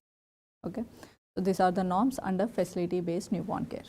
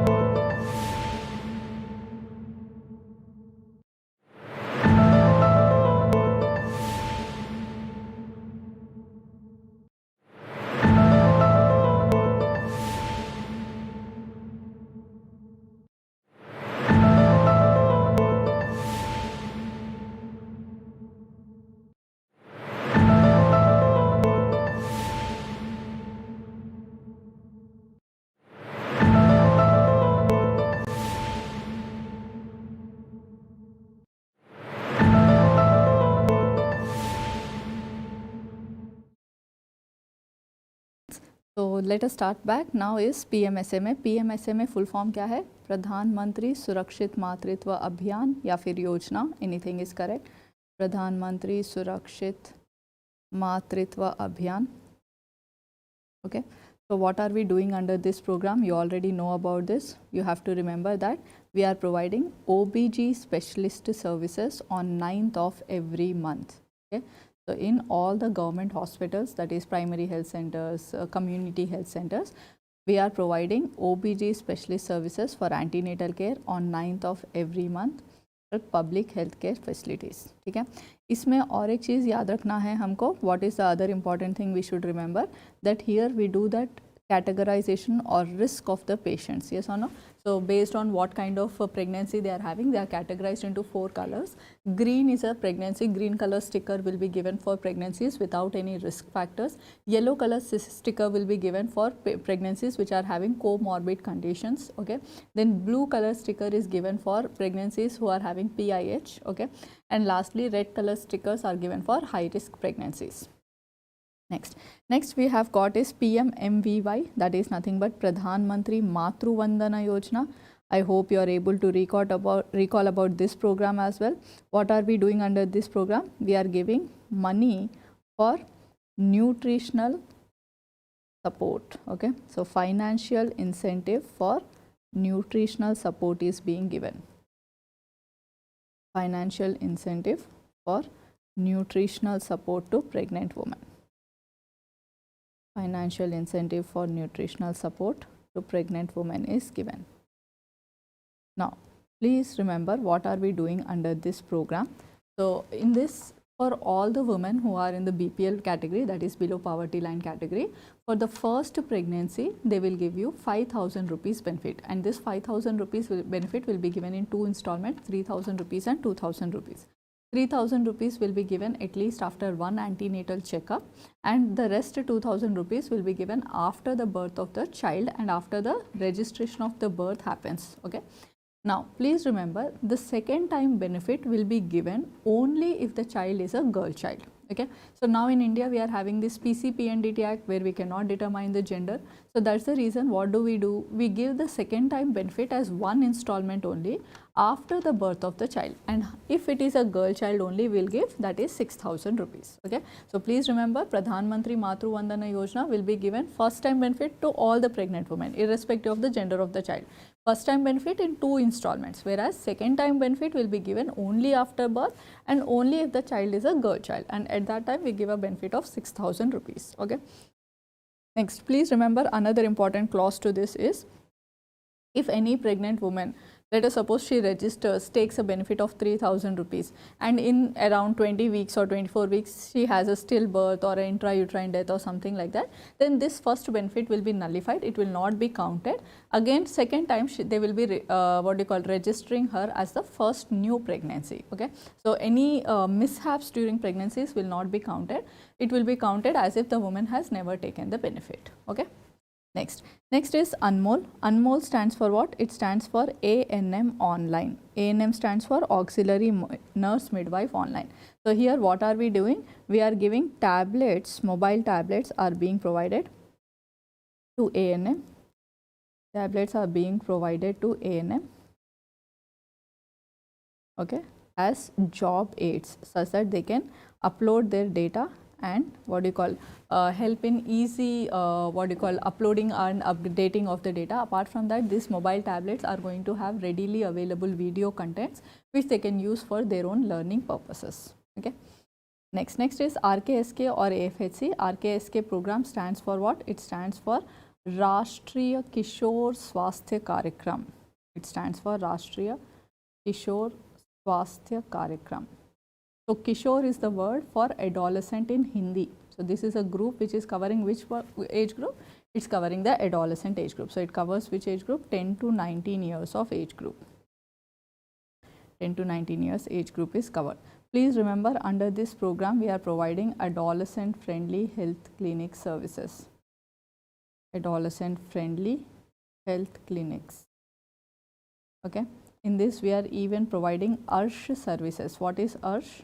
ARSH is nothing but Adolescent Reproductive and Sexual Health Services. Adolescent Reproductive and Sexual Health Services, okay. So free treatment of STIs and RTIs, free treatment for IV drug abusers, free safe abortion services, all these are components of your ARSH clinics. ARSH clinics are also called as Yuva clinics, okay. So they are also called by another name called Yuva clinics. Next we have got what is known as PMJ. PMJ stands for Pradhan Mantri Jan Arogya Yojana. This is a flagship program of the current government, Jan Arogya Yojana. Please remember, this is known by another name called Ayushman Bharat.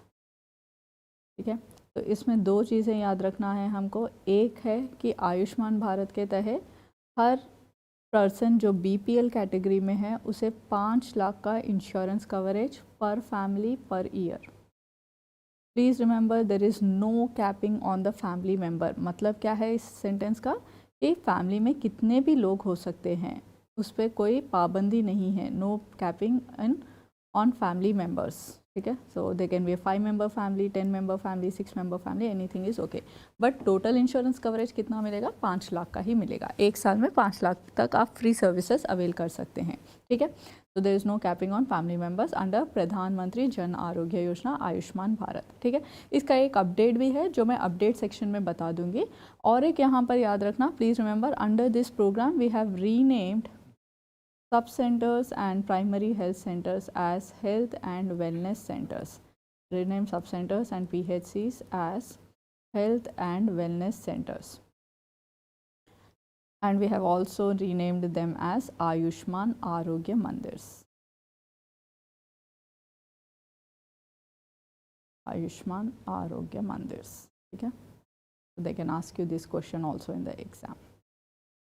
Very important, don't forget. See, health program से एक question short है, do not lose your marks there. Next is National Program for Control of Blindness. Very important program. इस program में first question आएगा, what is WHO और NPCB definition of blindness? So what is the definition of blindness? Visual acuity less than 3/60 in the better eye with available correction.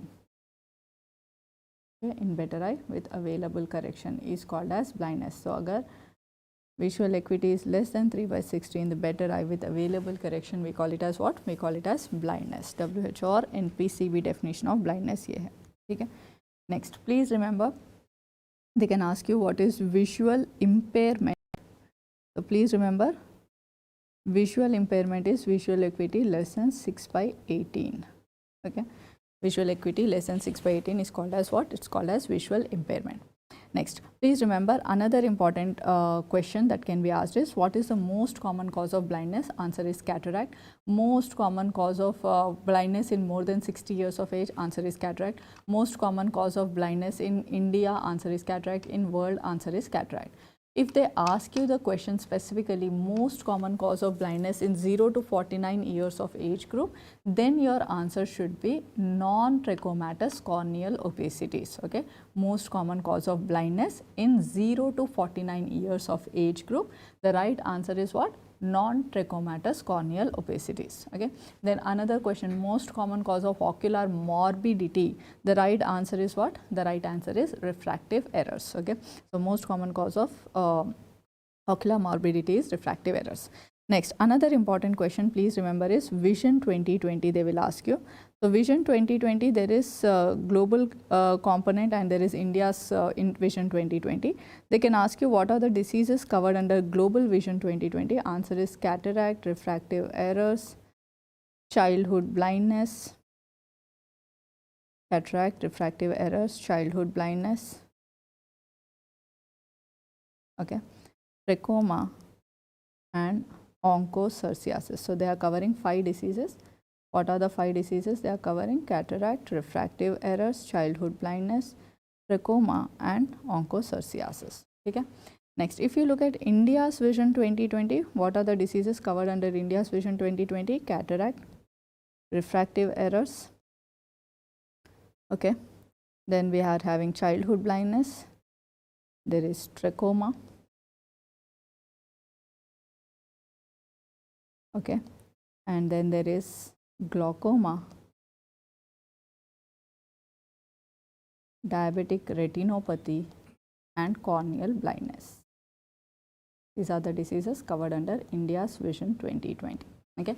What is the aim of National Program for Control of Blindness? To reduce prevalence of blindness to less than 0.3%. Reduce prevalence of blindness to less than 0.3%. Okay. Next, another thing they will ask you is Vision 2020 में क्या करने वाले हैं हम? So this was started way back in 1990, and what is the plan to reach by 2020 was to establish 20,000 vision centers. Vision centers will provide primary level of eye care. Then to establish 2,000 service centers. Service centers will do the surgical facilities. They will provide secondary level of eye care. Cataract surgeries provide karenge ye log. Then there is training centers to be established. We wanted to establish at least 200 training centers in India, which will provide tertiary level of eye care, जैसे glaucoma का treatment, diabetic retinopathy का treatment, corneal blindness के services. Then on top, we wanted to have center of excellences, which can frame the guidelines for what needs to be done in training centers, service centers, and vision centers. And we wanted to have at least 20 center of excellences. So this was the plan under Vision 2020. Okay. So this sums up our national program for control of blindness. Very important, do not forget this. फिर आता है national leprosy control programme, जिसे अब हम national leprosy eradication programme बोल रहे हैं. National leprosy eradication programme, NLEP. Please remember, under NLEP, the strategies of this program is, first important strategy, we want to create awareness among public, health, education and awareness. Please remember, इसके लिए एक mascot रखे हैं, सपना. What is Sapna? She is a leprosy awareness mascot. Okay, please have a look, image-based look. This has come as image-based MCQ also. You will find a school-going girl wearing a pink dress with flowers, floral pattern, pink color frock or something like that. And she is spreading a message saying that she was once a victim of leprosy, but now because of treatment, she is not suffering with leprosy. Okay, that's leprosy awareness mascot. Then apart from that, we are even focusing on ASHA-based surveillance of leprosy, that's called APSLs. ASHA-based surveillance of leprosy. Okay, very important. ASHA-based surveillance of leprosy. Okay. Then apart from that, we are even focusing on early diagnosis and treatment of the disease. We are providing treatment for paucibacillary and multibacillary leprosy. Paucibacillary leprosy, we are giving dapsone, clofazimine and rifampicin. And for multibacillary also same 3 drugs, but duration differs. For paucibacillary, we give it for 6 months, and for multibacillary, we give it for 12 months of duration. Okay. Then third important, we are even taking care of ulcer care and deformity. Okay.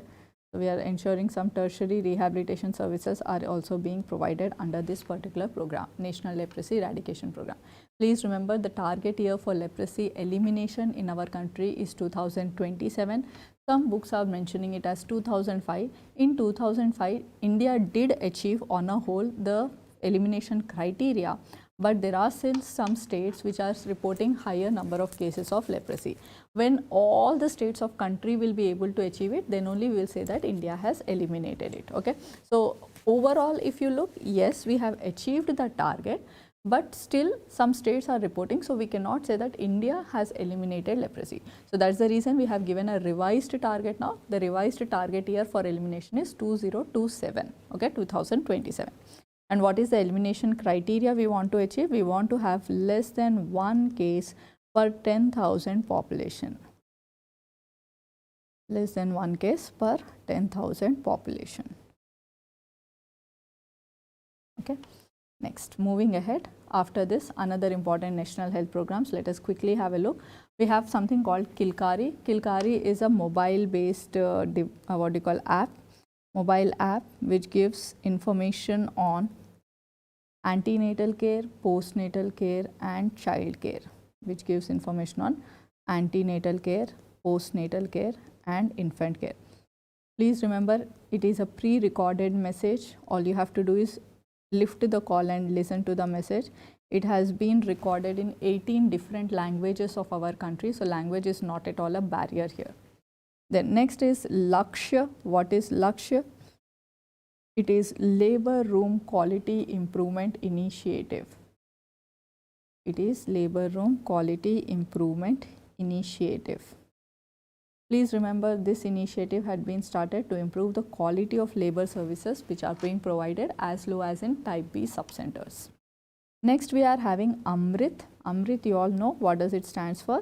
It stands for Affordable Medicines and Reliable Implants in Treatment. Affordable medicines and reliable implants in treatment. Okay.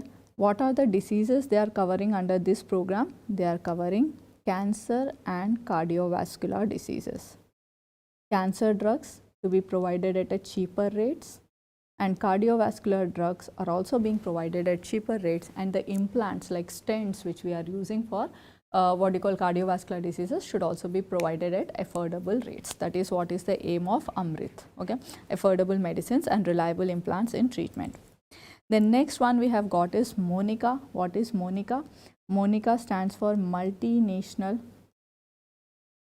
Monitoring of Trends in Cardiovascular Diseases. Multinational Monitoring of Trends in Cardiovascular Diseases. See, SPM में बहुत से नाम होते हैं, बहुत से, जैसे अमृत, अनमोल, अंतरा, okay, छाया, सहेली, तो बहुत से लड़कियों के नाम होते हैं Monica, but remember they are always speaking about some diseases only, okay? So it's multinational monitoring of trends in cardiovascular diseases. यहाँ पर research पे focus किया जा रहा है, research on cardiovascular diseases in young. So why people are suffering with cardiovascular diseases at a very young age, that is being focused upon in MONICA program, ठीक है? फिर आते हैं कुछ और प्रोग्राम जैसे सुरक्षा. आई थिंक आप सबको पता है सुरक्षा का क्या है. सुरक्षा क्लिनिक्स है. यहाँ पर STI और RTI का कलर कोडेड ट्रीटमेंट है. STI and RTI colour coded treatments, ठीक है. इसके मैंने एक चार्ट बनाया है, वो आखिर में दिखाऊंगी. प्लीज़ रिमेंबर 8 किट्स है यहाँ पर, जैसे grey colour, blue colour, red colour, green colour. I will show you the kits, but that is under collaboration with NACO. That is National AIDS Control Program, under collaboration with National AIDS Control Organization या फिर program. Then there is Tele-Manas. What is Tele-Manas standing for? It stands for Tele-Mental Health Assistance, Mental Health Assistance and Networking across states. Tele-Mental Health Assistance and networking across states. तो यहाँ पर क्या provide कर रहे हैं हम? Mental health services provide कर रहे हैं टेली मेडिसिन के through. Tele mental health services are being provided and networking is being done across the states, okay. Tele mental health assistance and networking across the states. Here 24/7 mental health services, ठीक है. So please remember, whenever you are having some doubts, some anxiety, some depressive mood, you can always reach out. There is a what you call proper line for this. There is a proper toll-free number for this. Students के लिए एक separate line है. It has recently completed 1 year of its launch, and it has been a tremendously helpful program. And very beautiful program initiative by NIMHANS Bengaluru. They are doing a lot of good work, and it's free services are being provided, okay. So anytime you are having any kind of issues, you can always reach out. And because mental health is always associated with stigma, people don't feel to reach out in person. You can always use the help of telemedicine through this particular what you call channel called Tele-Manas, and you can definitely have a better quality of life, okay. Next, moving ahead, next is सपना. सपना के बारे में मैंने already बता चुका हूँ. That is leprosy awareness mascot. सपना is leprosy awareness mascot. मेरे स्टूडेंट्स पूछते हैं कि मैम स्पेलिंग्स भी पढ़ना ज़रूरी है क्या एग्ज़ाम में? हाँ, बिल्कुल ज़रूरी है. जैसे उज्ज्वला है और उज्जावला है.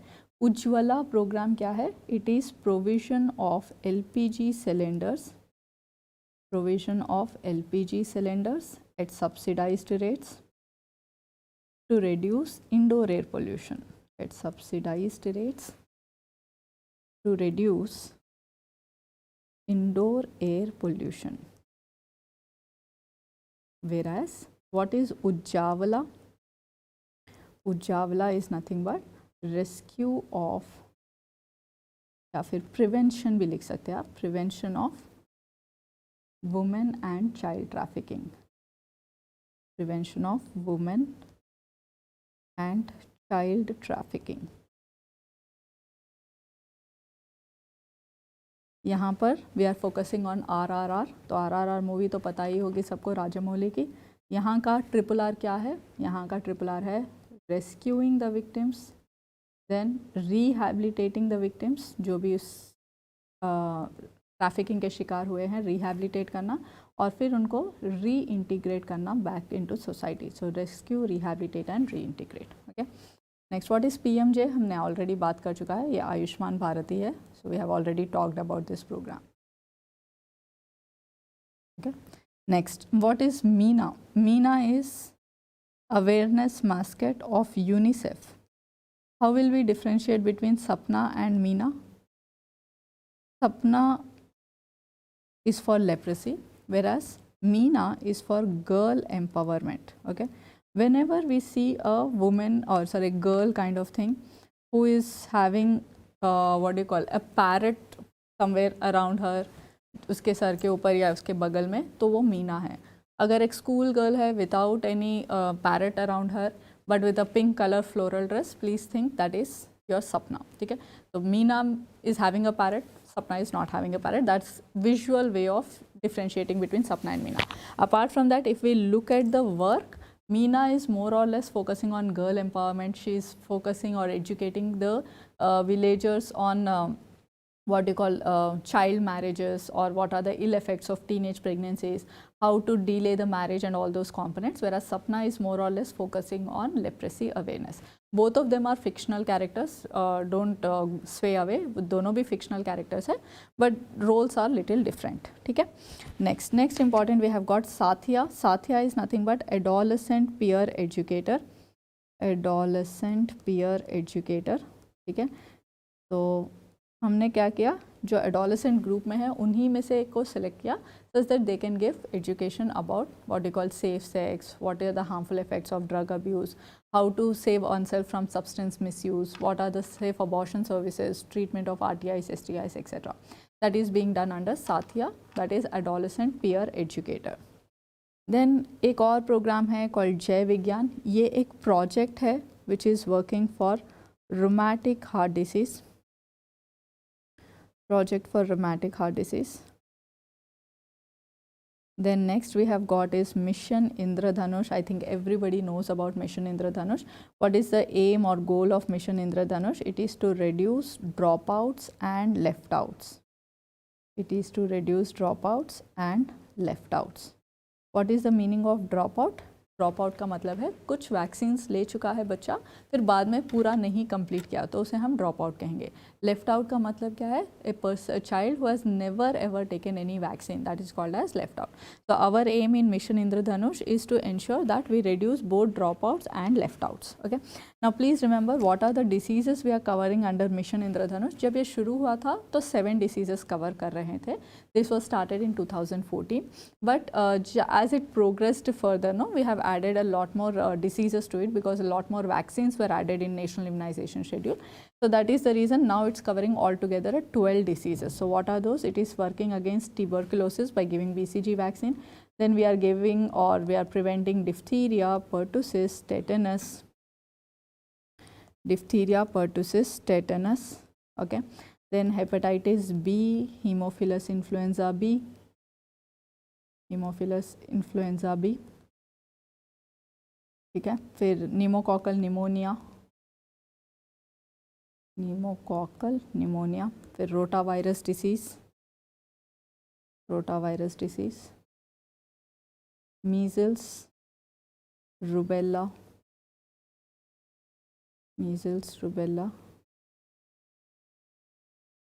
Japanese encephalitis.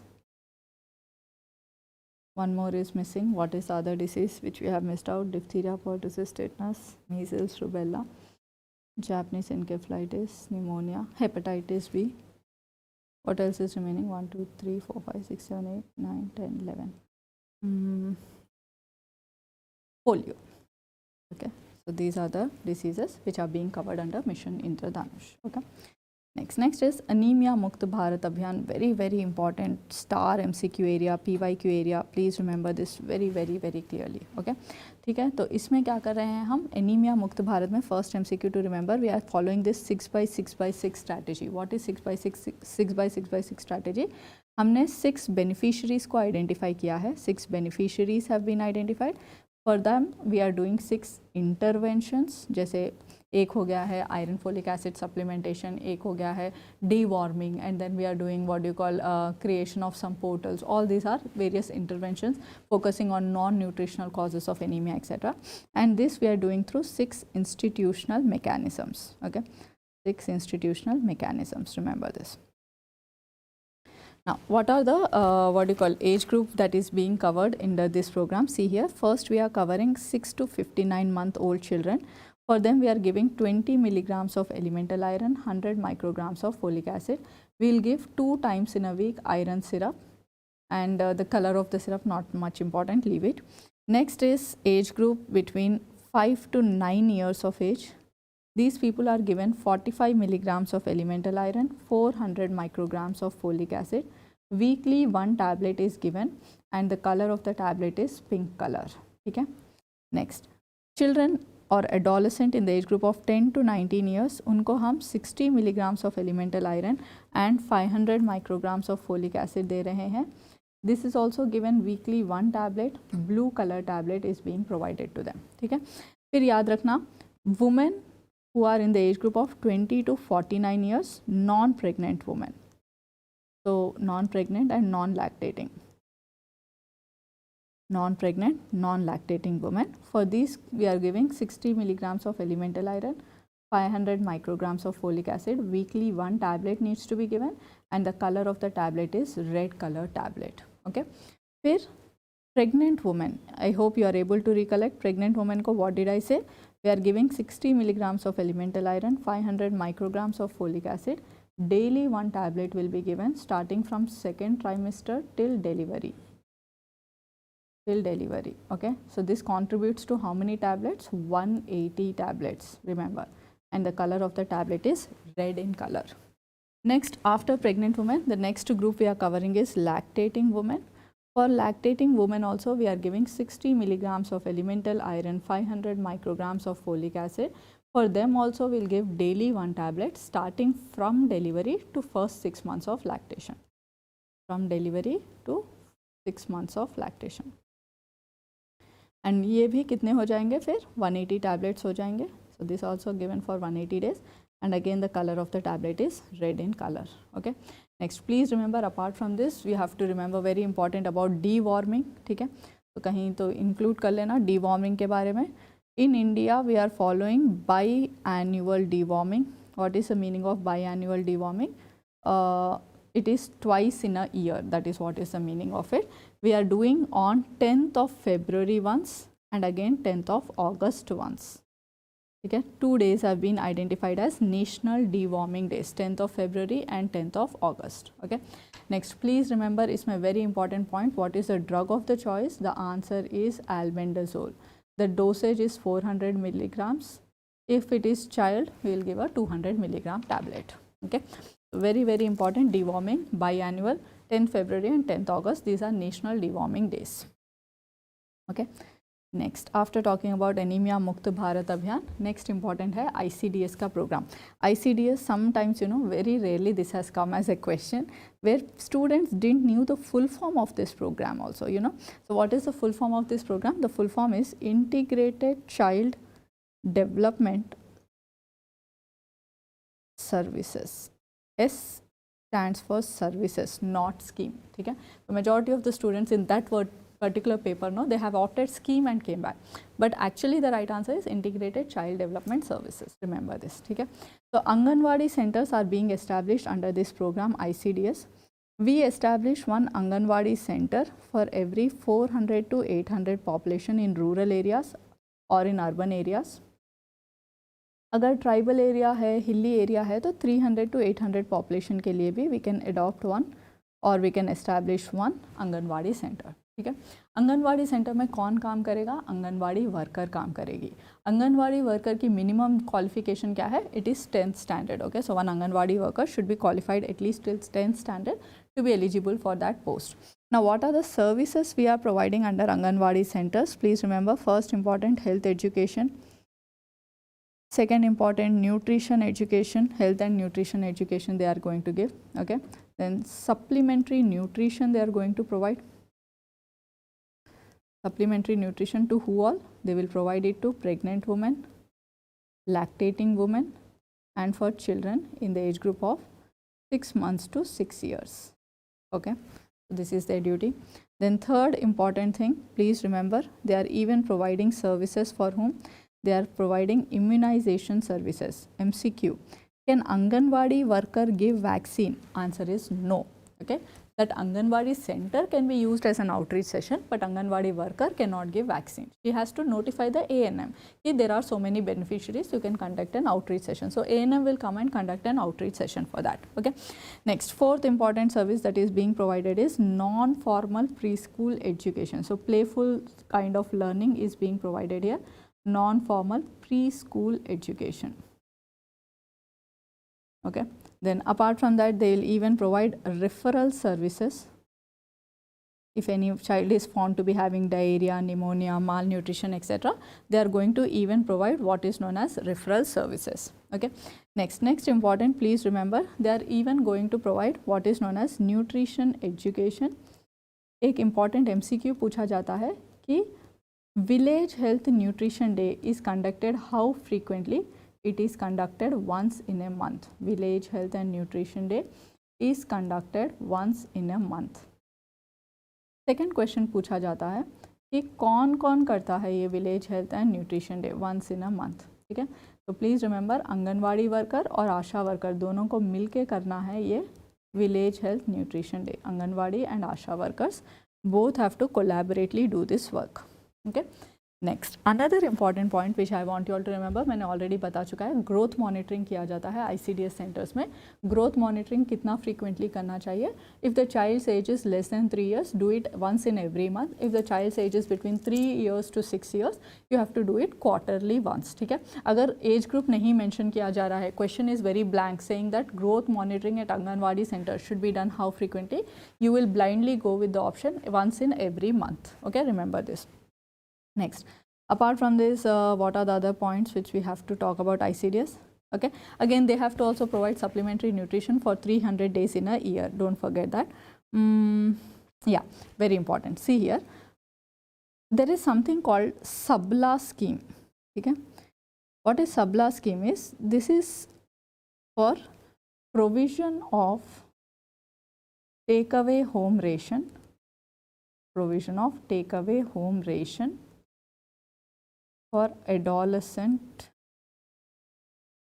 girls, for malnourished adolescent girls. Let us write it like this, for malnourished adolescent girls.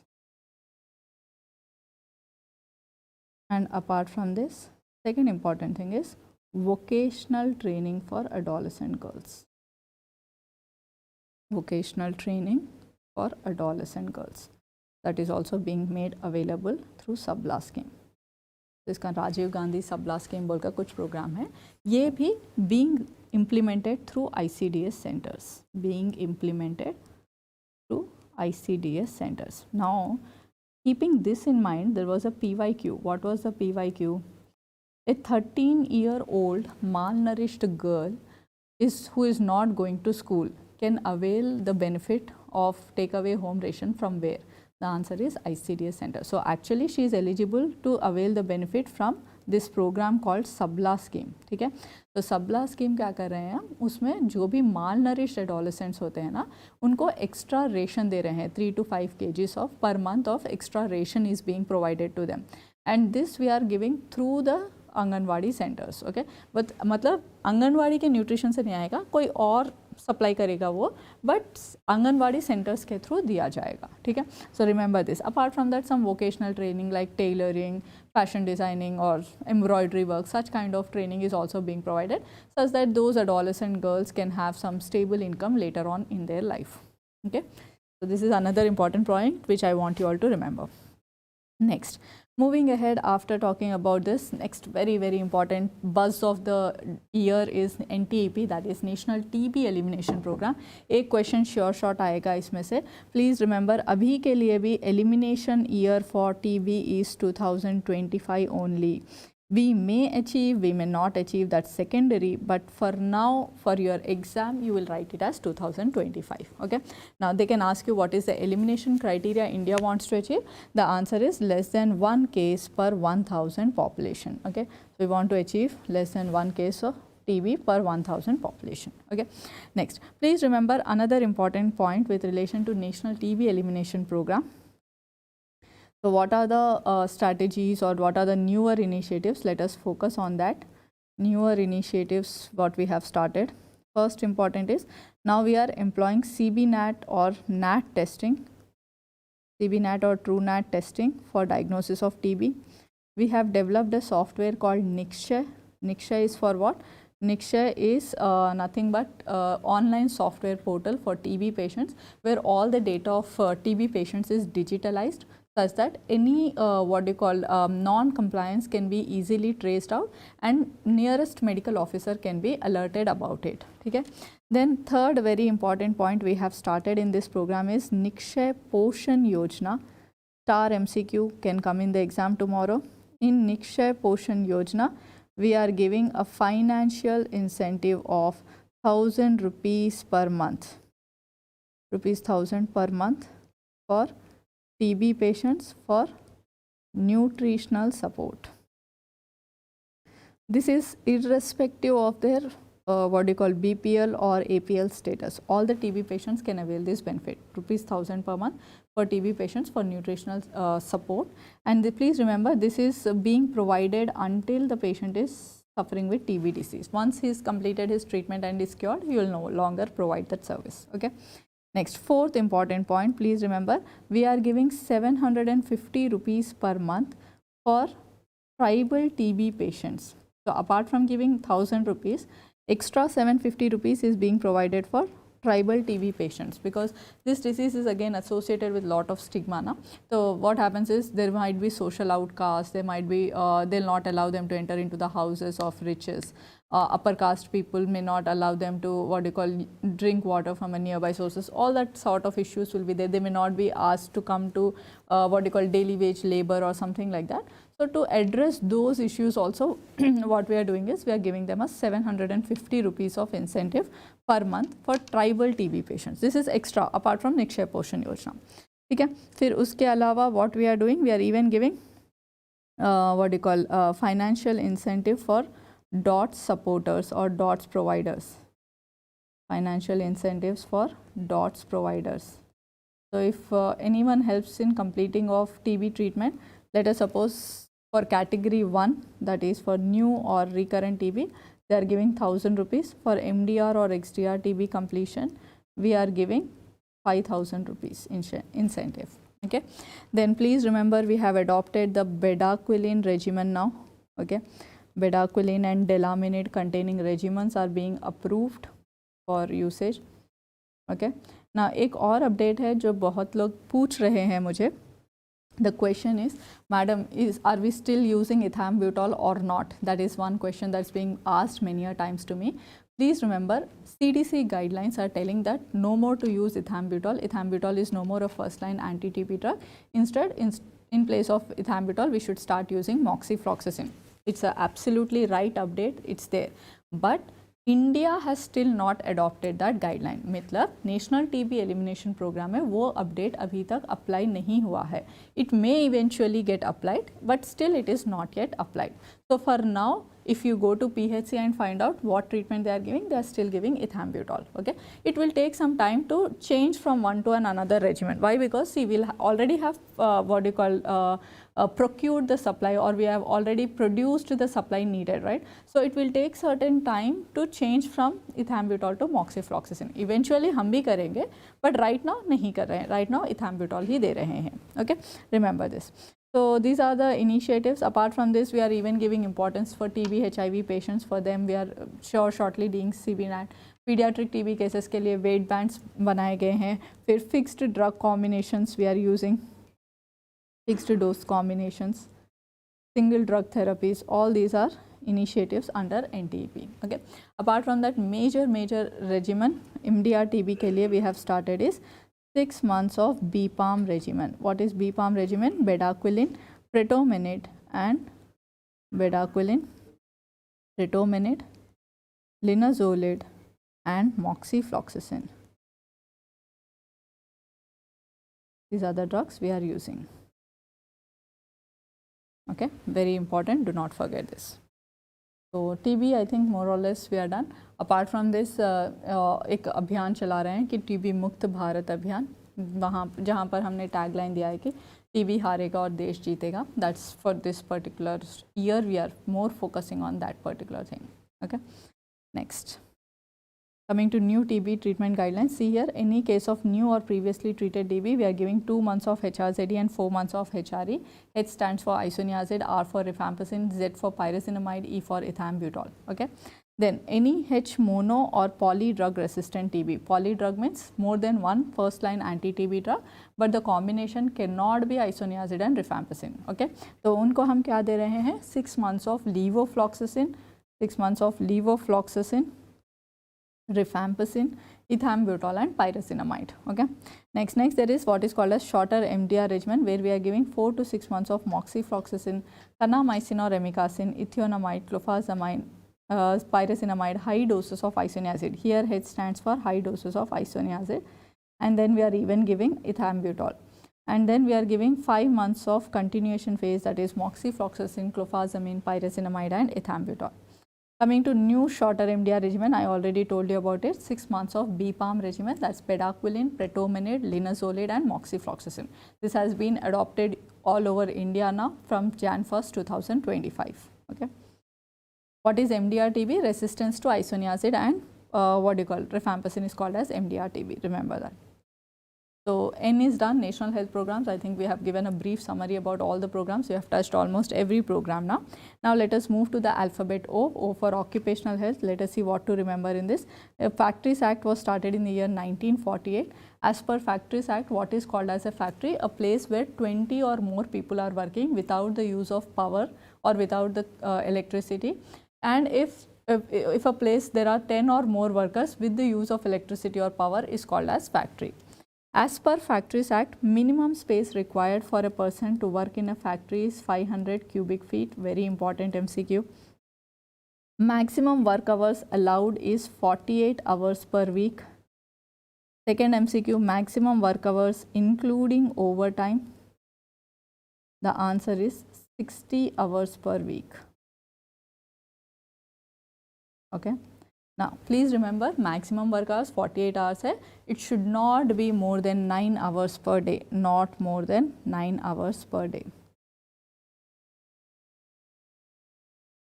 Okay. Next, please remember as per Factories Act, children less than 14 years should not be employed. Less than 14 years not to be employed. Children in the age group of 14 to 18 years can be employed if they are having fitness certification from surgeon. Fitness certification from surgeon.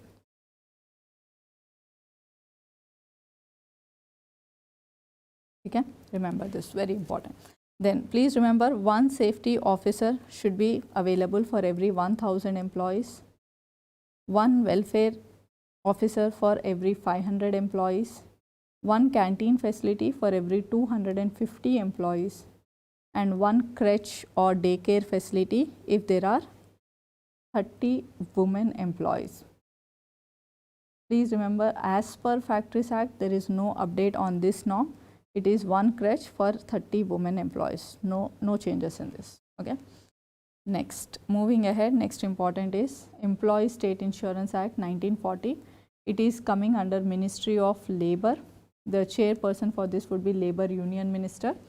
Contribution of employer is 3.25% of the total salary. Employee will contribute 0.75% of the total salary. It's like an insurance scheme where you keep paying the premium, such that once you fall sick, you can avail certain benefits. And how much premium you will be paying?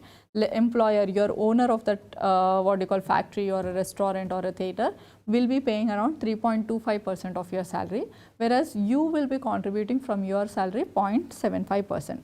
Please remember, people who are earning less than 21,000 rupees per month are eligible to enroll under ESI scheme. Okay. Now, what are the benefits we are getting under this? See here, first is medical benefit. Medical benefit is outpatient and inpatient services, free outpatient and free inpatient services are being available. Then we have got sickness benefit. What is sickness benefit? It is if you are suffering with some disease, you can take leave, you need not go to work. At that duration, for how much ever duration you are not going to work, you will be given 70% of your salary. This can be availed for a maximum of 91 days. Like for example, let us say I am having hepatitis A infection, I am diagnosed with jaundice, I am advised as 6 weeks of rest. Then I can stay back at home for 6 weeks, okay. For whole of this 6 weeks, I will not go to work, but at the same time, they will not give me zero salary, instead they will give me 70% of my salary, okay. Then third important benefit we have got is extended sickness benefit. What is extended sickness benefit? इसमें 80% की salary दी जाएगी. This will be given for a period of 2 years. So ESI ने क्या किया है, एक 34 health conditions identify किए हैं.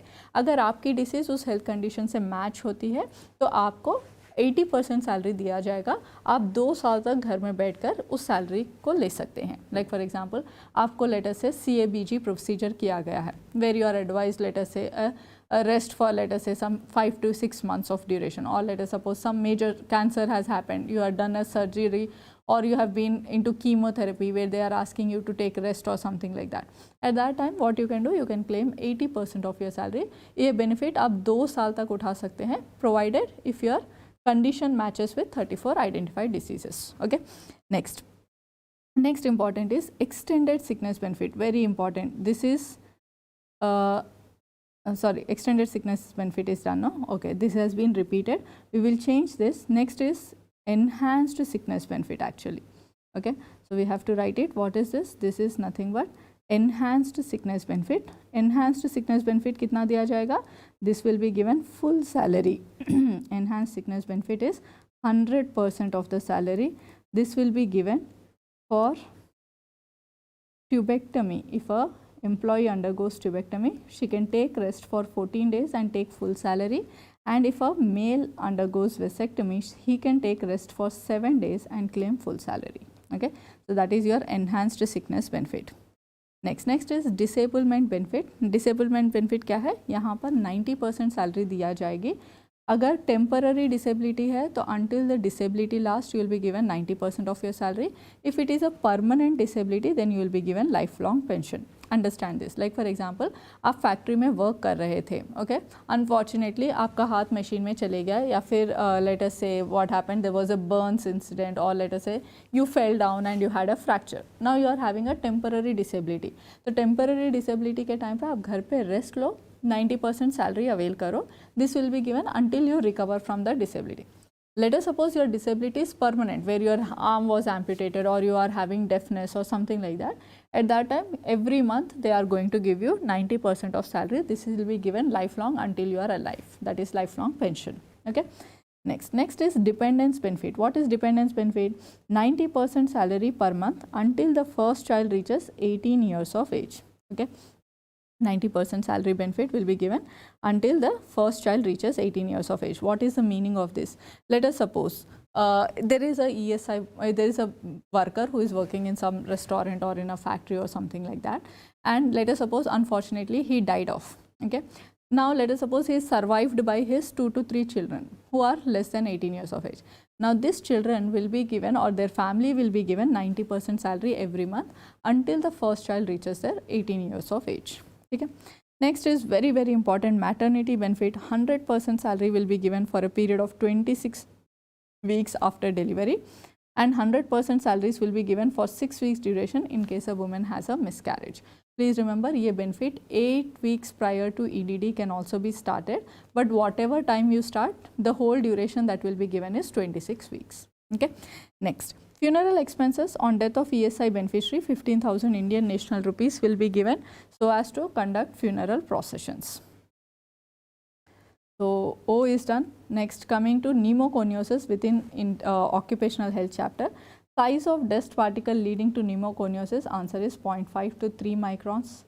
Most common pneumoconiosis, answer is silicosis. Most common pneumoconiosis leading to death या फिर leading to disability, again the answer is silicosis. Bagasosis happens because of sugarcane dust, very important. In sugarcane dust, there will be a fungus called Thermoactinomyces sachari. This fungus is responsible for bagasosis. Can we prevent bagasosis? Yes, by spraying 2% of propionic acid. It is a fungicide to prevent bagasosis. Okay, next. What is bicyanosis? Bicyanosis is because of exposure to cotton dust, very commonly seen in textile industry. Okay, next is anthracosis. What is anthracosis? This is exposure to coal dust, very commonly seen in coal mines. Okay, asbestosis is because of exposure to asbestos dust. Please remember, amphibole variety is very dangerous when compared to serpentine variety. And please remember, in asbestosis we see ground glass opacities on chest X-ray. The second important point we should remember is base of the lung will be affected, whereas in silicosis upper lobes of the lung will be affected, base of lung or lower lobes, whereas upper lobes of the lung are affected in silicosis. This is because of exposure to silica dust. Silica dust is seen very commonly in glass industry and also in construction industry. Okay, please remember, in silicosis chest X-ray will show no storm appearance. No storm appearance.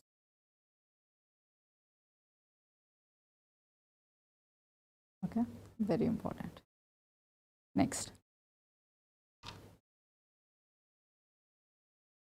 After alphabet O, next is alphabet P. P for primary healthcare. One question, short, because you people are from foreign land. They expect you to know what is the healthcare delivery in our country also. So please remember, essential healthcare. What is the definition of primary healthcare? It is essential healthcare which is made universally accessible, acceptable to all the individuals and affordable. So what are the key terms? It is essential, it is accessible, it is acceptable, and it is affordable. Okay. There are 4 principles of primary healthcare. 101 times these questions have been asked. Kya hai 4 principles? One is equitable distribution, community participation, equitable distribution, community participation, intersectoral coordination, and appropriate technology.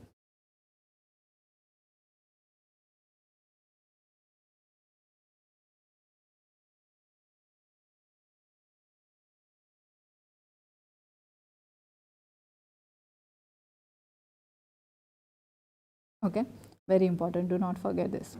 Next, what are the elements of primary healthcare? There are 8 elements of primary healthcare. What are the 8 elements of primary healthcare to remember? Please remember, these include health education,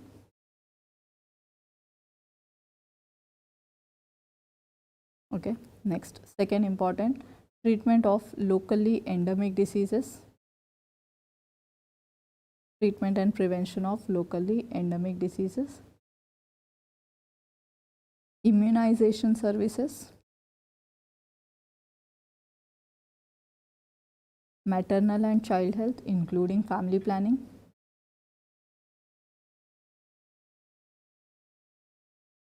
maternal and child health including family planning,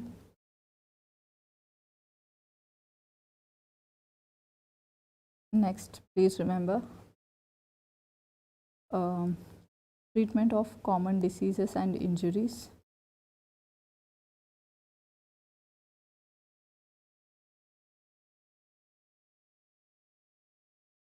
essential drugs provision,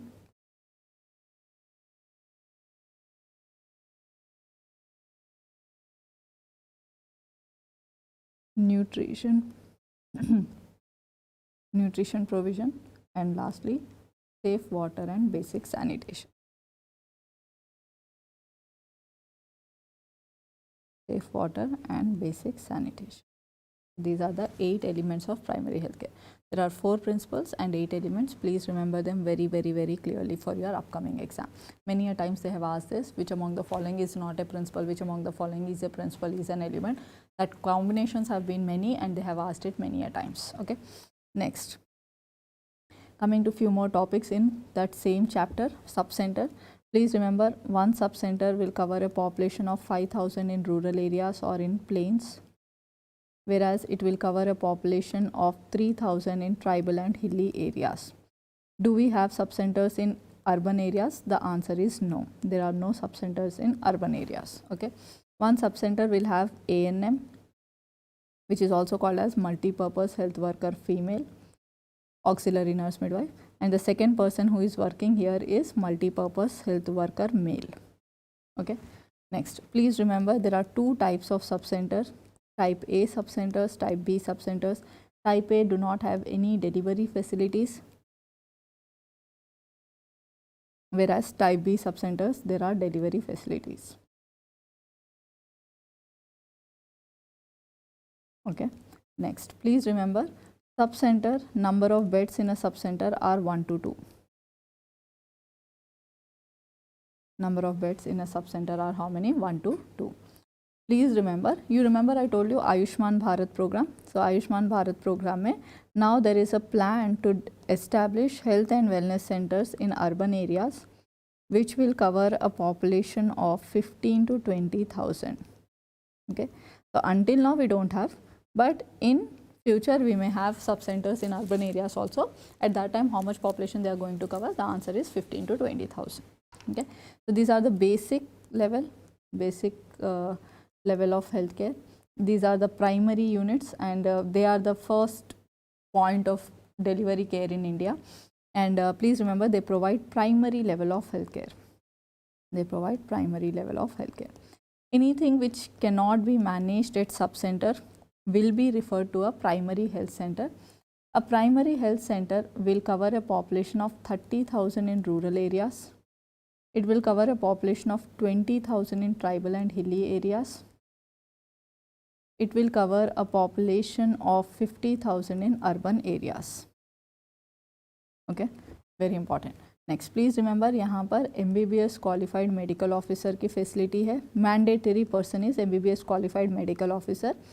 Then you can even have one optional Ayush medical officer also. Ayush stands for Ayurvedic, Unani, Siddha and Homeopathy. So उस stream से भी एक medical officer हो सकता. That is desirable, but mandatory is MBBS qualified medical officer. Apart from that, we are going to have a big team here. We'll have a pharmacist, we'll have a lab technician, we'll have multi-purpose health workers, public health nurse, then there is going to be health educators. Lot of people will be there. Ambulance hai to driver bhi hoga, clerk, peon, all these people will be there. Okay. Next, please remember 4 to 6 beds available hote hain primary health center mein. Okay. Next important point, two types of primary health centers hai, type A and type B. Type A primary health centers will have less than 20 deliveries per month. This was MCQ recently. Type B will have more than or equal to 20 deliveries per month. Okay, very important, do not forget this. Again, they also provide primary level of healthcare.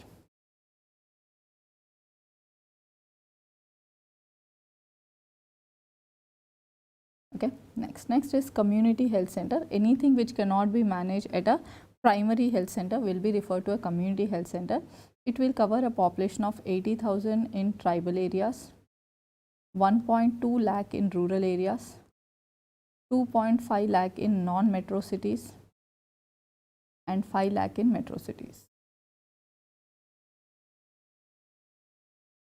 Okay, next, please remember, for the first time here we have got specialist services available here. What kind of specialist will be here?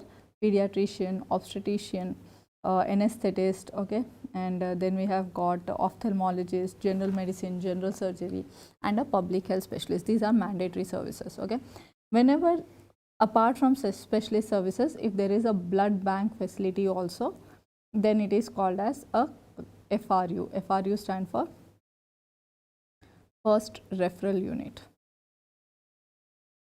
First referral unit. Okay, next, please remember, CHC will provide secondary level of healthcare.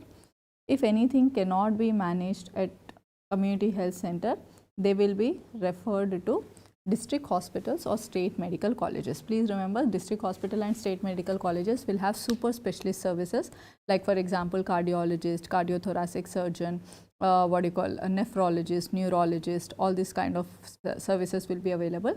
They provide tertiary level of healthcare. Last point to end up this, how many beds are there in a community health center? If it is a non-FRU CHC, there will be 30 beds. If it is a FRU CHC, there will be 30 to 50 beds. And if it is a FRU UCHC, UCHC means Urban Community Health Center, it is going to have 50 to 100 beds. Okay, every point is an potent MCQ. Do not take any chances in this particular chapter.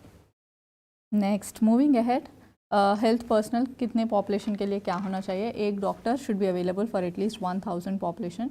In India, we are having one health worker for every 5000 population in rural areas and 3000 population in tribal and hilly areas. Pharmacists should ideally be available for 10,000 population. Urban social health activists, that is USHA, for 1000 to 2500 population. One ASHA worker is for every 1000 population. No ambiguity here. Okay. Trained DAIs should be available for every one village, that is nothing but 1000 population. Anganwadi worker for every 400 to 800. In case it's a tribal area, it can be as low as 300 also. One Mahila Arogya Samiti should be available for every 250 to 500 population. Okay. Next coming to the alphabet Q. Q for quarantine and isolation. Let us give a quick look at what is isolation and quarantine. Separation of cases or deceased people from the community is called as isolation. Separation of cases or deceased people from community is called as isolation. Next, please remember, separation of healthy contacts. Remember, the word is contact there. Healthy contact. He is not a healthy person, he is a healthy contact. What is the meaning of healthy contact? He has come in contact with a deceased person but still did not develop the disease. That is called as healthy contact. Okay. So, separation of healthy contacts from community is called as quarantine. Please remember, isolation is done till period of infectivity. Isolation is done till period of infectivity, whereas quarantine is done till longest incubation period. Why should we do it till longest incubation period? Because incubation period is a time gap between entry of infectious agent and appearance of first clinical sign or symptom. So, we will know by the end of incubation period whether the person is going to develop the disease or not. Okay.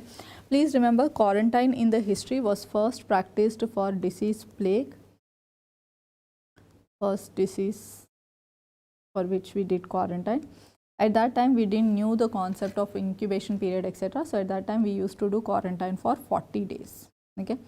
Please remember, isolation is secondary level of prevention. Why? Because here the person is already deceased, disease is present here, whereas quarantine is a primary level of prevention. Why it is primary level of prevention? क्योंकि यहाँ पर disease नहीं हुआ, risk factor है, तो risk factor present, disease absent is primary level. If disease is already present then it becomes a secondary level of prevention. ठीक है, तो क्यू हो गया. नेक्स्ट है आर. आर से rule of halves. What is rule of halves telling us? It is for which disease? First important MCQ, it is for hypertension. What does rule of half tells us? It tells us that if you go to the community and record blood pressure of every individual in the community, you will get to know that half of the people are suffering with hypertension, whereas half of the people are normotensive, that is they have normal blood pressure. Now, if you take the people who are suffering with hypertension, only half of them are diagnosed, whereas the rest half are not even aware that they are suffering with hypertension. Okay? So, first half is diagnosed, the second half is undiagnosed.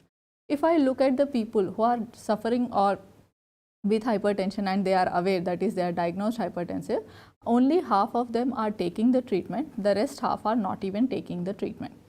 Among the people who are taking the treatment, we found that only half of them are adequately taking the treatment. What is the meaning of adequate treatment?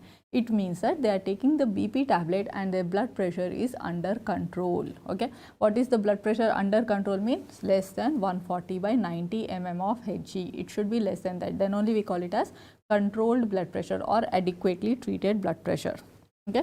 So, they can give you this as an image based MCQ. See here, 1 denotes whole community, 2 denotes hypertensive subjects. What is the meaning of hypertensive subjects? Half of them are hypertensive. Out of the people who are hypertensive, half of them are diagnosed hypertensive, whereas out of them diagnosed and treated, and out of the people who are treated, only half of them are adequately treated hypertensives. Very, very important. This has come as an image-based MCQ. This has also come as a what you call concept-oriented MCQ. So please remember rule of halves, very important. Next, after learning about this, next let us quickly have this look at image-based MCQs. This is nothing but Herpenden skin calipers. Herpenden skin calipers is used for measuring skin fold thickness. It is used to measure skin fold thickness. Okay, it is used to measure skin fold thickness. Then sometimes they'll ask you what is the site where we can measure the skin fold thickness. Please remember the sites are triceps, biceps, suprailiac and subscapular.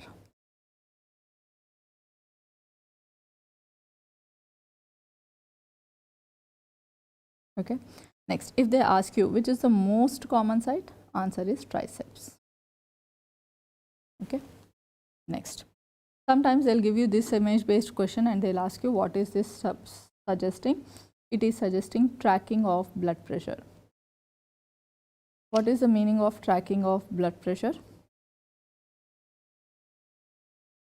Okay, so tracking of blood pressure is nothing but it is telling us that people, okay, if blood pressure is normal in early ages of life, if blood pressure is normal in early ages of life, it continues as normal blood pressure in adult ages.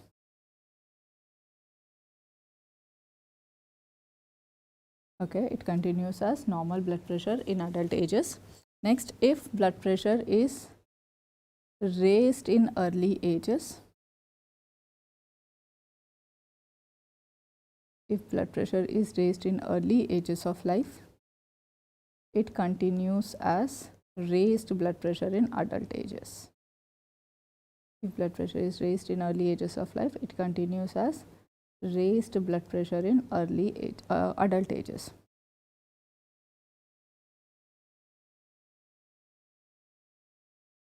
Okay, what is it telling us? It tells us that if you are going to school and if you are screening the children for hypertension and if you find some children having raised blood pressure, let us say 130, 125, like that, raised blood pressure, then these children in adult ages are also going to have raised blood pressures. Children who are having normal blood pressure in early ages, they are going to have normal blood pressure as they progress later on in their life also.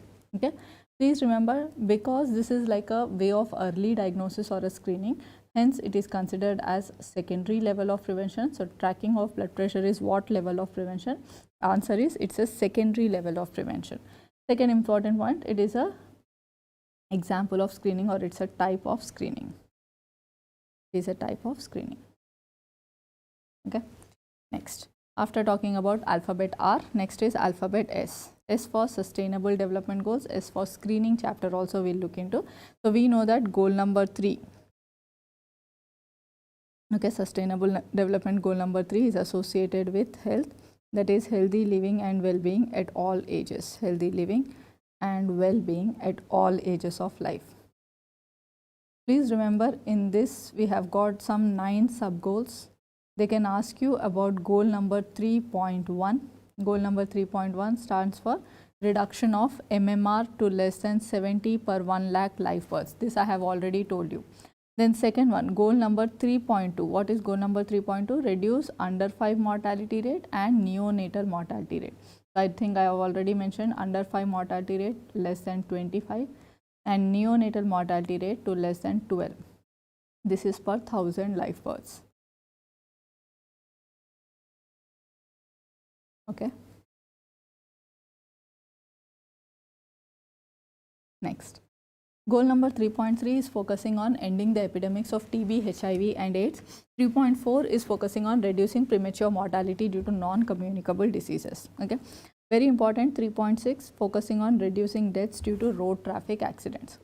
One MCQ that was asked previously, PYQ, sustainable development goals को कौन frame करता है? Answer is United Nations frame the Sustainable Development Goals. Sustainable Development Goals are framed by United Nations. Okay, who will provide the technical training, financial grants, etc.? The answer is United Nations Development Program. Next, moving ahead, coming to screening chapter, very important, they can ask you.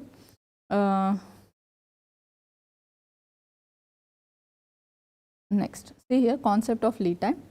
Concept of lead time, there will be a point in our life where the disease will start in our body. Like for example, let us suppose 10 years down the line I have to suffer with diabetes. That means आज से मेरे body में कुछ changes शुरू हो जाएंगे, onset of disease. ठीक है, तो ये कैसे चेंजेस होंगे? Minimal what you call beta cell destruction हो सकता है, या फिर बीटा सेल का नॉन फंक्शनिंग हो सकता है, या इंसुलिन रेसिस्टेंस हो सकता है, कुछ ना कुछ चेंज होगा. That is called as what point? That's called as onset of disease. Okay, now this will continue till a point will come where you can detect the disease, that is called as first possible detection. What is the meaning of this? इसका मतलब ये है कि अभी मेरे में science and symptoms नहीं आए, पर अगर मैं एक छोटा सा स्क्रीनिंग टेस्ट करूँगी तो मुझे उसका व्हाट यू कॉल उस डिसीज़ के कुछ ना कुछ ट्रेसेस मिल जाएंगे. That is called as what? First possible detection. Okay, next, this point will continue till a final critical point will come where you will be able to do a screening test and identify the disease. ठीक है, इस final critical point हो जाने के बाद there will be signs and symptoms where you will be able to diagnose the disease, where everybody will be able to diagnose. That is called as usual time of diagnosis. ठीक है, are you understanding this? What am I telling you? कि एक point of time होता है जहाँ पर disease start होता है body में. ठीक है, that's called as onset of disease. फिर this will continue, this biochemical changes will continue in my body, where a point will reach where if I do some screening test, I'll be able to identify the disease. That is called as what? First possible detection point. ठीक है, ये first possible detection point से कुछ दिन वो science कुछ दिन वो बायोकेमिकल चेंजेस या लैबोरेटरी पैरामीटर्स रेज्ड होना, ये सब कंटिन्यू होगा. एक पॉइंट आएगा जब वो बंद हो जाएगा और आपको साइंस एंड सिम्टम्स नज़र आना शुरू होंगे. That point where you will be able to see signs and symptoms, that is called as usual time of diagnosis. Okay, now see here, the time gap between first possible detection to final critical point is called as screening time. What is screening time? यहाँ पर कभी भी आप screening test करके disease को identify कर सकोगे. That is called as what? Screening time. Okay, so please remember, what is screening time? It is the time gap between first possible detection to final critical point. ठीक है, अगर आप screening test करके disease को early identify करते हो तो आपको एक्स्ट्रा टाइम मिलेगा to treat the disease. This extra time which you get to treat the disease is called as what? It is called as lead time. Okay, so lead time is nothing but what? Time gap between first possible detection and usual time of diagnosis. I am sorry,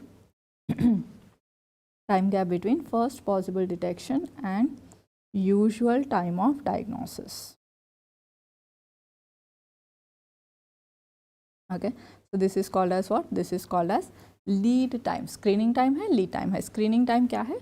It is the time gap between first possible detection to final critical point. Time gap between first possible detection to usual time of diagnosis is called as what? It is called as lead time. ठीक है, very important, बहुत सारे बार एक one liner की तरह पूछा गया है, आगे चलकर भी आ सकता है एग्जाम में. Okay, now moving ahead, let us look at most important concept जहाँ पर आपके प्रॉब्लम बेस्ड एमसीक्यूज आ सकते हैं. What is this? Sensitivity, specificity, positive predictive value and negative predictive value.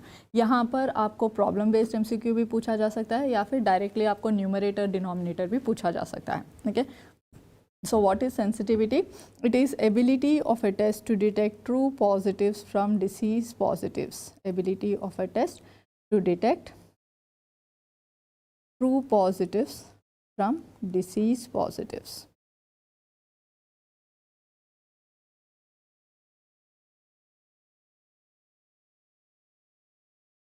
What is specificity? It is ability of a test to detect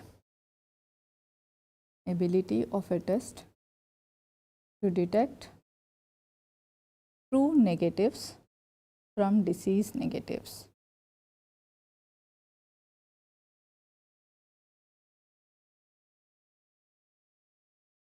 Next, what is positive predictive value? It is ability of a test to detect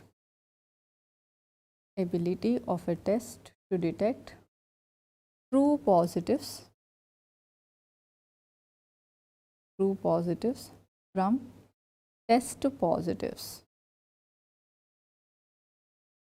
Whereas, what is negative predictive value? It is ability of a test to detect true negatives. Ability of a test to detect true negatives from test negatives. Okay. तो 4 thing है हमको याद रखने के लिए, sensitivity, specificity, positive predictive value and negative predictive value. Sensitivity is ability of a test to detect true positives from disease positives. Ability of a test to detect true negatives from disease negatives is called as specificity, and ability of a test to detect true positives from test positives, positive predictive value, and ability of a test to detect true negatives from test negatives is called as negative predictive value. ठीक है. Now see here a 2x2 table is there. Here there would be disease positive, disease negative. This is going to be test positives and test negatives. Okay. If a person is having the disease and his test is also able to show that, then it is called as true positives. If a person is having the disease but the test is not able to pick it up, then it is called as false negatives. If a person does not have the disease but test is showing a positive results, then it is called false positive. If a person I'm so sorry. If a person is not having the disease and his test is also showing that he is not having the disease, then it is called as true negatives. Okay. Now see here. What is sensitivity? True positives divided by true positive plus false negative. Okay. True positives divided by true positives plus false negative. Next, specificity. What is specificity? It is nothing but true negatives divided by false positive plus true negatives. Okay. So this one can be multiplied by 100, remember that. What's the formula for positive predictive value? It is nothing but true positives divided by true positives plus false positive multiplied by 100, whereas negative predictive value is true negative divided by false negative plus true negatives into 100. Many a times they have asked this question, what is the numerator, what is the denominator of positive predictive, negative predictive, sensitivity and specificity. तो याद रखना कि sensitivity में true positives from disease positives पता करेंगे, specificity में true negatives from disease negatives पता करेंगे, positive predictive value में true positives from test positives पता करेंगे and negative predictive value में true negatives from test negatives पता करेंगे. ठीक है. किसी भी प्रकार का क्वेश्चन आ जाए इसमें प्लीज़ मिस्टेक नहीं करना है, 1 मार्क नहीं लूज करना है. Okay. Next, moving ahead. So we have this one more concept, screening test in series and screening test in parallel. तो आपको पता है ना, टेस्ट सीरीज का मतलब क्या है, one after other. And what is the meaning of parallel? Parallel means nothing but simultaneously. Okay, remember these two words, screening test in series, one after the other. Screening test in parallel, what is the meaning of parallel? It is simultaneously. Okay, now see here. Whenever we do a screening test in series, true positives will decrease, whereas if we do screening test in parallel, true positives will increase. Okay, ये याद रखना है कि जब भी आप एक के बाद एक टेस्ट करोगे तो ट्रू पॉजिटिव्स डिप हो जाएंगे, कम हो जाएंगे, whereas अगर आप बहुत से टेस्ट एक साथ करते हो तो ट्रू पॉजिटिव्स बढ़ जाएंगे, true positives will increase. Now once true positives decrease, sensitivity will decrease, and once sensitivity decreases, negative predictive value will also decrease. Whereas जब भी सेंसिटिविटी गिरती है तो स्पेसिफिसिटी बढ़ती है और पॉजिटिव प्रिडिक्टिव वैल्यू बढ़ जाएगी. वेरी वेरी इंपॉर्टेंट, ये कॉन्सेप्ट ओरिएंटेड क्वेश्चन है, प्लीज़ इसे याद रखना है कि सीरीज जब होता है तो क्या होता है, ट्रू पॉजिटिव्स कम हो जाते हैं. जब भी ट्रू पॉजिटिव्स कम हो जाएंगे तो सेंसिटिविटी घट जाएगी, सेंसिटिविटी घटेगी तो नेगेटिव प्रिडिक्टिव वैल्यू भी घटेगी. पर इसका एकदम ऑपोजिट चेंज हमको specificity and positive predictive value में नज़र आएगा. ठीक है. Likewise, now see here exact opposite change.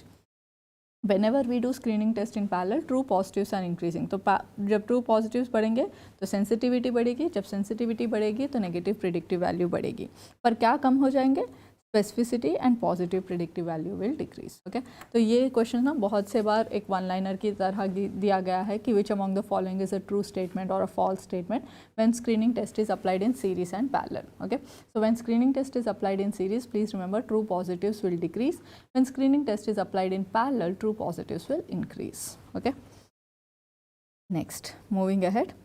Coming to T, alphabet T पे आ चुके हैं हम, that is tools in epidemiology. बहुत इंपॉर्टेंट कॉन्सेप्ट है rate, ratio, proportion. One MCQ can be expected from this area. What is a rate? Rate is nothing but trend of event over a period of time.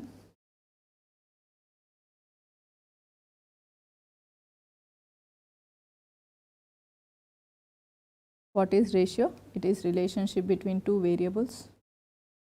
Relationship between two unrelated variables. Okay, next, what is proportion? Expressing something in percentage is called as proportion. Okay, now please remember rate will have numerator, rate is going to have a denominator, numerator, denominator, time specifier and a multiplier. Rate is going to have a numerator, denominator, time specifier and a multiplier. And what does the rule say? Rule says that numerator is part of denominator. Rule says numerator is part of denominator. ठीक है. Next होता है ratio. What is ratio? Ratio में होते हैं numerator, denominator, time specifier and multiplier may or may not be present, but numerator and denominator are mandatory. Please remember here, very important, numerator is not part of denominator. Numerator is not a part of denominator. Next आता है proportion. Proportion will also have a numerator. Proportion will have a denominator. Proportion will have a time specifier and a multiplier. Please remember here also numerator is part of denominator. And how will we differentiate rate from proportion? Multiplier is always 100 in proportion. Multiplier is always 100 in proportion. Okay, very important. Okay, now याद रखना examples. Crude birth rate is a rate. Crude death rate is a rate. Infant mortality rate is a rate. Okay, neonatal mortality rate is a rate. All these are examples of rate. Examples of proportion include maternal mortality ratio. ठीक है, तो किसी ने पूछा था ना starting में madam maternal mortality ratio और रेट में डिफरेंस क्या है. रेशियो में न्यूमरेटर अलग है, डिनोमिनेटर अलग है, जैसे number of maternal deaths divided by number of life births. Whereas in maternal mortality rate numerator will be a part of denominator. तो क्या है वहाँ पर, total number of maternal deaths divided by total number of women in the reproductive age group. ठीक है. Next, second example is sex ratio. Then another example we have got is dependency ratio. All these are examples of ratio.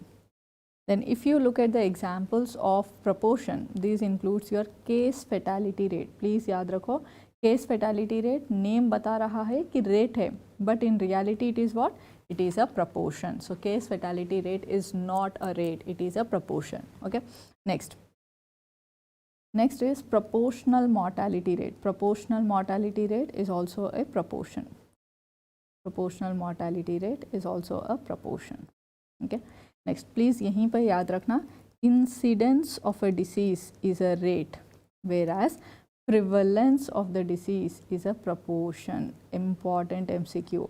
Incidence of a disease is nothing but total number of new cases divided by total population at risk multiplied by 1000. Incidence is given by the formula total number of new cases divided by total population at risk multiplied by 1000. Incidence of a disease is a rate. Okay. Whereas what is prevalence? Prevalence is nothing but total cases, that is old cases as well as new cases divided by population at risk multiplied by 100. So prevalence is nothing but a proportion because multiplier is 100, whereas incidence is nothing but an example of rate. ठीक है. So I think more or less this sums up. Very important, do not forget this. एक बार quick recap करते हैं definitions का, क्योंकि sometimes some simple question can also come up. What is an epidemic? Sudden increase in number of cases. Sudden increase in number of cases as compared to last 2 to 3 years data.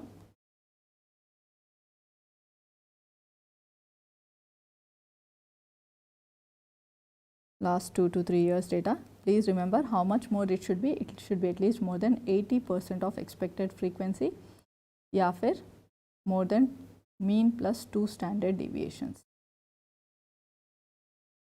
Okay. Next, what is pandemic? It is an epidemic involving 2 WHO regions. So there are 6 WHO regions. Any 2 WHO region involvement is called as pandemic. Next, what is holoendemic? Holoendemic is nothing but endemicity seen in children. Endemicity seen in children. What is the meaning of endemicity? Endemicity का मतलब है constant occurrence of disease in a given area. Constant presence of disease in a given area is called as endemic disease. Constant presence of disease in a given area. Like for example, malaria is endemic in India. Tuberculosis is endemic in India. जब भी constantly presence होता है तो उसे endemic कहते हैं. और अगर ये endemicities children में ज़्यादा दिख रही है तो हम उसे holoendemic कहेंगे. Okay. Next is hyperendemic. What is hyperendemic? It is endemicity across all age groups. So if in all age groups we are seeing across all the age groups, then we call it as hyperendemic. Then what is the definition of incubation period? It is the time gap between entry of infectious agent, time gap between entry of infectious agent and appearance of first clinical sign or symptom. And appearance of first clinical sign or symptom. That is called as incubation period. ठीक है. Next है generation time. Generation time क्या है? ये similar to incubation period होता है, but इसका definition क्या है? It is time gap between entry of infectious agent, time gap between entry of infectious agent and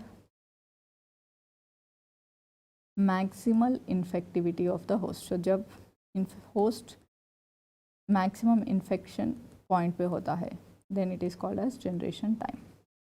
What is serial interval? Serial interval is nothing but time gap between primary case and a secondary case. Time gap between primary and secondary case. What is a primary case? First case that occurs in the community. First case of a disease. First case of a disease in community is called as primary case. What is a secondary case? Secondary case is nothing but all cases that develop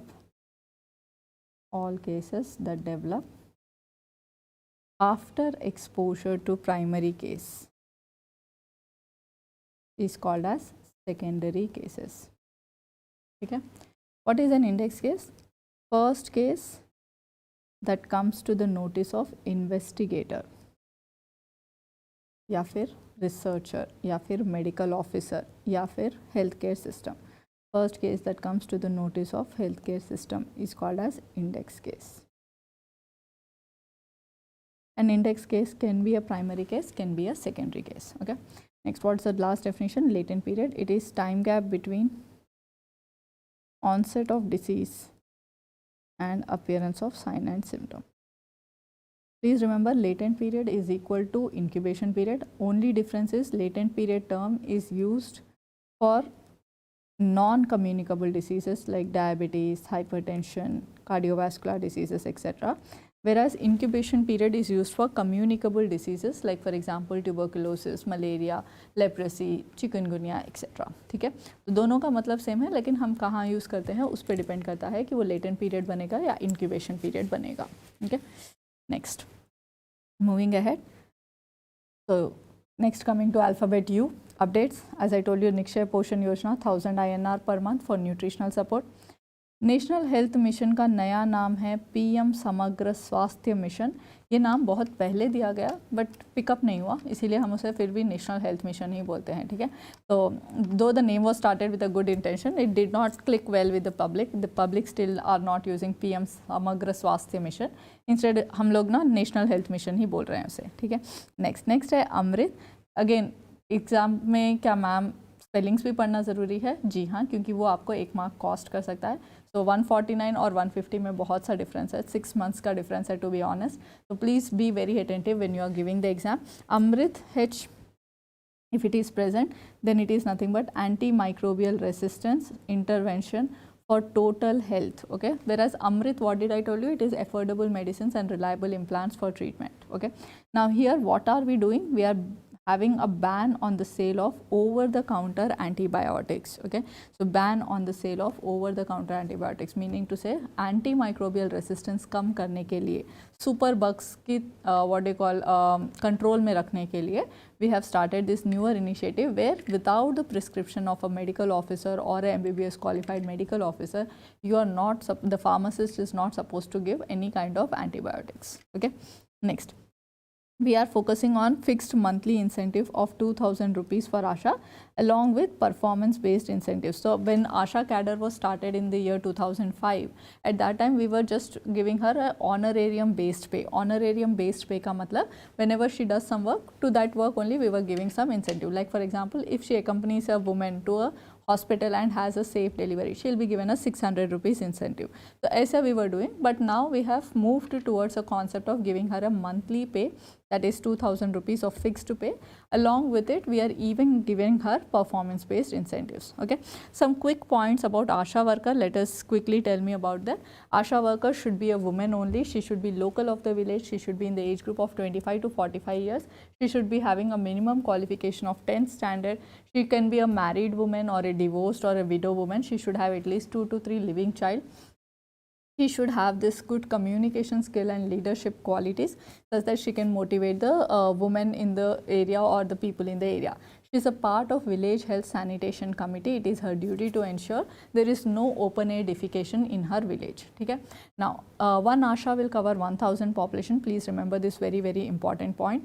And what are the works we are expecting from Asha? Please remember, Asha was started with base intention that she will accompany the pregnant woman for safe institutional delivery.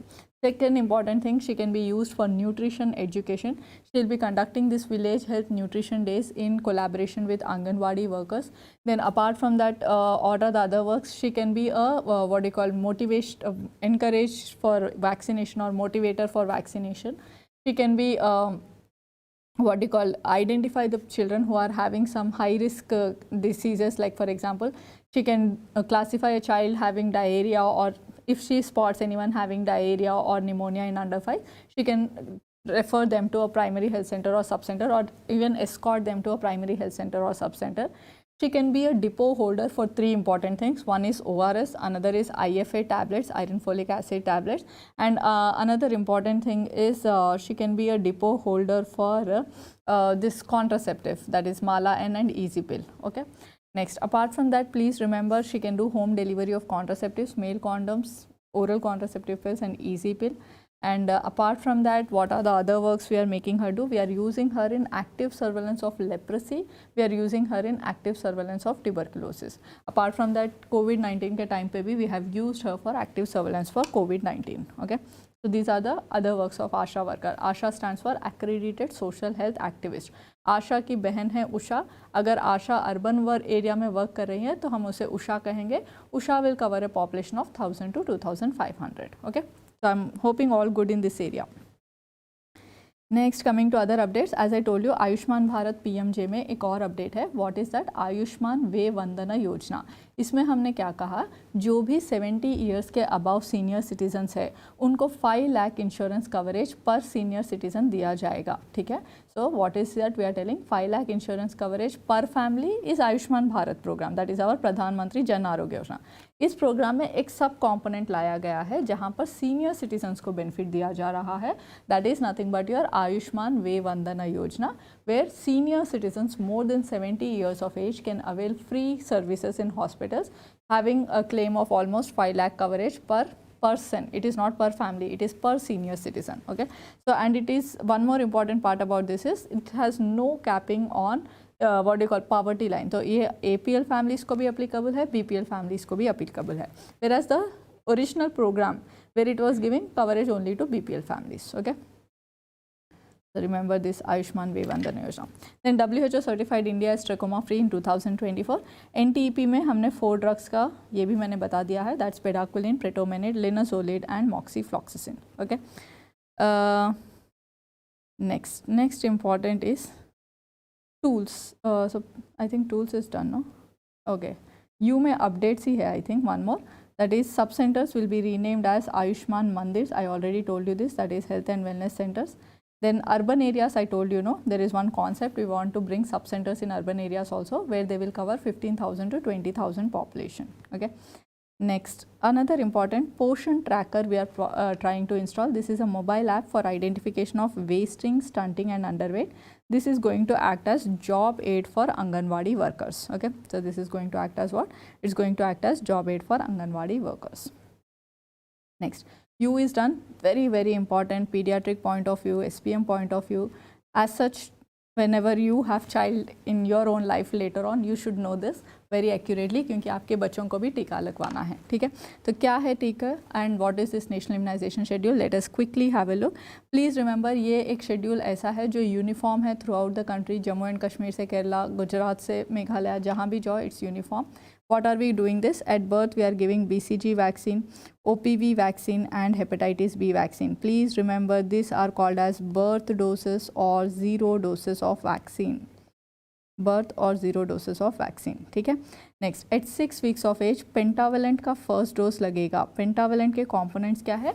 Diphtheria, pertussis, tetanus, hepatitis B and Haemophilus influenza B. 5 vaccines को मिलाकर एक vaccine बनाया गया है जिसका नाम होता है पेंटावेलेंट. ठीक है, उसका फर्स्ट डोज 6 हफ्ते पे लगेगा. फिर उसके साथ साथ OPV का फर्स्ट डोज लगाएंगे. Okay, so we are giving OPV first dose.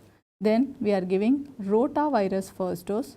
We are giving IPV, fractional IPV first dose and we are also giving PCV first dose. ठीक है, तो बहुत सारे बार ये क्वेश्चन पूछा जाता है, मैम ओरल पोलियो एक लाइव वायरस वैक्सीन है, IVPV एक किल्ड वैक्सीन है, हम लाइव और किल्ड दोनों एक साथ क्यों दे रहे हैं? तो please remember oral polio vaccine will help in generating humoral immunity whereas IPV will help in generating cell mediated immunity. Now one more point is because हम already eliminate कर चुके हैं, तो now is the point we should transit from oral live to a killed form. But because हमारे neighboring countries still report कर रहे हैं cases of polio, so to combat that we are still giving live vaccine. So someday maybe in 3 to 4 years down the line we are going to completely stop oral polio and completely shift towards IPV like any developed nation. Okay, next coming to 10th week, after 6 weeks you have to call the child back at 10 weeks. At 10 weeks what are we going to give? We are going to give pentavalent second dose, OPV second dose and rota second dose. ठीक है, next please remember 14 weeks पे हम third dose of pentavalent लगाएंगे, OPV का third dose लगाएंगे, rota virus का third dose लगाएंगे, fractional IPV का सेकेंड डोज लगाएंगे, PCV का सेकेंड डोज लगवाएंगे. ठीक है, coming to some basic points, BCG is given by intradermal route, OPV is given by oral route, hepatitis B again by intramuscular route. जो भी intramuscular vaccine है बच्चों को anterolateral part of mid thigh region पे लगेंगे, gluteal region पे कभी नहीं देंगे. ठीक है, नेक्स्ट पेंटावेलेंट भी anterolateral part of thigh पे ही लगेगा. रोटा वायरस वैक्सीन ओरल फॉर्म में आता है, उसे ड्रॉप्स की तरह दिया जाएगा. फ्रैक्शनल IPV वैक्सीन को इंट्राडर्मल रूट से दिया जाता है. Then PCV vaccine, how do we give PCV vaccine? Again that's given by intramuscular route. Okay, next coming to 9 to 12 months of age, here we give measles rubella first dose, JE first dose, PCV booster, fractional IPV third dose भी बोल सकते हैं या booster भी बोल सकते हैं. That is what we are doing at 9 to 12 months of age. Please remember MR vaccine subcutaneous route पे लगती है. It is given on right upper arm. Japanese encephalitis इससे पहले हम लाइव वैक्सीन देते थे, अभी हमने थ्रू आउट इंडिया शिफ्ट कर दिया है. Now we are giving a killed virus vaccine which is given by intramuscular route. Next at 16 to 24 months of age, MR second dose, JE second dose, DPT booster, OPV booster is given. Then please remember at 5 to 6 years of age we are giving DPT booster, At 10 years of age, we are giving tetanus diphtheria. At 16 years, we are giving tetanus diphtheria. Apart from this, pregnant women को भी cover किया जा रहा है, जिसके बारे में I have already told you. Pregnant women are given 2 doses of tetanus diphtheria, 1 dose as early as possible, second dose 4 weeks afterwards. ठीक है. Apart from this, एक और प्लान है, that is nothing but सेरावैक बोलकर एक वैक्सीन लॉन्च किया है India ने.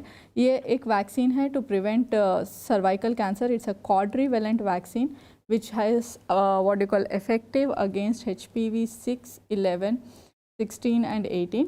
ठीक है. तो इसको फेज वाइज लॉन्च करने का प्लान है to school age adolescent girls, school going adolescent girls को कवर करेंगे हम इसमें. 2 doses will be given 6 months apart. Okay, Ceravac. Very, very important national immunisation schedule. Even if I wake you up from sleep, you should be able to tell. इसके साथ हमेशा याद रखना कि विटामिन ए प्रोफाइलैक्सिस प्रोग्राम भी इसी के साथ हम इम्प्लीमेंट कर रहे हैं, जिसके बारे में मैंने स्टार्टिंग ऑफ द वीडियो में ही बता दिया है. ठीक है. Next, coming to routes administration, I think this also I have covered. Please look at the adverse effects and maximum age. BCG can be given maximum till 1 year of age. OPV birth dose 15 दिन तक दे सकते हैं maximum.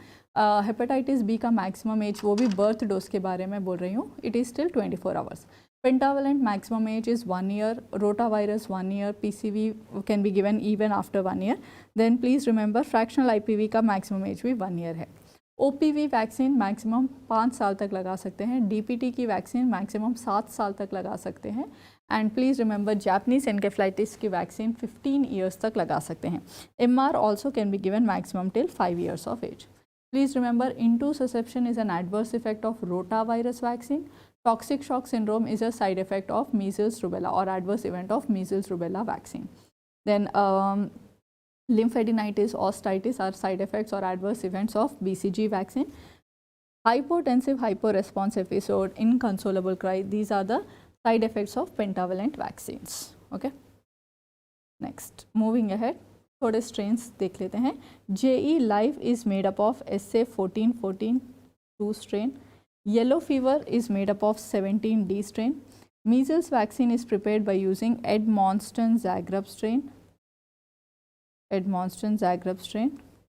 या फिर we can even use Schwartz strain also to prepare it. Mumps vaccine is prepared by using Gerry-Lynn strain.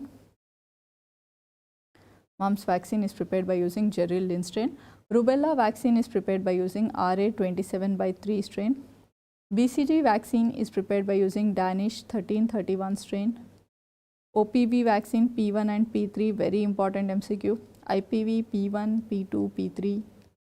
JE killed can be prepared by using Nakayama strain, or we can even use Kolar strain. Okay. Mosquirix vaccine is prepared by using RTS-S strain. Okay. Next, adjuvant क्या है? Adjuvant is something which will enhance the immune response. That is nothing but aluminum phosphate and aluminum hydroxide in DPT vaccine. What are antibiotics? Antibiotics are something which will prevent the bacterial contamination of vaccine. This include your neomycin in what you call MMR and IPV, kanamycin in measles. Coming to preservatives, preservatives are the ones which will inactivate the viruses, detoxify the toxins. Thiomersal is an example of preservative. Stabilisers include your magnesium chloride in OPV vaccine. तो please याद रखना, DPT में बहुत 2 भी है, एक adjuvant भी है, एक व्हाट यू कॉल प्रिजर्वेटिव भी है. एल्यूमिनियम हाइड्रोक्साइड एडजुवेंट की तरह एक्ट करेगा, थायोमर्सल एक प्रिजर्वेटिव की तरह या एक्ट करेगा, whereas magnesium chloride in OPV will act like a stabiliser.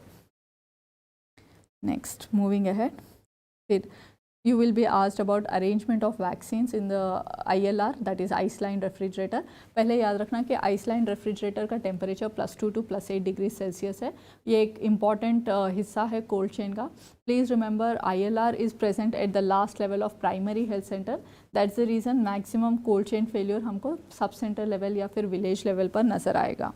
ठीक है. Now see here. There is something called vaccine sensitive to heat, that is BCG after reconstitution, OPV, IPV, measles, MR, rotavirus, JE, DPT, all this.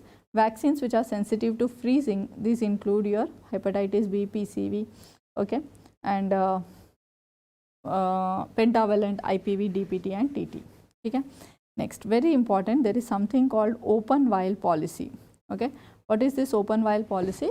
जब भी आप एक multi dose vaccine को use करते हो तो after few usages, after few doses of vaccine that is being used, what is to be done to the vaccine vial, that is important. ठीक है, तो open vial policy allows us reuse of multi-dose vaccine vials provided it is within 28 days of opening the vial, provided VVM, that is vaccine vial monitor, is in stage 1 and stage 2, provided expiry date of the vaccine has not passed. ठीक है, see here, vial is within 28 days, date and time of opening the vial is mentioned, VVM is intact and vaccine vial septum is not contaminated.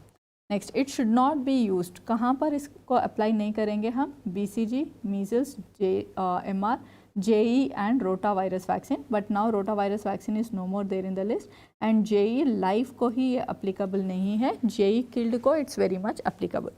Next, please remember, so for what all vaccines it's applicable? It's applicable to IPV, OPV, Rota, pentavalent, DPT, for all this it's applicable. Hepatitis B, it's applicable. Okay. Next is biomedical waste management, very important. So we are just left with 4 alphabets, I believe, W, X, Y and Z. So let us have a quick look at W, that's biomedical waste management. एक question पक्का आएगा. Please remember, yellow, red, blue, white, कौन सा भी हो, पूरे non chlorinated bags ही हैं, ठीक है. So what do we use in biomedical waste management? We use non chlorinated bags only. Okay. Now see here. Yellow color, what is the category we will disclose in yellow color bag?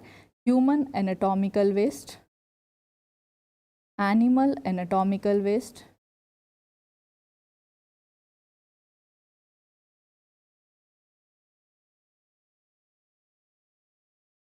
okay, human anatomical waste, animal anatomical waste, microbiological waste. Anatomical waste का मतलब क्या है, जो भी waste आपके body का organ या tissue है ना, तो हम उसे एनाटॉमिकल वेस्ट कहेंगे, ठीक है. फिर क्या होता है, soiled waste, expired drugs, cytotoxic drugs, expired drugs, cytotoxic drugs, all these are examples of your yellow color category. Then please remember there is one more thing called chemical waste. All these are disposed into yellow color bag. For yellow color bag, majority of the times हम incineration करेंगे. अगर incineration available नहीं है, then we will go with plasma pyrolysis. Okay, incineration, plasma pyrolysis. Next is red category. Red में recyclable waste आता है. Like for example, your IV tubes, IV catheters, okay, syringes, what do you call, Foley's catheter, all these urine bags, this all will go into your red color waste. For this, majority of the times we focus on autoclaving. If autoclaving is not there, hydroclaving, and if hydroclaving is also not there, then we go for microwaving. फिर आता है blue color category. Blue color category में we have got what is known as glassware and metallic implants. Okay, so here we dispose glassware and metallic implants. Like for example, injection vials है या फिर vaccine ampules है, तो ये वाले चीज़ ना आपको we will dispose it off in blue color bag. Again, they are also subjected to autoclaving, microwaving or hydroclaving. Coming to white color category, sharp waste are disposed into white color. Like for example, scalpel blades, needles, syringes with fixed needles, all this will go into your white color bag. Again, these are also subjected to autoclaving, followed by putting them into sharp bits. Very important point, please remember, biomedical waste is responsibility of Ministry of Environment, Forest and Climate Change. Again, it is something which does not come under the responsibility of Ministry of Health and Family Welfare. Okay. So one question sure shot from biomedical waste management. Do not miss out on this question. Next, see here, temperature in incineration they can ask you sometime. Please remember, two types of chamber है, एक primary chamber है, एक secondary chamber है. Primary chamber में the temperature of the vaccine is 800 plus or minus 50 degrees Celsius, whereas secondary chamber the temperature is 1050 plus or minus 50 degrees Celsius. Okay, and what is the principle of incineration? It is high temperature dry oxidation. Okay, next is inertization, mixing the toxic waste with other substances to make it non-toxic. जैसे we will mix 65% of pharmaceutical waste with 15% of cement and 15% of lime and 5% of water. This mixture we can use it for construction of roads, dams, etc. That is called as inertization. Next, it's already written, see here. Okay. Next, HIV infected material disposal. Please remember we have to soak it in 1% of sodium hypochlorite solution, and after we soak it in 1% of sodium hypochlorite solution, we will dispose it into respective bag. Like for example, let us suppose a HIV positive patient hai and we have delivered the baby of that. Now the placenta which is delivered afterwards, how it should be disposed. So placenta is anatomical waste, it will go into yellow. But before you dispose into yellow, you should first soak it in 1% sodium hypochlorite solution. Let us suppose you have put an IV tube. IV tube will go into red color bag, but before you put it into red color bag, soak it in 1% of sodium hypochlorite solution. You have used a needle to give the injection. That needle will be disposed in white, but before you dispose it into white, soak it in 1% sodium hypochlorite. Okay. Next, whenever there are blood spills, use 1% sodium hypochlorite to clean it. Okay. So like usually sometimes ये पूछा जाता है कि emergency ward में there is a lot of blood, how should you clean it? Answer is you have to clean it with 1% of sodium hypochlorite solution. So I think W is done. Next is X. X for let us say sexually transmitted infections का treatment पढ़ लेंगे यहाँ पर. So as I told you, there are 8 colored kits. Okay. So this is under Suraksha Clinic. Any urethral discharge in males, you should treat it with grey color kit. Okay. Urethral discharge in males, please treat it with grey color kit. Next, cervical discharge in females, painful scrotal swellings. For all these 3 things, you will give a grey color kit.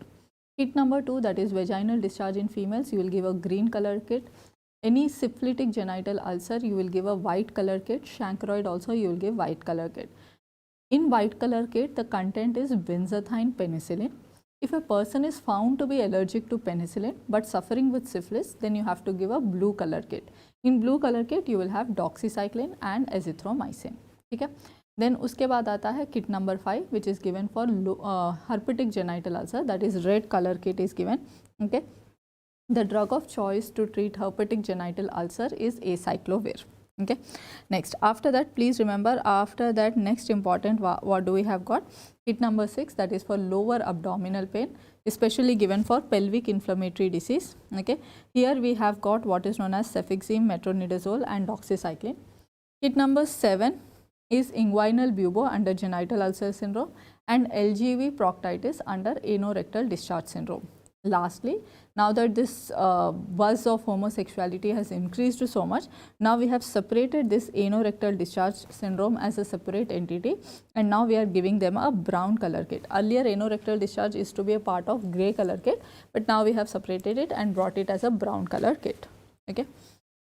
So very important, this sexually transmitted infections, kits are important, kit contents are important, anything can come in your exam. Okay. एक quick recap करते हैं communicable diseases का, such that we cover that part also. So see here, chicken pox, what is the period of communicability? They can ask you 1 to 2 days before the onset of rash to 4 to 5 days after the appearance of rash. Measles की period of communicability क्या है? 4 days before the appearance of rash to 5 days after the appearance of rash. Then rubella is 1 week before to 1 week after, and mumps is 4 to 6 days before the onset of swelling to 6 days or 7 days after the onset of swelling. Okay. Next, moving ahead, then drug of choice for treatment and for chemoprophylaxis, please have a look. Influenza can be treated by using oseltamivir or zanamivir, and for chemoprophylaxis also the drug of choice is oseltamivir. Meningitis, for treatment we use penicillin, but for chemoprophylaxis we use rifampicin, very important MCQ. Pneumonia, the drug of choice is amoxicillin. Cholera, the drug of choice is doxycycline. Azithromycin in case it's a pregnant woman. So in pregnancy, doxycycline is contraindicated, and also for children less than 2 years it is contraindicated, hence we use azithromycin. And again for chemoprophylaxis, the drug of choice is tetracyclines.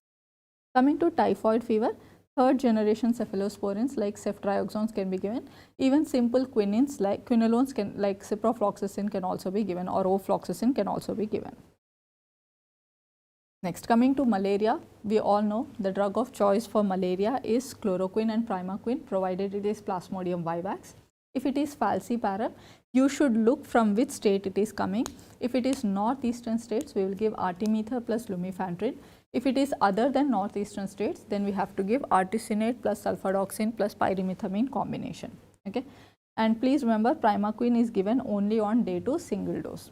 Whereas for chemoprophylaxis, depending on the duration of stay we will give. If the duration of stay is less than 6 weeks, then we go for doxycycline daily 1 tablet. Should be started 2 days before the travel, give it throughout the travel period and after coming back for 4 weeks. Likewise, if the duration of stay is more than 6 weeks, then we go for mefloquine. Mefloquine is given weekly 1 tablet, started 2 weeks prior to the travel, take it throughout the duration and after coming back also you should take it for 4 weeks. Then coming to filariasis, the drug of choice is diethyl carbamazine.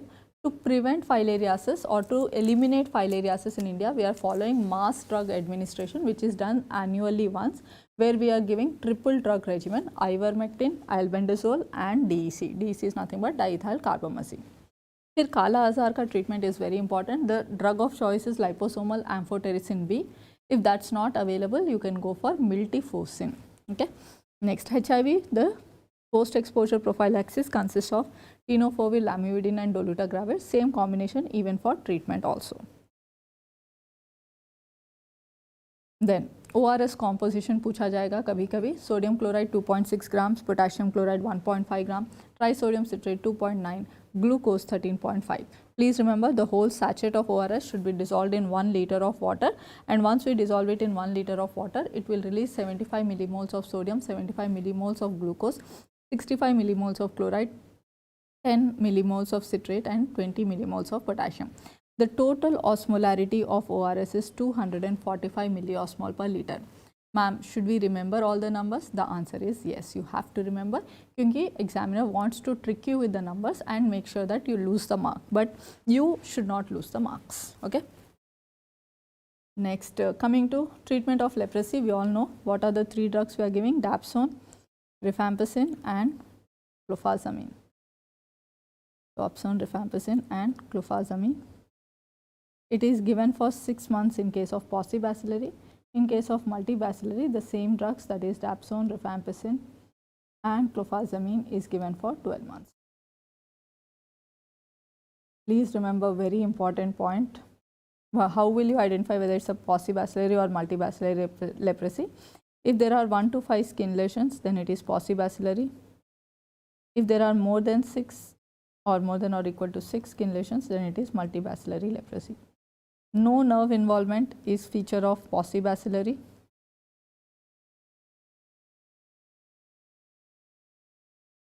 Whereas nerve involvement is a feature of multibacillary leprosy. Next, third important point. Bacilli are absent in slit skin smear microscopy. Slit skin smear microscopy. Whereas bacilli are present in slit skin smear microscopy in multibacillary leprosy. Okay. Next, please remember, what is the annual surveillance period for paucibacillary after the completion of treatment? The annual surveillance period is 2 years. Annual surveillance period is 2 years, whereas annual surveillance period in multibacillary leprosy is 5 years. Okay. Nerve involvement with only 1 lesion, what will it be? If nerve involvement is there, then the answer is multibacillary leprosy. Okay, clear cut. Next, coming to post exposure prophylaxis after an animal bite. Please remember, जब भी animal bite का case आया, first you categorize whether it is category 1, category 2 or category 3. If it is category 1, please remember, you need not do anything. You will not give any vaccine. You will just watch the wound, assure the patient and send away. What is category 1? Any touching or feeding of animals, any licks on the intact skin or contact of intact skin with secretions or excretions of the rabid animal. Okay. What is category 2? Nibbling of the uncovered skin, minor scratches or abrasions which does not cause oozing of the blood. Here we will give anti-rabies vaccine. Okay. Next, What is category 3? Whenever there are transdermal bites, whenever there are licks on the broken skin, whenever you come in contact with the bats or contamination of mucous membrane with saliva of the rabid animals, then you will go for rabies immunoglobulin along with rabies vaccine. Very very important. ठीक है. Rabies vaccine कौन से times पे लगाना है? 4 doses लगाना है. What are doses? Day 0, Day 3, Day 7 and Day 28. It is given by intradermal route. This is post-exposure prophylaxis which we are following. What is pre-exposure prophylaxis? It is nothing but it is given for people who are at high risk of having an animal bite. इनको हम 3 doses of vaccine लगवाएंगे. That is on Day 0, Day 7, Day 21 or 28. Okay. Next, what is re-exposure prophylaxis? If for example a person has taken post-exposure या फिर pre-exposure ले चुका है, अभी उसको फिर से animal bite हुआ है, तो हम उसे re-exposure category में डालेंगे. Re-exposure category में हमें एक question पूछना है कि last dose of vaccine कब लिया था. If he says less than 3 months, you need not do anything. If he says more than 3 months, give 2 doses of vaccine, that is on Day 0 and Day 3. Please remember कौन से भी scenario में immunoglobulins री exposure में नहीं देंगे. ठीक है. Like for example, a person was bitten by dog. First time ही had category 2 bite. Okay. We have given 4 doses of vaccine. Now he is re-bitten by an animal. Okay. Now it is a category 3 bite. Still you will not give rabies immunoglobulins. Okay. You will see whether the vaccine last dosage was less than 3 months or more than 3 months. If it is more than 3 months, you will give 2 doses of vaccine, and if it is less than 3 months, you will not even give the vaccine. Okay. Are we clear with this regimen? So post-exposure, pre-exposure and re-exposure. Next, target years for elimination. I think ये तो हमने in detail कर चुके हैं. Next, coming to Y. So we are just about to complete. Y and Z are the 2 alphabets remaining with us. So Y for family. Let us have a quick look. What is a family? It is group of biologically related individuals living together, sharing a common kitchen and sharing a common purse. Okay. What is a nuclear family? If parents and their children are living together, then we call it as a nuclear family. Earlier, India's families used to be a joint family. Nowadays, they are more into a nuclear family. What is a joint or extended family? Where there are many married couples, their children, men are related by blood, women are either their spouses or the widows of the kinsmen. Okay. They share expenses from common purse, and senior male member acts as a head of the family. Then we call it as a joint family. What is a 3-generation family? Where there are people from 3 different generations. Like for example, my grandparents, my parents and me living together. Then it is called as a 3-generation family. What is a new family? A family in which married duration is less than 10 years. We call it as a new family. What is a broken family? Where the parents are separated or death of one or both parents happens, then it is called as broken family. What is a problem family? A family which lags behind all other families, then it is called as problem family. How do they lag behind? They lag behind economically, nutritionally and socially. Okay. Next, coming to temporary social groups. What is a crowd? अगर बहुत से लोग एक common interest के लिए join होते हैं तो हम उसे क्राउड कहेंगे. Like for example, you all are joining me live for this session, that is nothing but crowd. If a crowd has a leader and you people are using some slogans, then it is called as mob. Okay. So what is a mob? Crowd which has got a leader who forces members into actions where you are using flags or slogans, then it is called mob. What is a herd? There is a leader and the people of the crowd are following him blindly, then it is called as herd. Example, tourist group under a guide. Okay. Next, last thing, 3 stages in adoption model. I think this was also a recent MCQ. So whenever you want a change behavior to come in the public, like for example, I have gone to an area, I am teaching them hand washing technique. Okay, I want them to adopt this what you call hand washing practice every time they eat food or every time they visit a washroom. Now, to do that or to see that behavior come in that public, the public will go through 3 stages. What are the 3 stages? Awareness, motivation and action. Okay. What is that? Awareness, motivation and action. So as I always tell you, you remember my name Asma without an S, that is the way it goes. Awareness, motivation and action. Awareness, motivation and action. Okay. Now awareness, when I tell them about what you call hand hygiene, So it will create an interest among them. I'll show them the steps. First, you have to take lather, rub it all across your palms and fingers, then what you call wash the back of your hands. ऐसा मैं जब बोलूँगी तो एक interest पैदा होगा, ठीक है. मैं बताऊँगी कि what are the advantages of hand hygiene. So it creates an interest among you. Once interest is created, the second step which happens is evaluation. What is evaluation? Now the public will evaluate whether they will be able to do it all the times or not. Whether doing this practice will cost them more of water, will cost them more of soap, okay? Will they be able to afford it or not? So this kind of what you call things which run pro and cons which run through your mind, that is called as evaluation. Once evaluation is done, then there will be decision making, okay? Once evaluation is done, what is called? It is called as decision making. So now they will make the decision whether to practice it or not to practice it. And then once they have decided to practice, then it will be called as what? It is called as adoption or acceptance. So they will bring the practice into habit, that is called as adoption. So what are the stages? That is awareness, motivation and acceptance or action. Awareness will include interest. Motivation will include evaluation and decision making, and action will look into adoption or acceptance, okay? Next, very important, family cycle. Majority of the students somehow after knowing also they are getting confused, तो मैं एक बार revise करवा दूँगी. Now you see how much you will be able to do it right, ठीक है? Any family will go through these 6 stages. What are the 6 stages? Formation, extension, complete extension, contraction, complete contraction, dissolution, ठीक है? What is formation? Starts with marriage of 2 individuals.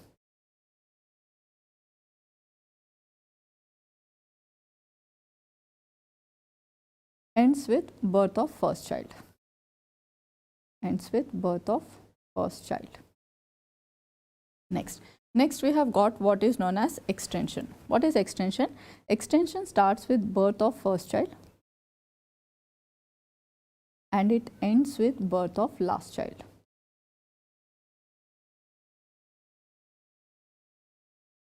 Next, complete extension starts with birth of last child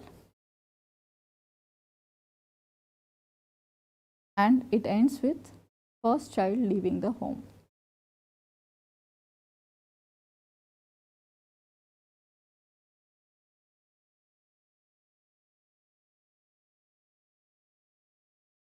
Next comes contraction.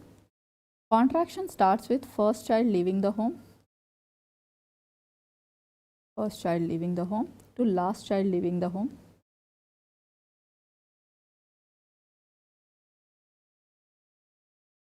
Then comes the complete contraction phase. What is complete contraction? Last child leaving the home to death of the spouse. That means the person who got married at the first place ना, उनमें से किसी एक की death हो जाती है, तो हम उसे complete contraction कहेंगे. And then from death of the spouse to death of survivor is the dissolution phase. Now, whenever you are doing the questions related to family cycle ना, please look in whether is he asking the family is in which phase or is he asking the family has completed which phase or the family has entered into which phase. ठीक है? एक simple example दूंगी. See here, if the question is telling that the couple has what do you call given birth to their last child. Now the family is entering into which phase? Now see here, they have given birth to last child. Now the family has entered into complete extension phase. Now the family has completed which phase? They have completed the phase of extension. Are you understanding this? So read the question properly. Now sometimes they are giving a question like this. The time gap between birth of last child to first child leaving the home is called as which phase? Again it is called as complete extension phase only. Okay, are you getting the point? So read the question properly. थोड़े key errors भी है कुछ apps में.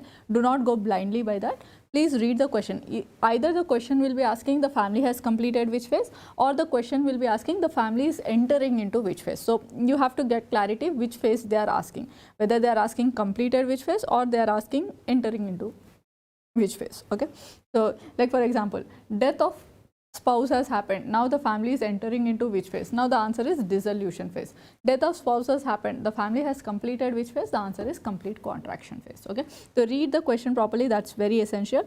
Sometimes एक simple question भी पूछा जाएगा कि logical sequence क्या है, तो वो तो बहुत easy है. Formation, extension, complete extension, contraction, complete contraction and dissolution. तो ये भी पूछा जा सकता है. Okay, so I'm hoping this is clear to you all.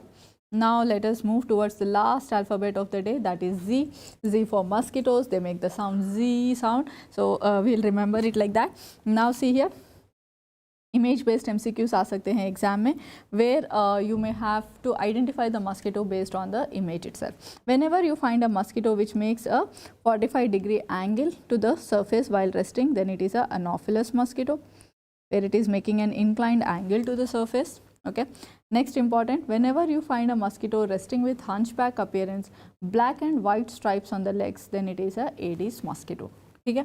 Next, please remember, if you find a hunchback appearance but no black and white stripes, then it is Culex. If you find a mosquito in squatting position, then it is Mansonia mosquito.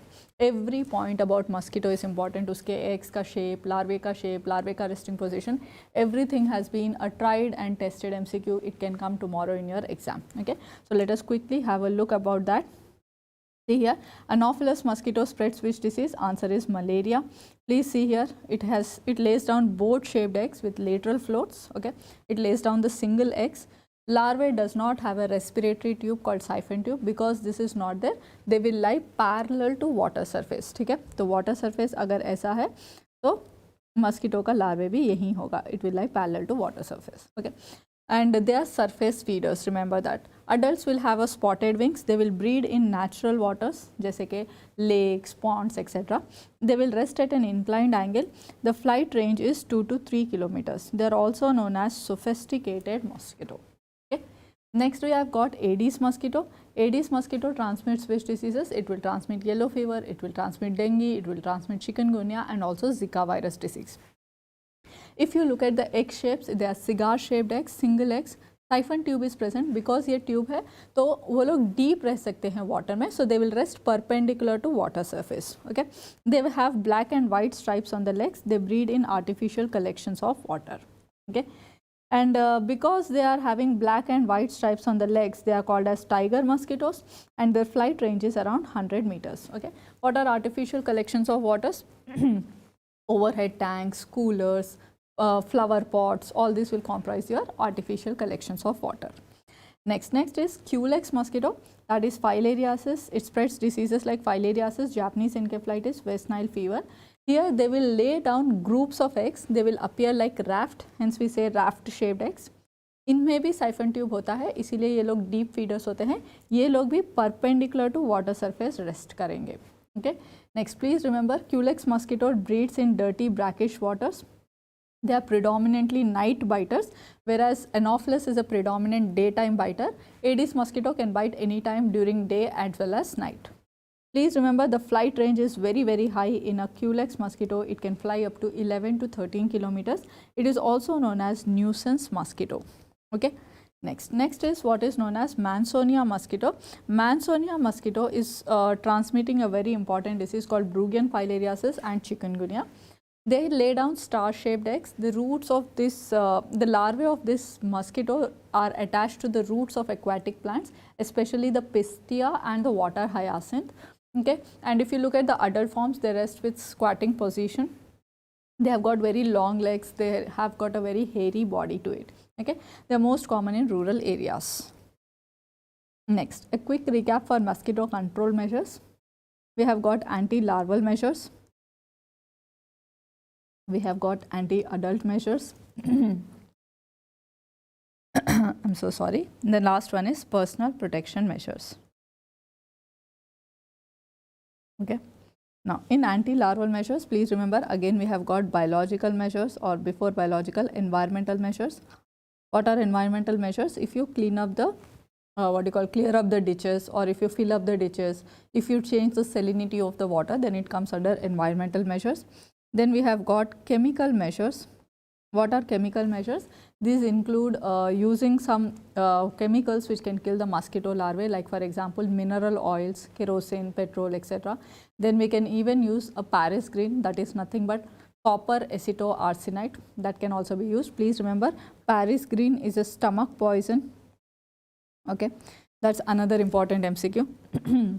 Then third important, another chemical which can be used is malathion, that also will kill the mosquito larvae.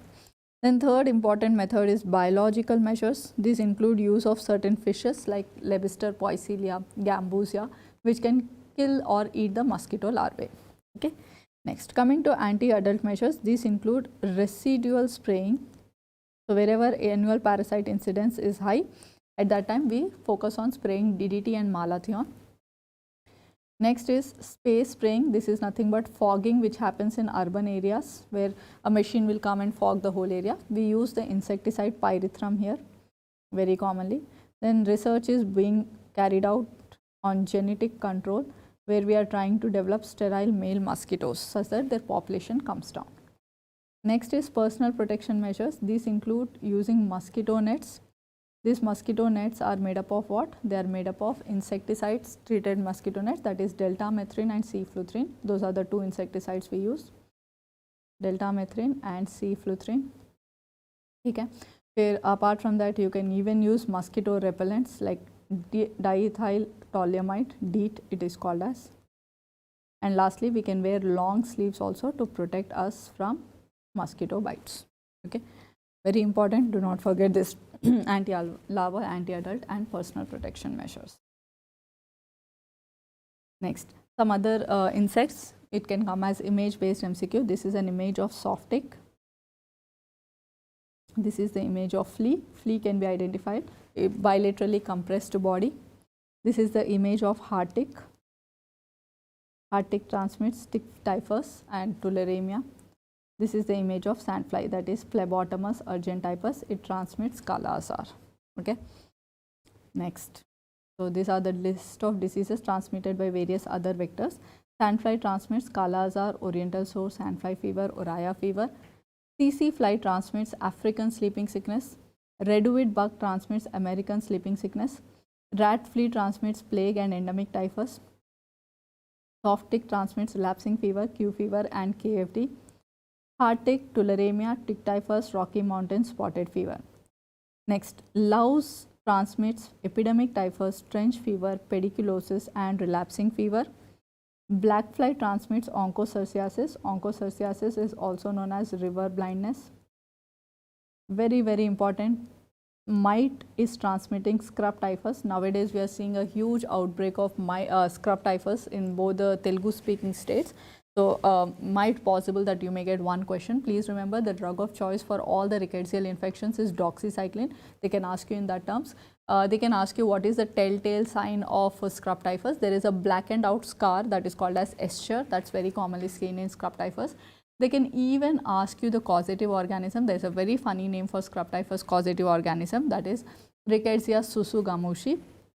So, remember these are the other important points, and it is transmitted by a mite. Then housefly transmits typhoid, cholera, polio and gastroenteritis. Okay.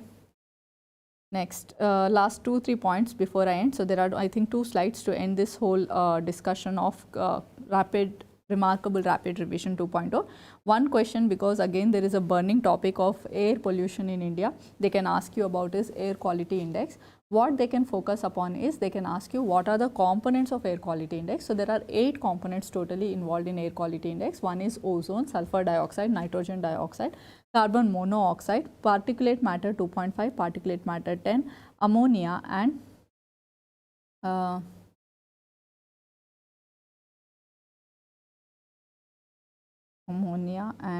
there is not sulfur dioxide. Sulfur dioxide is a repeat. So, there is one more thing which I am not able to recollect: sulfur dioxide, ozone, nitrogen dioxide, particulate matter 2.5, ammonia. Okay, I will come back to it. Next, please remember the AQI, if it is 0 to 50, then it is considered as good quality of air. If it is, this is India standards, it is very different from American and the European standards of AQI. 51 to 100 is satisfactory kind of air, or 101 to 200 is moderate, 201 to 300 is poor quality of air, 301 to 400 very poor, 401 to 500 is severe quality of air. Please remember, people with pre-existing diseases will have problem at moderate quality of air, whereas even the normal people will start showing symptoms at poor quality of air. Okay, very important. Ozone, sulfur dioxide, nitrogen dioxide.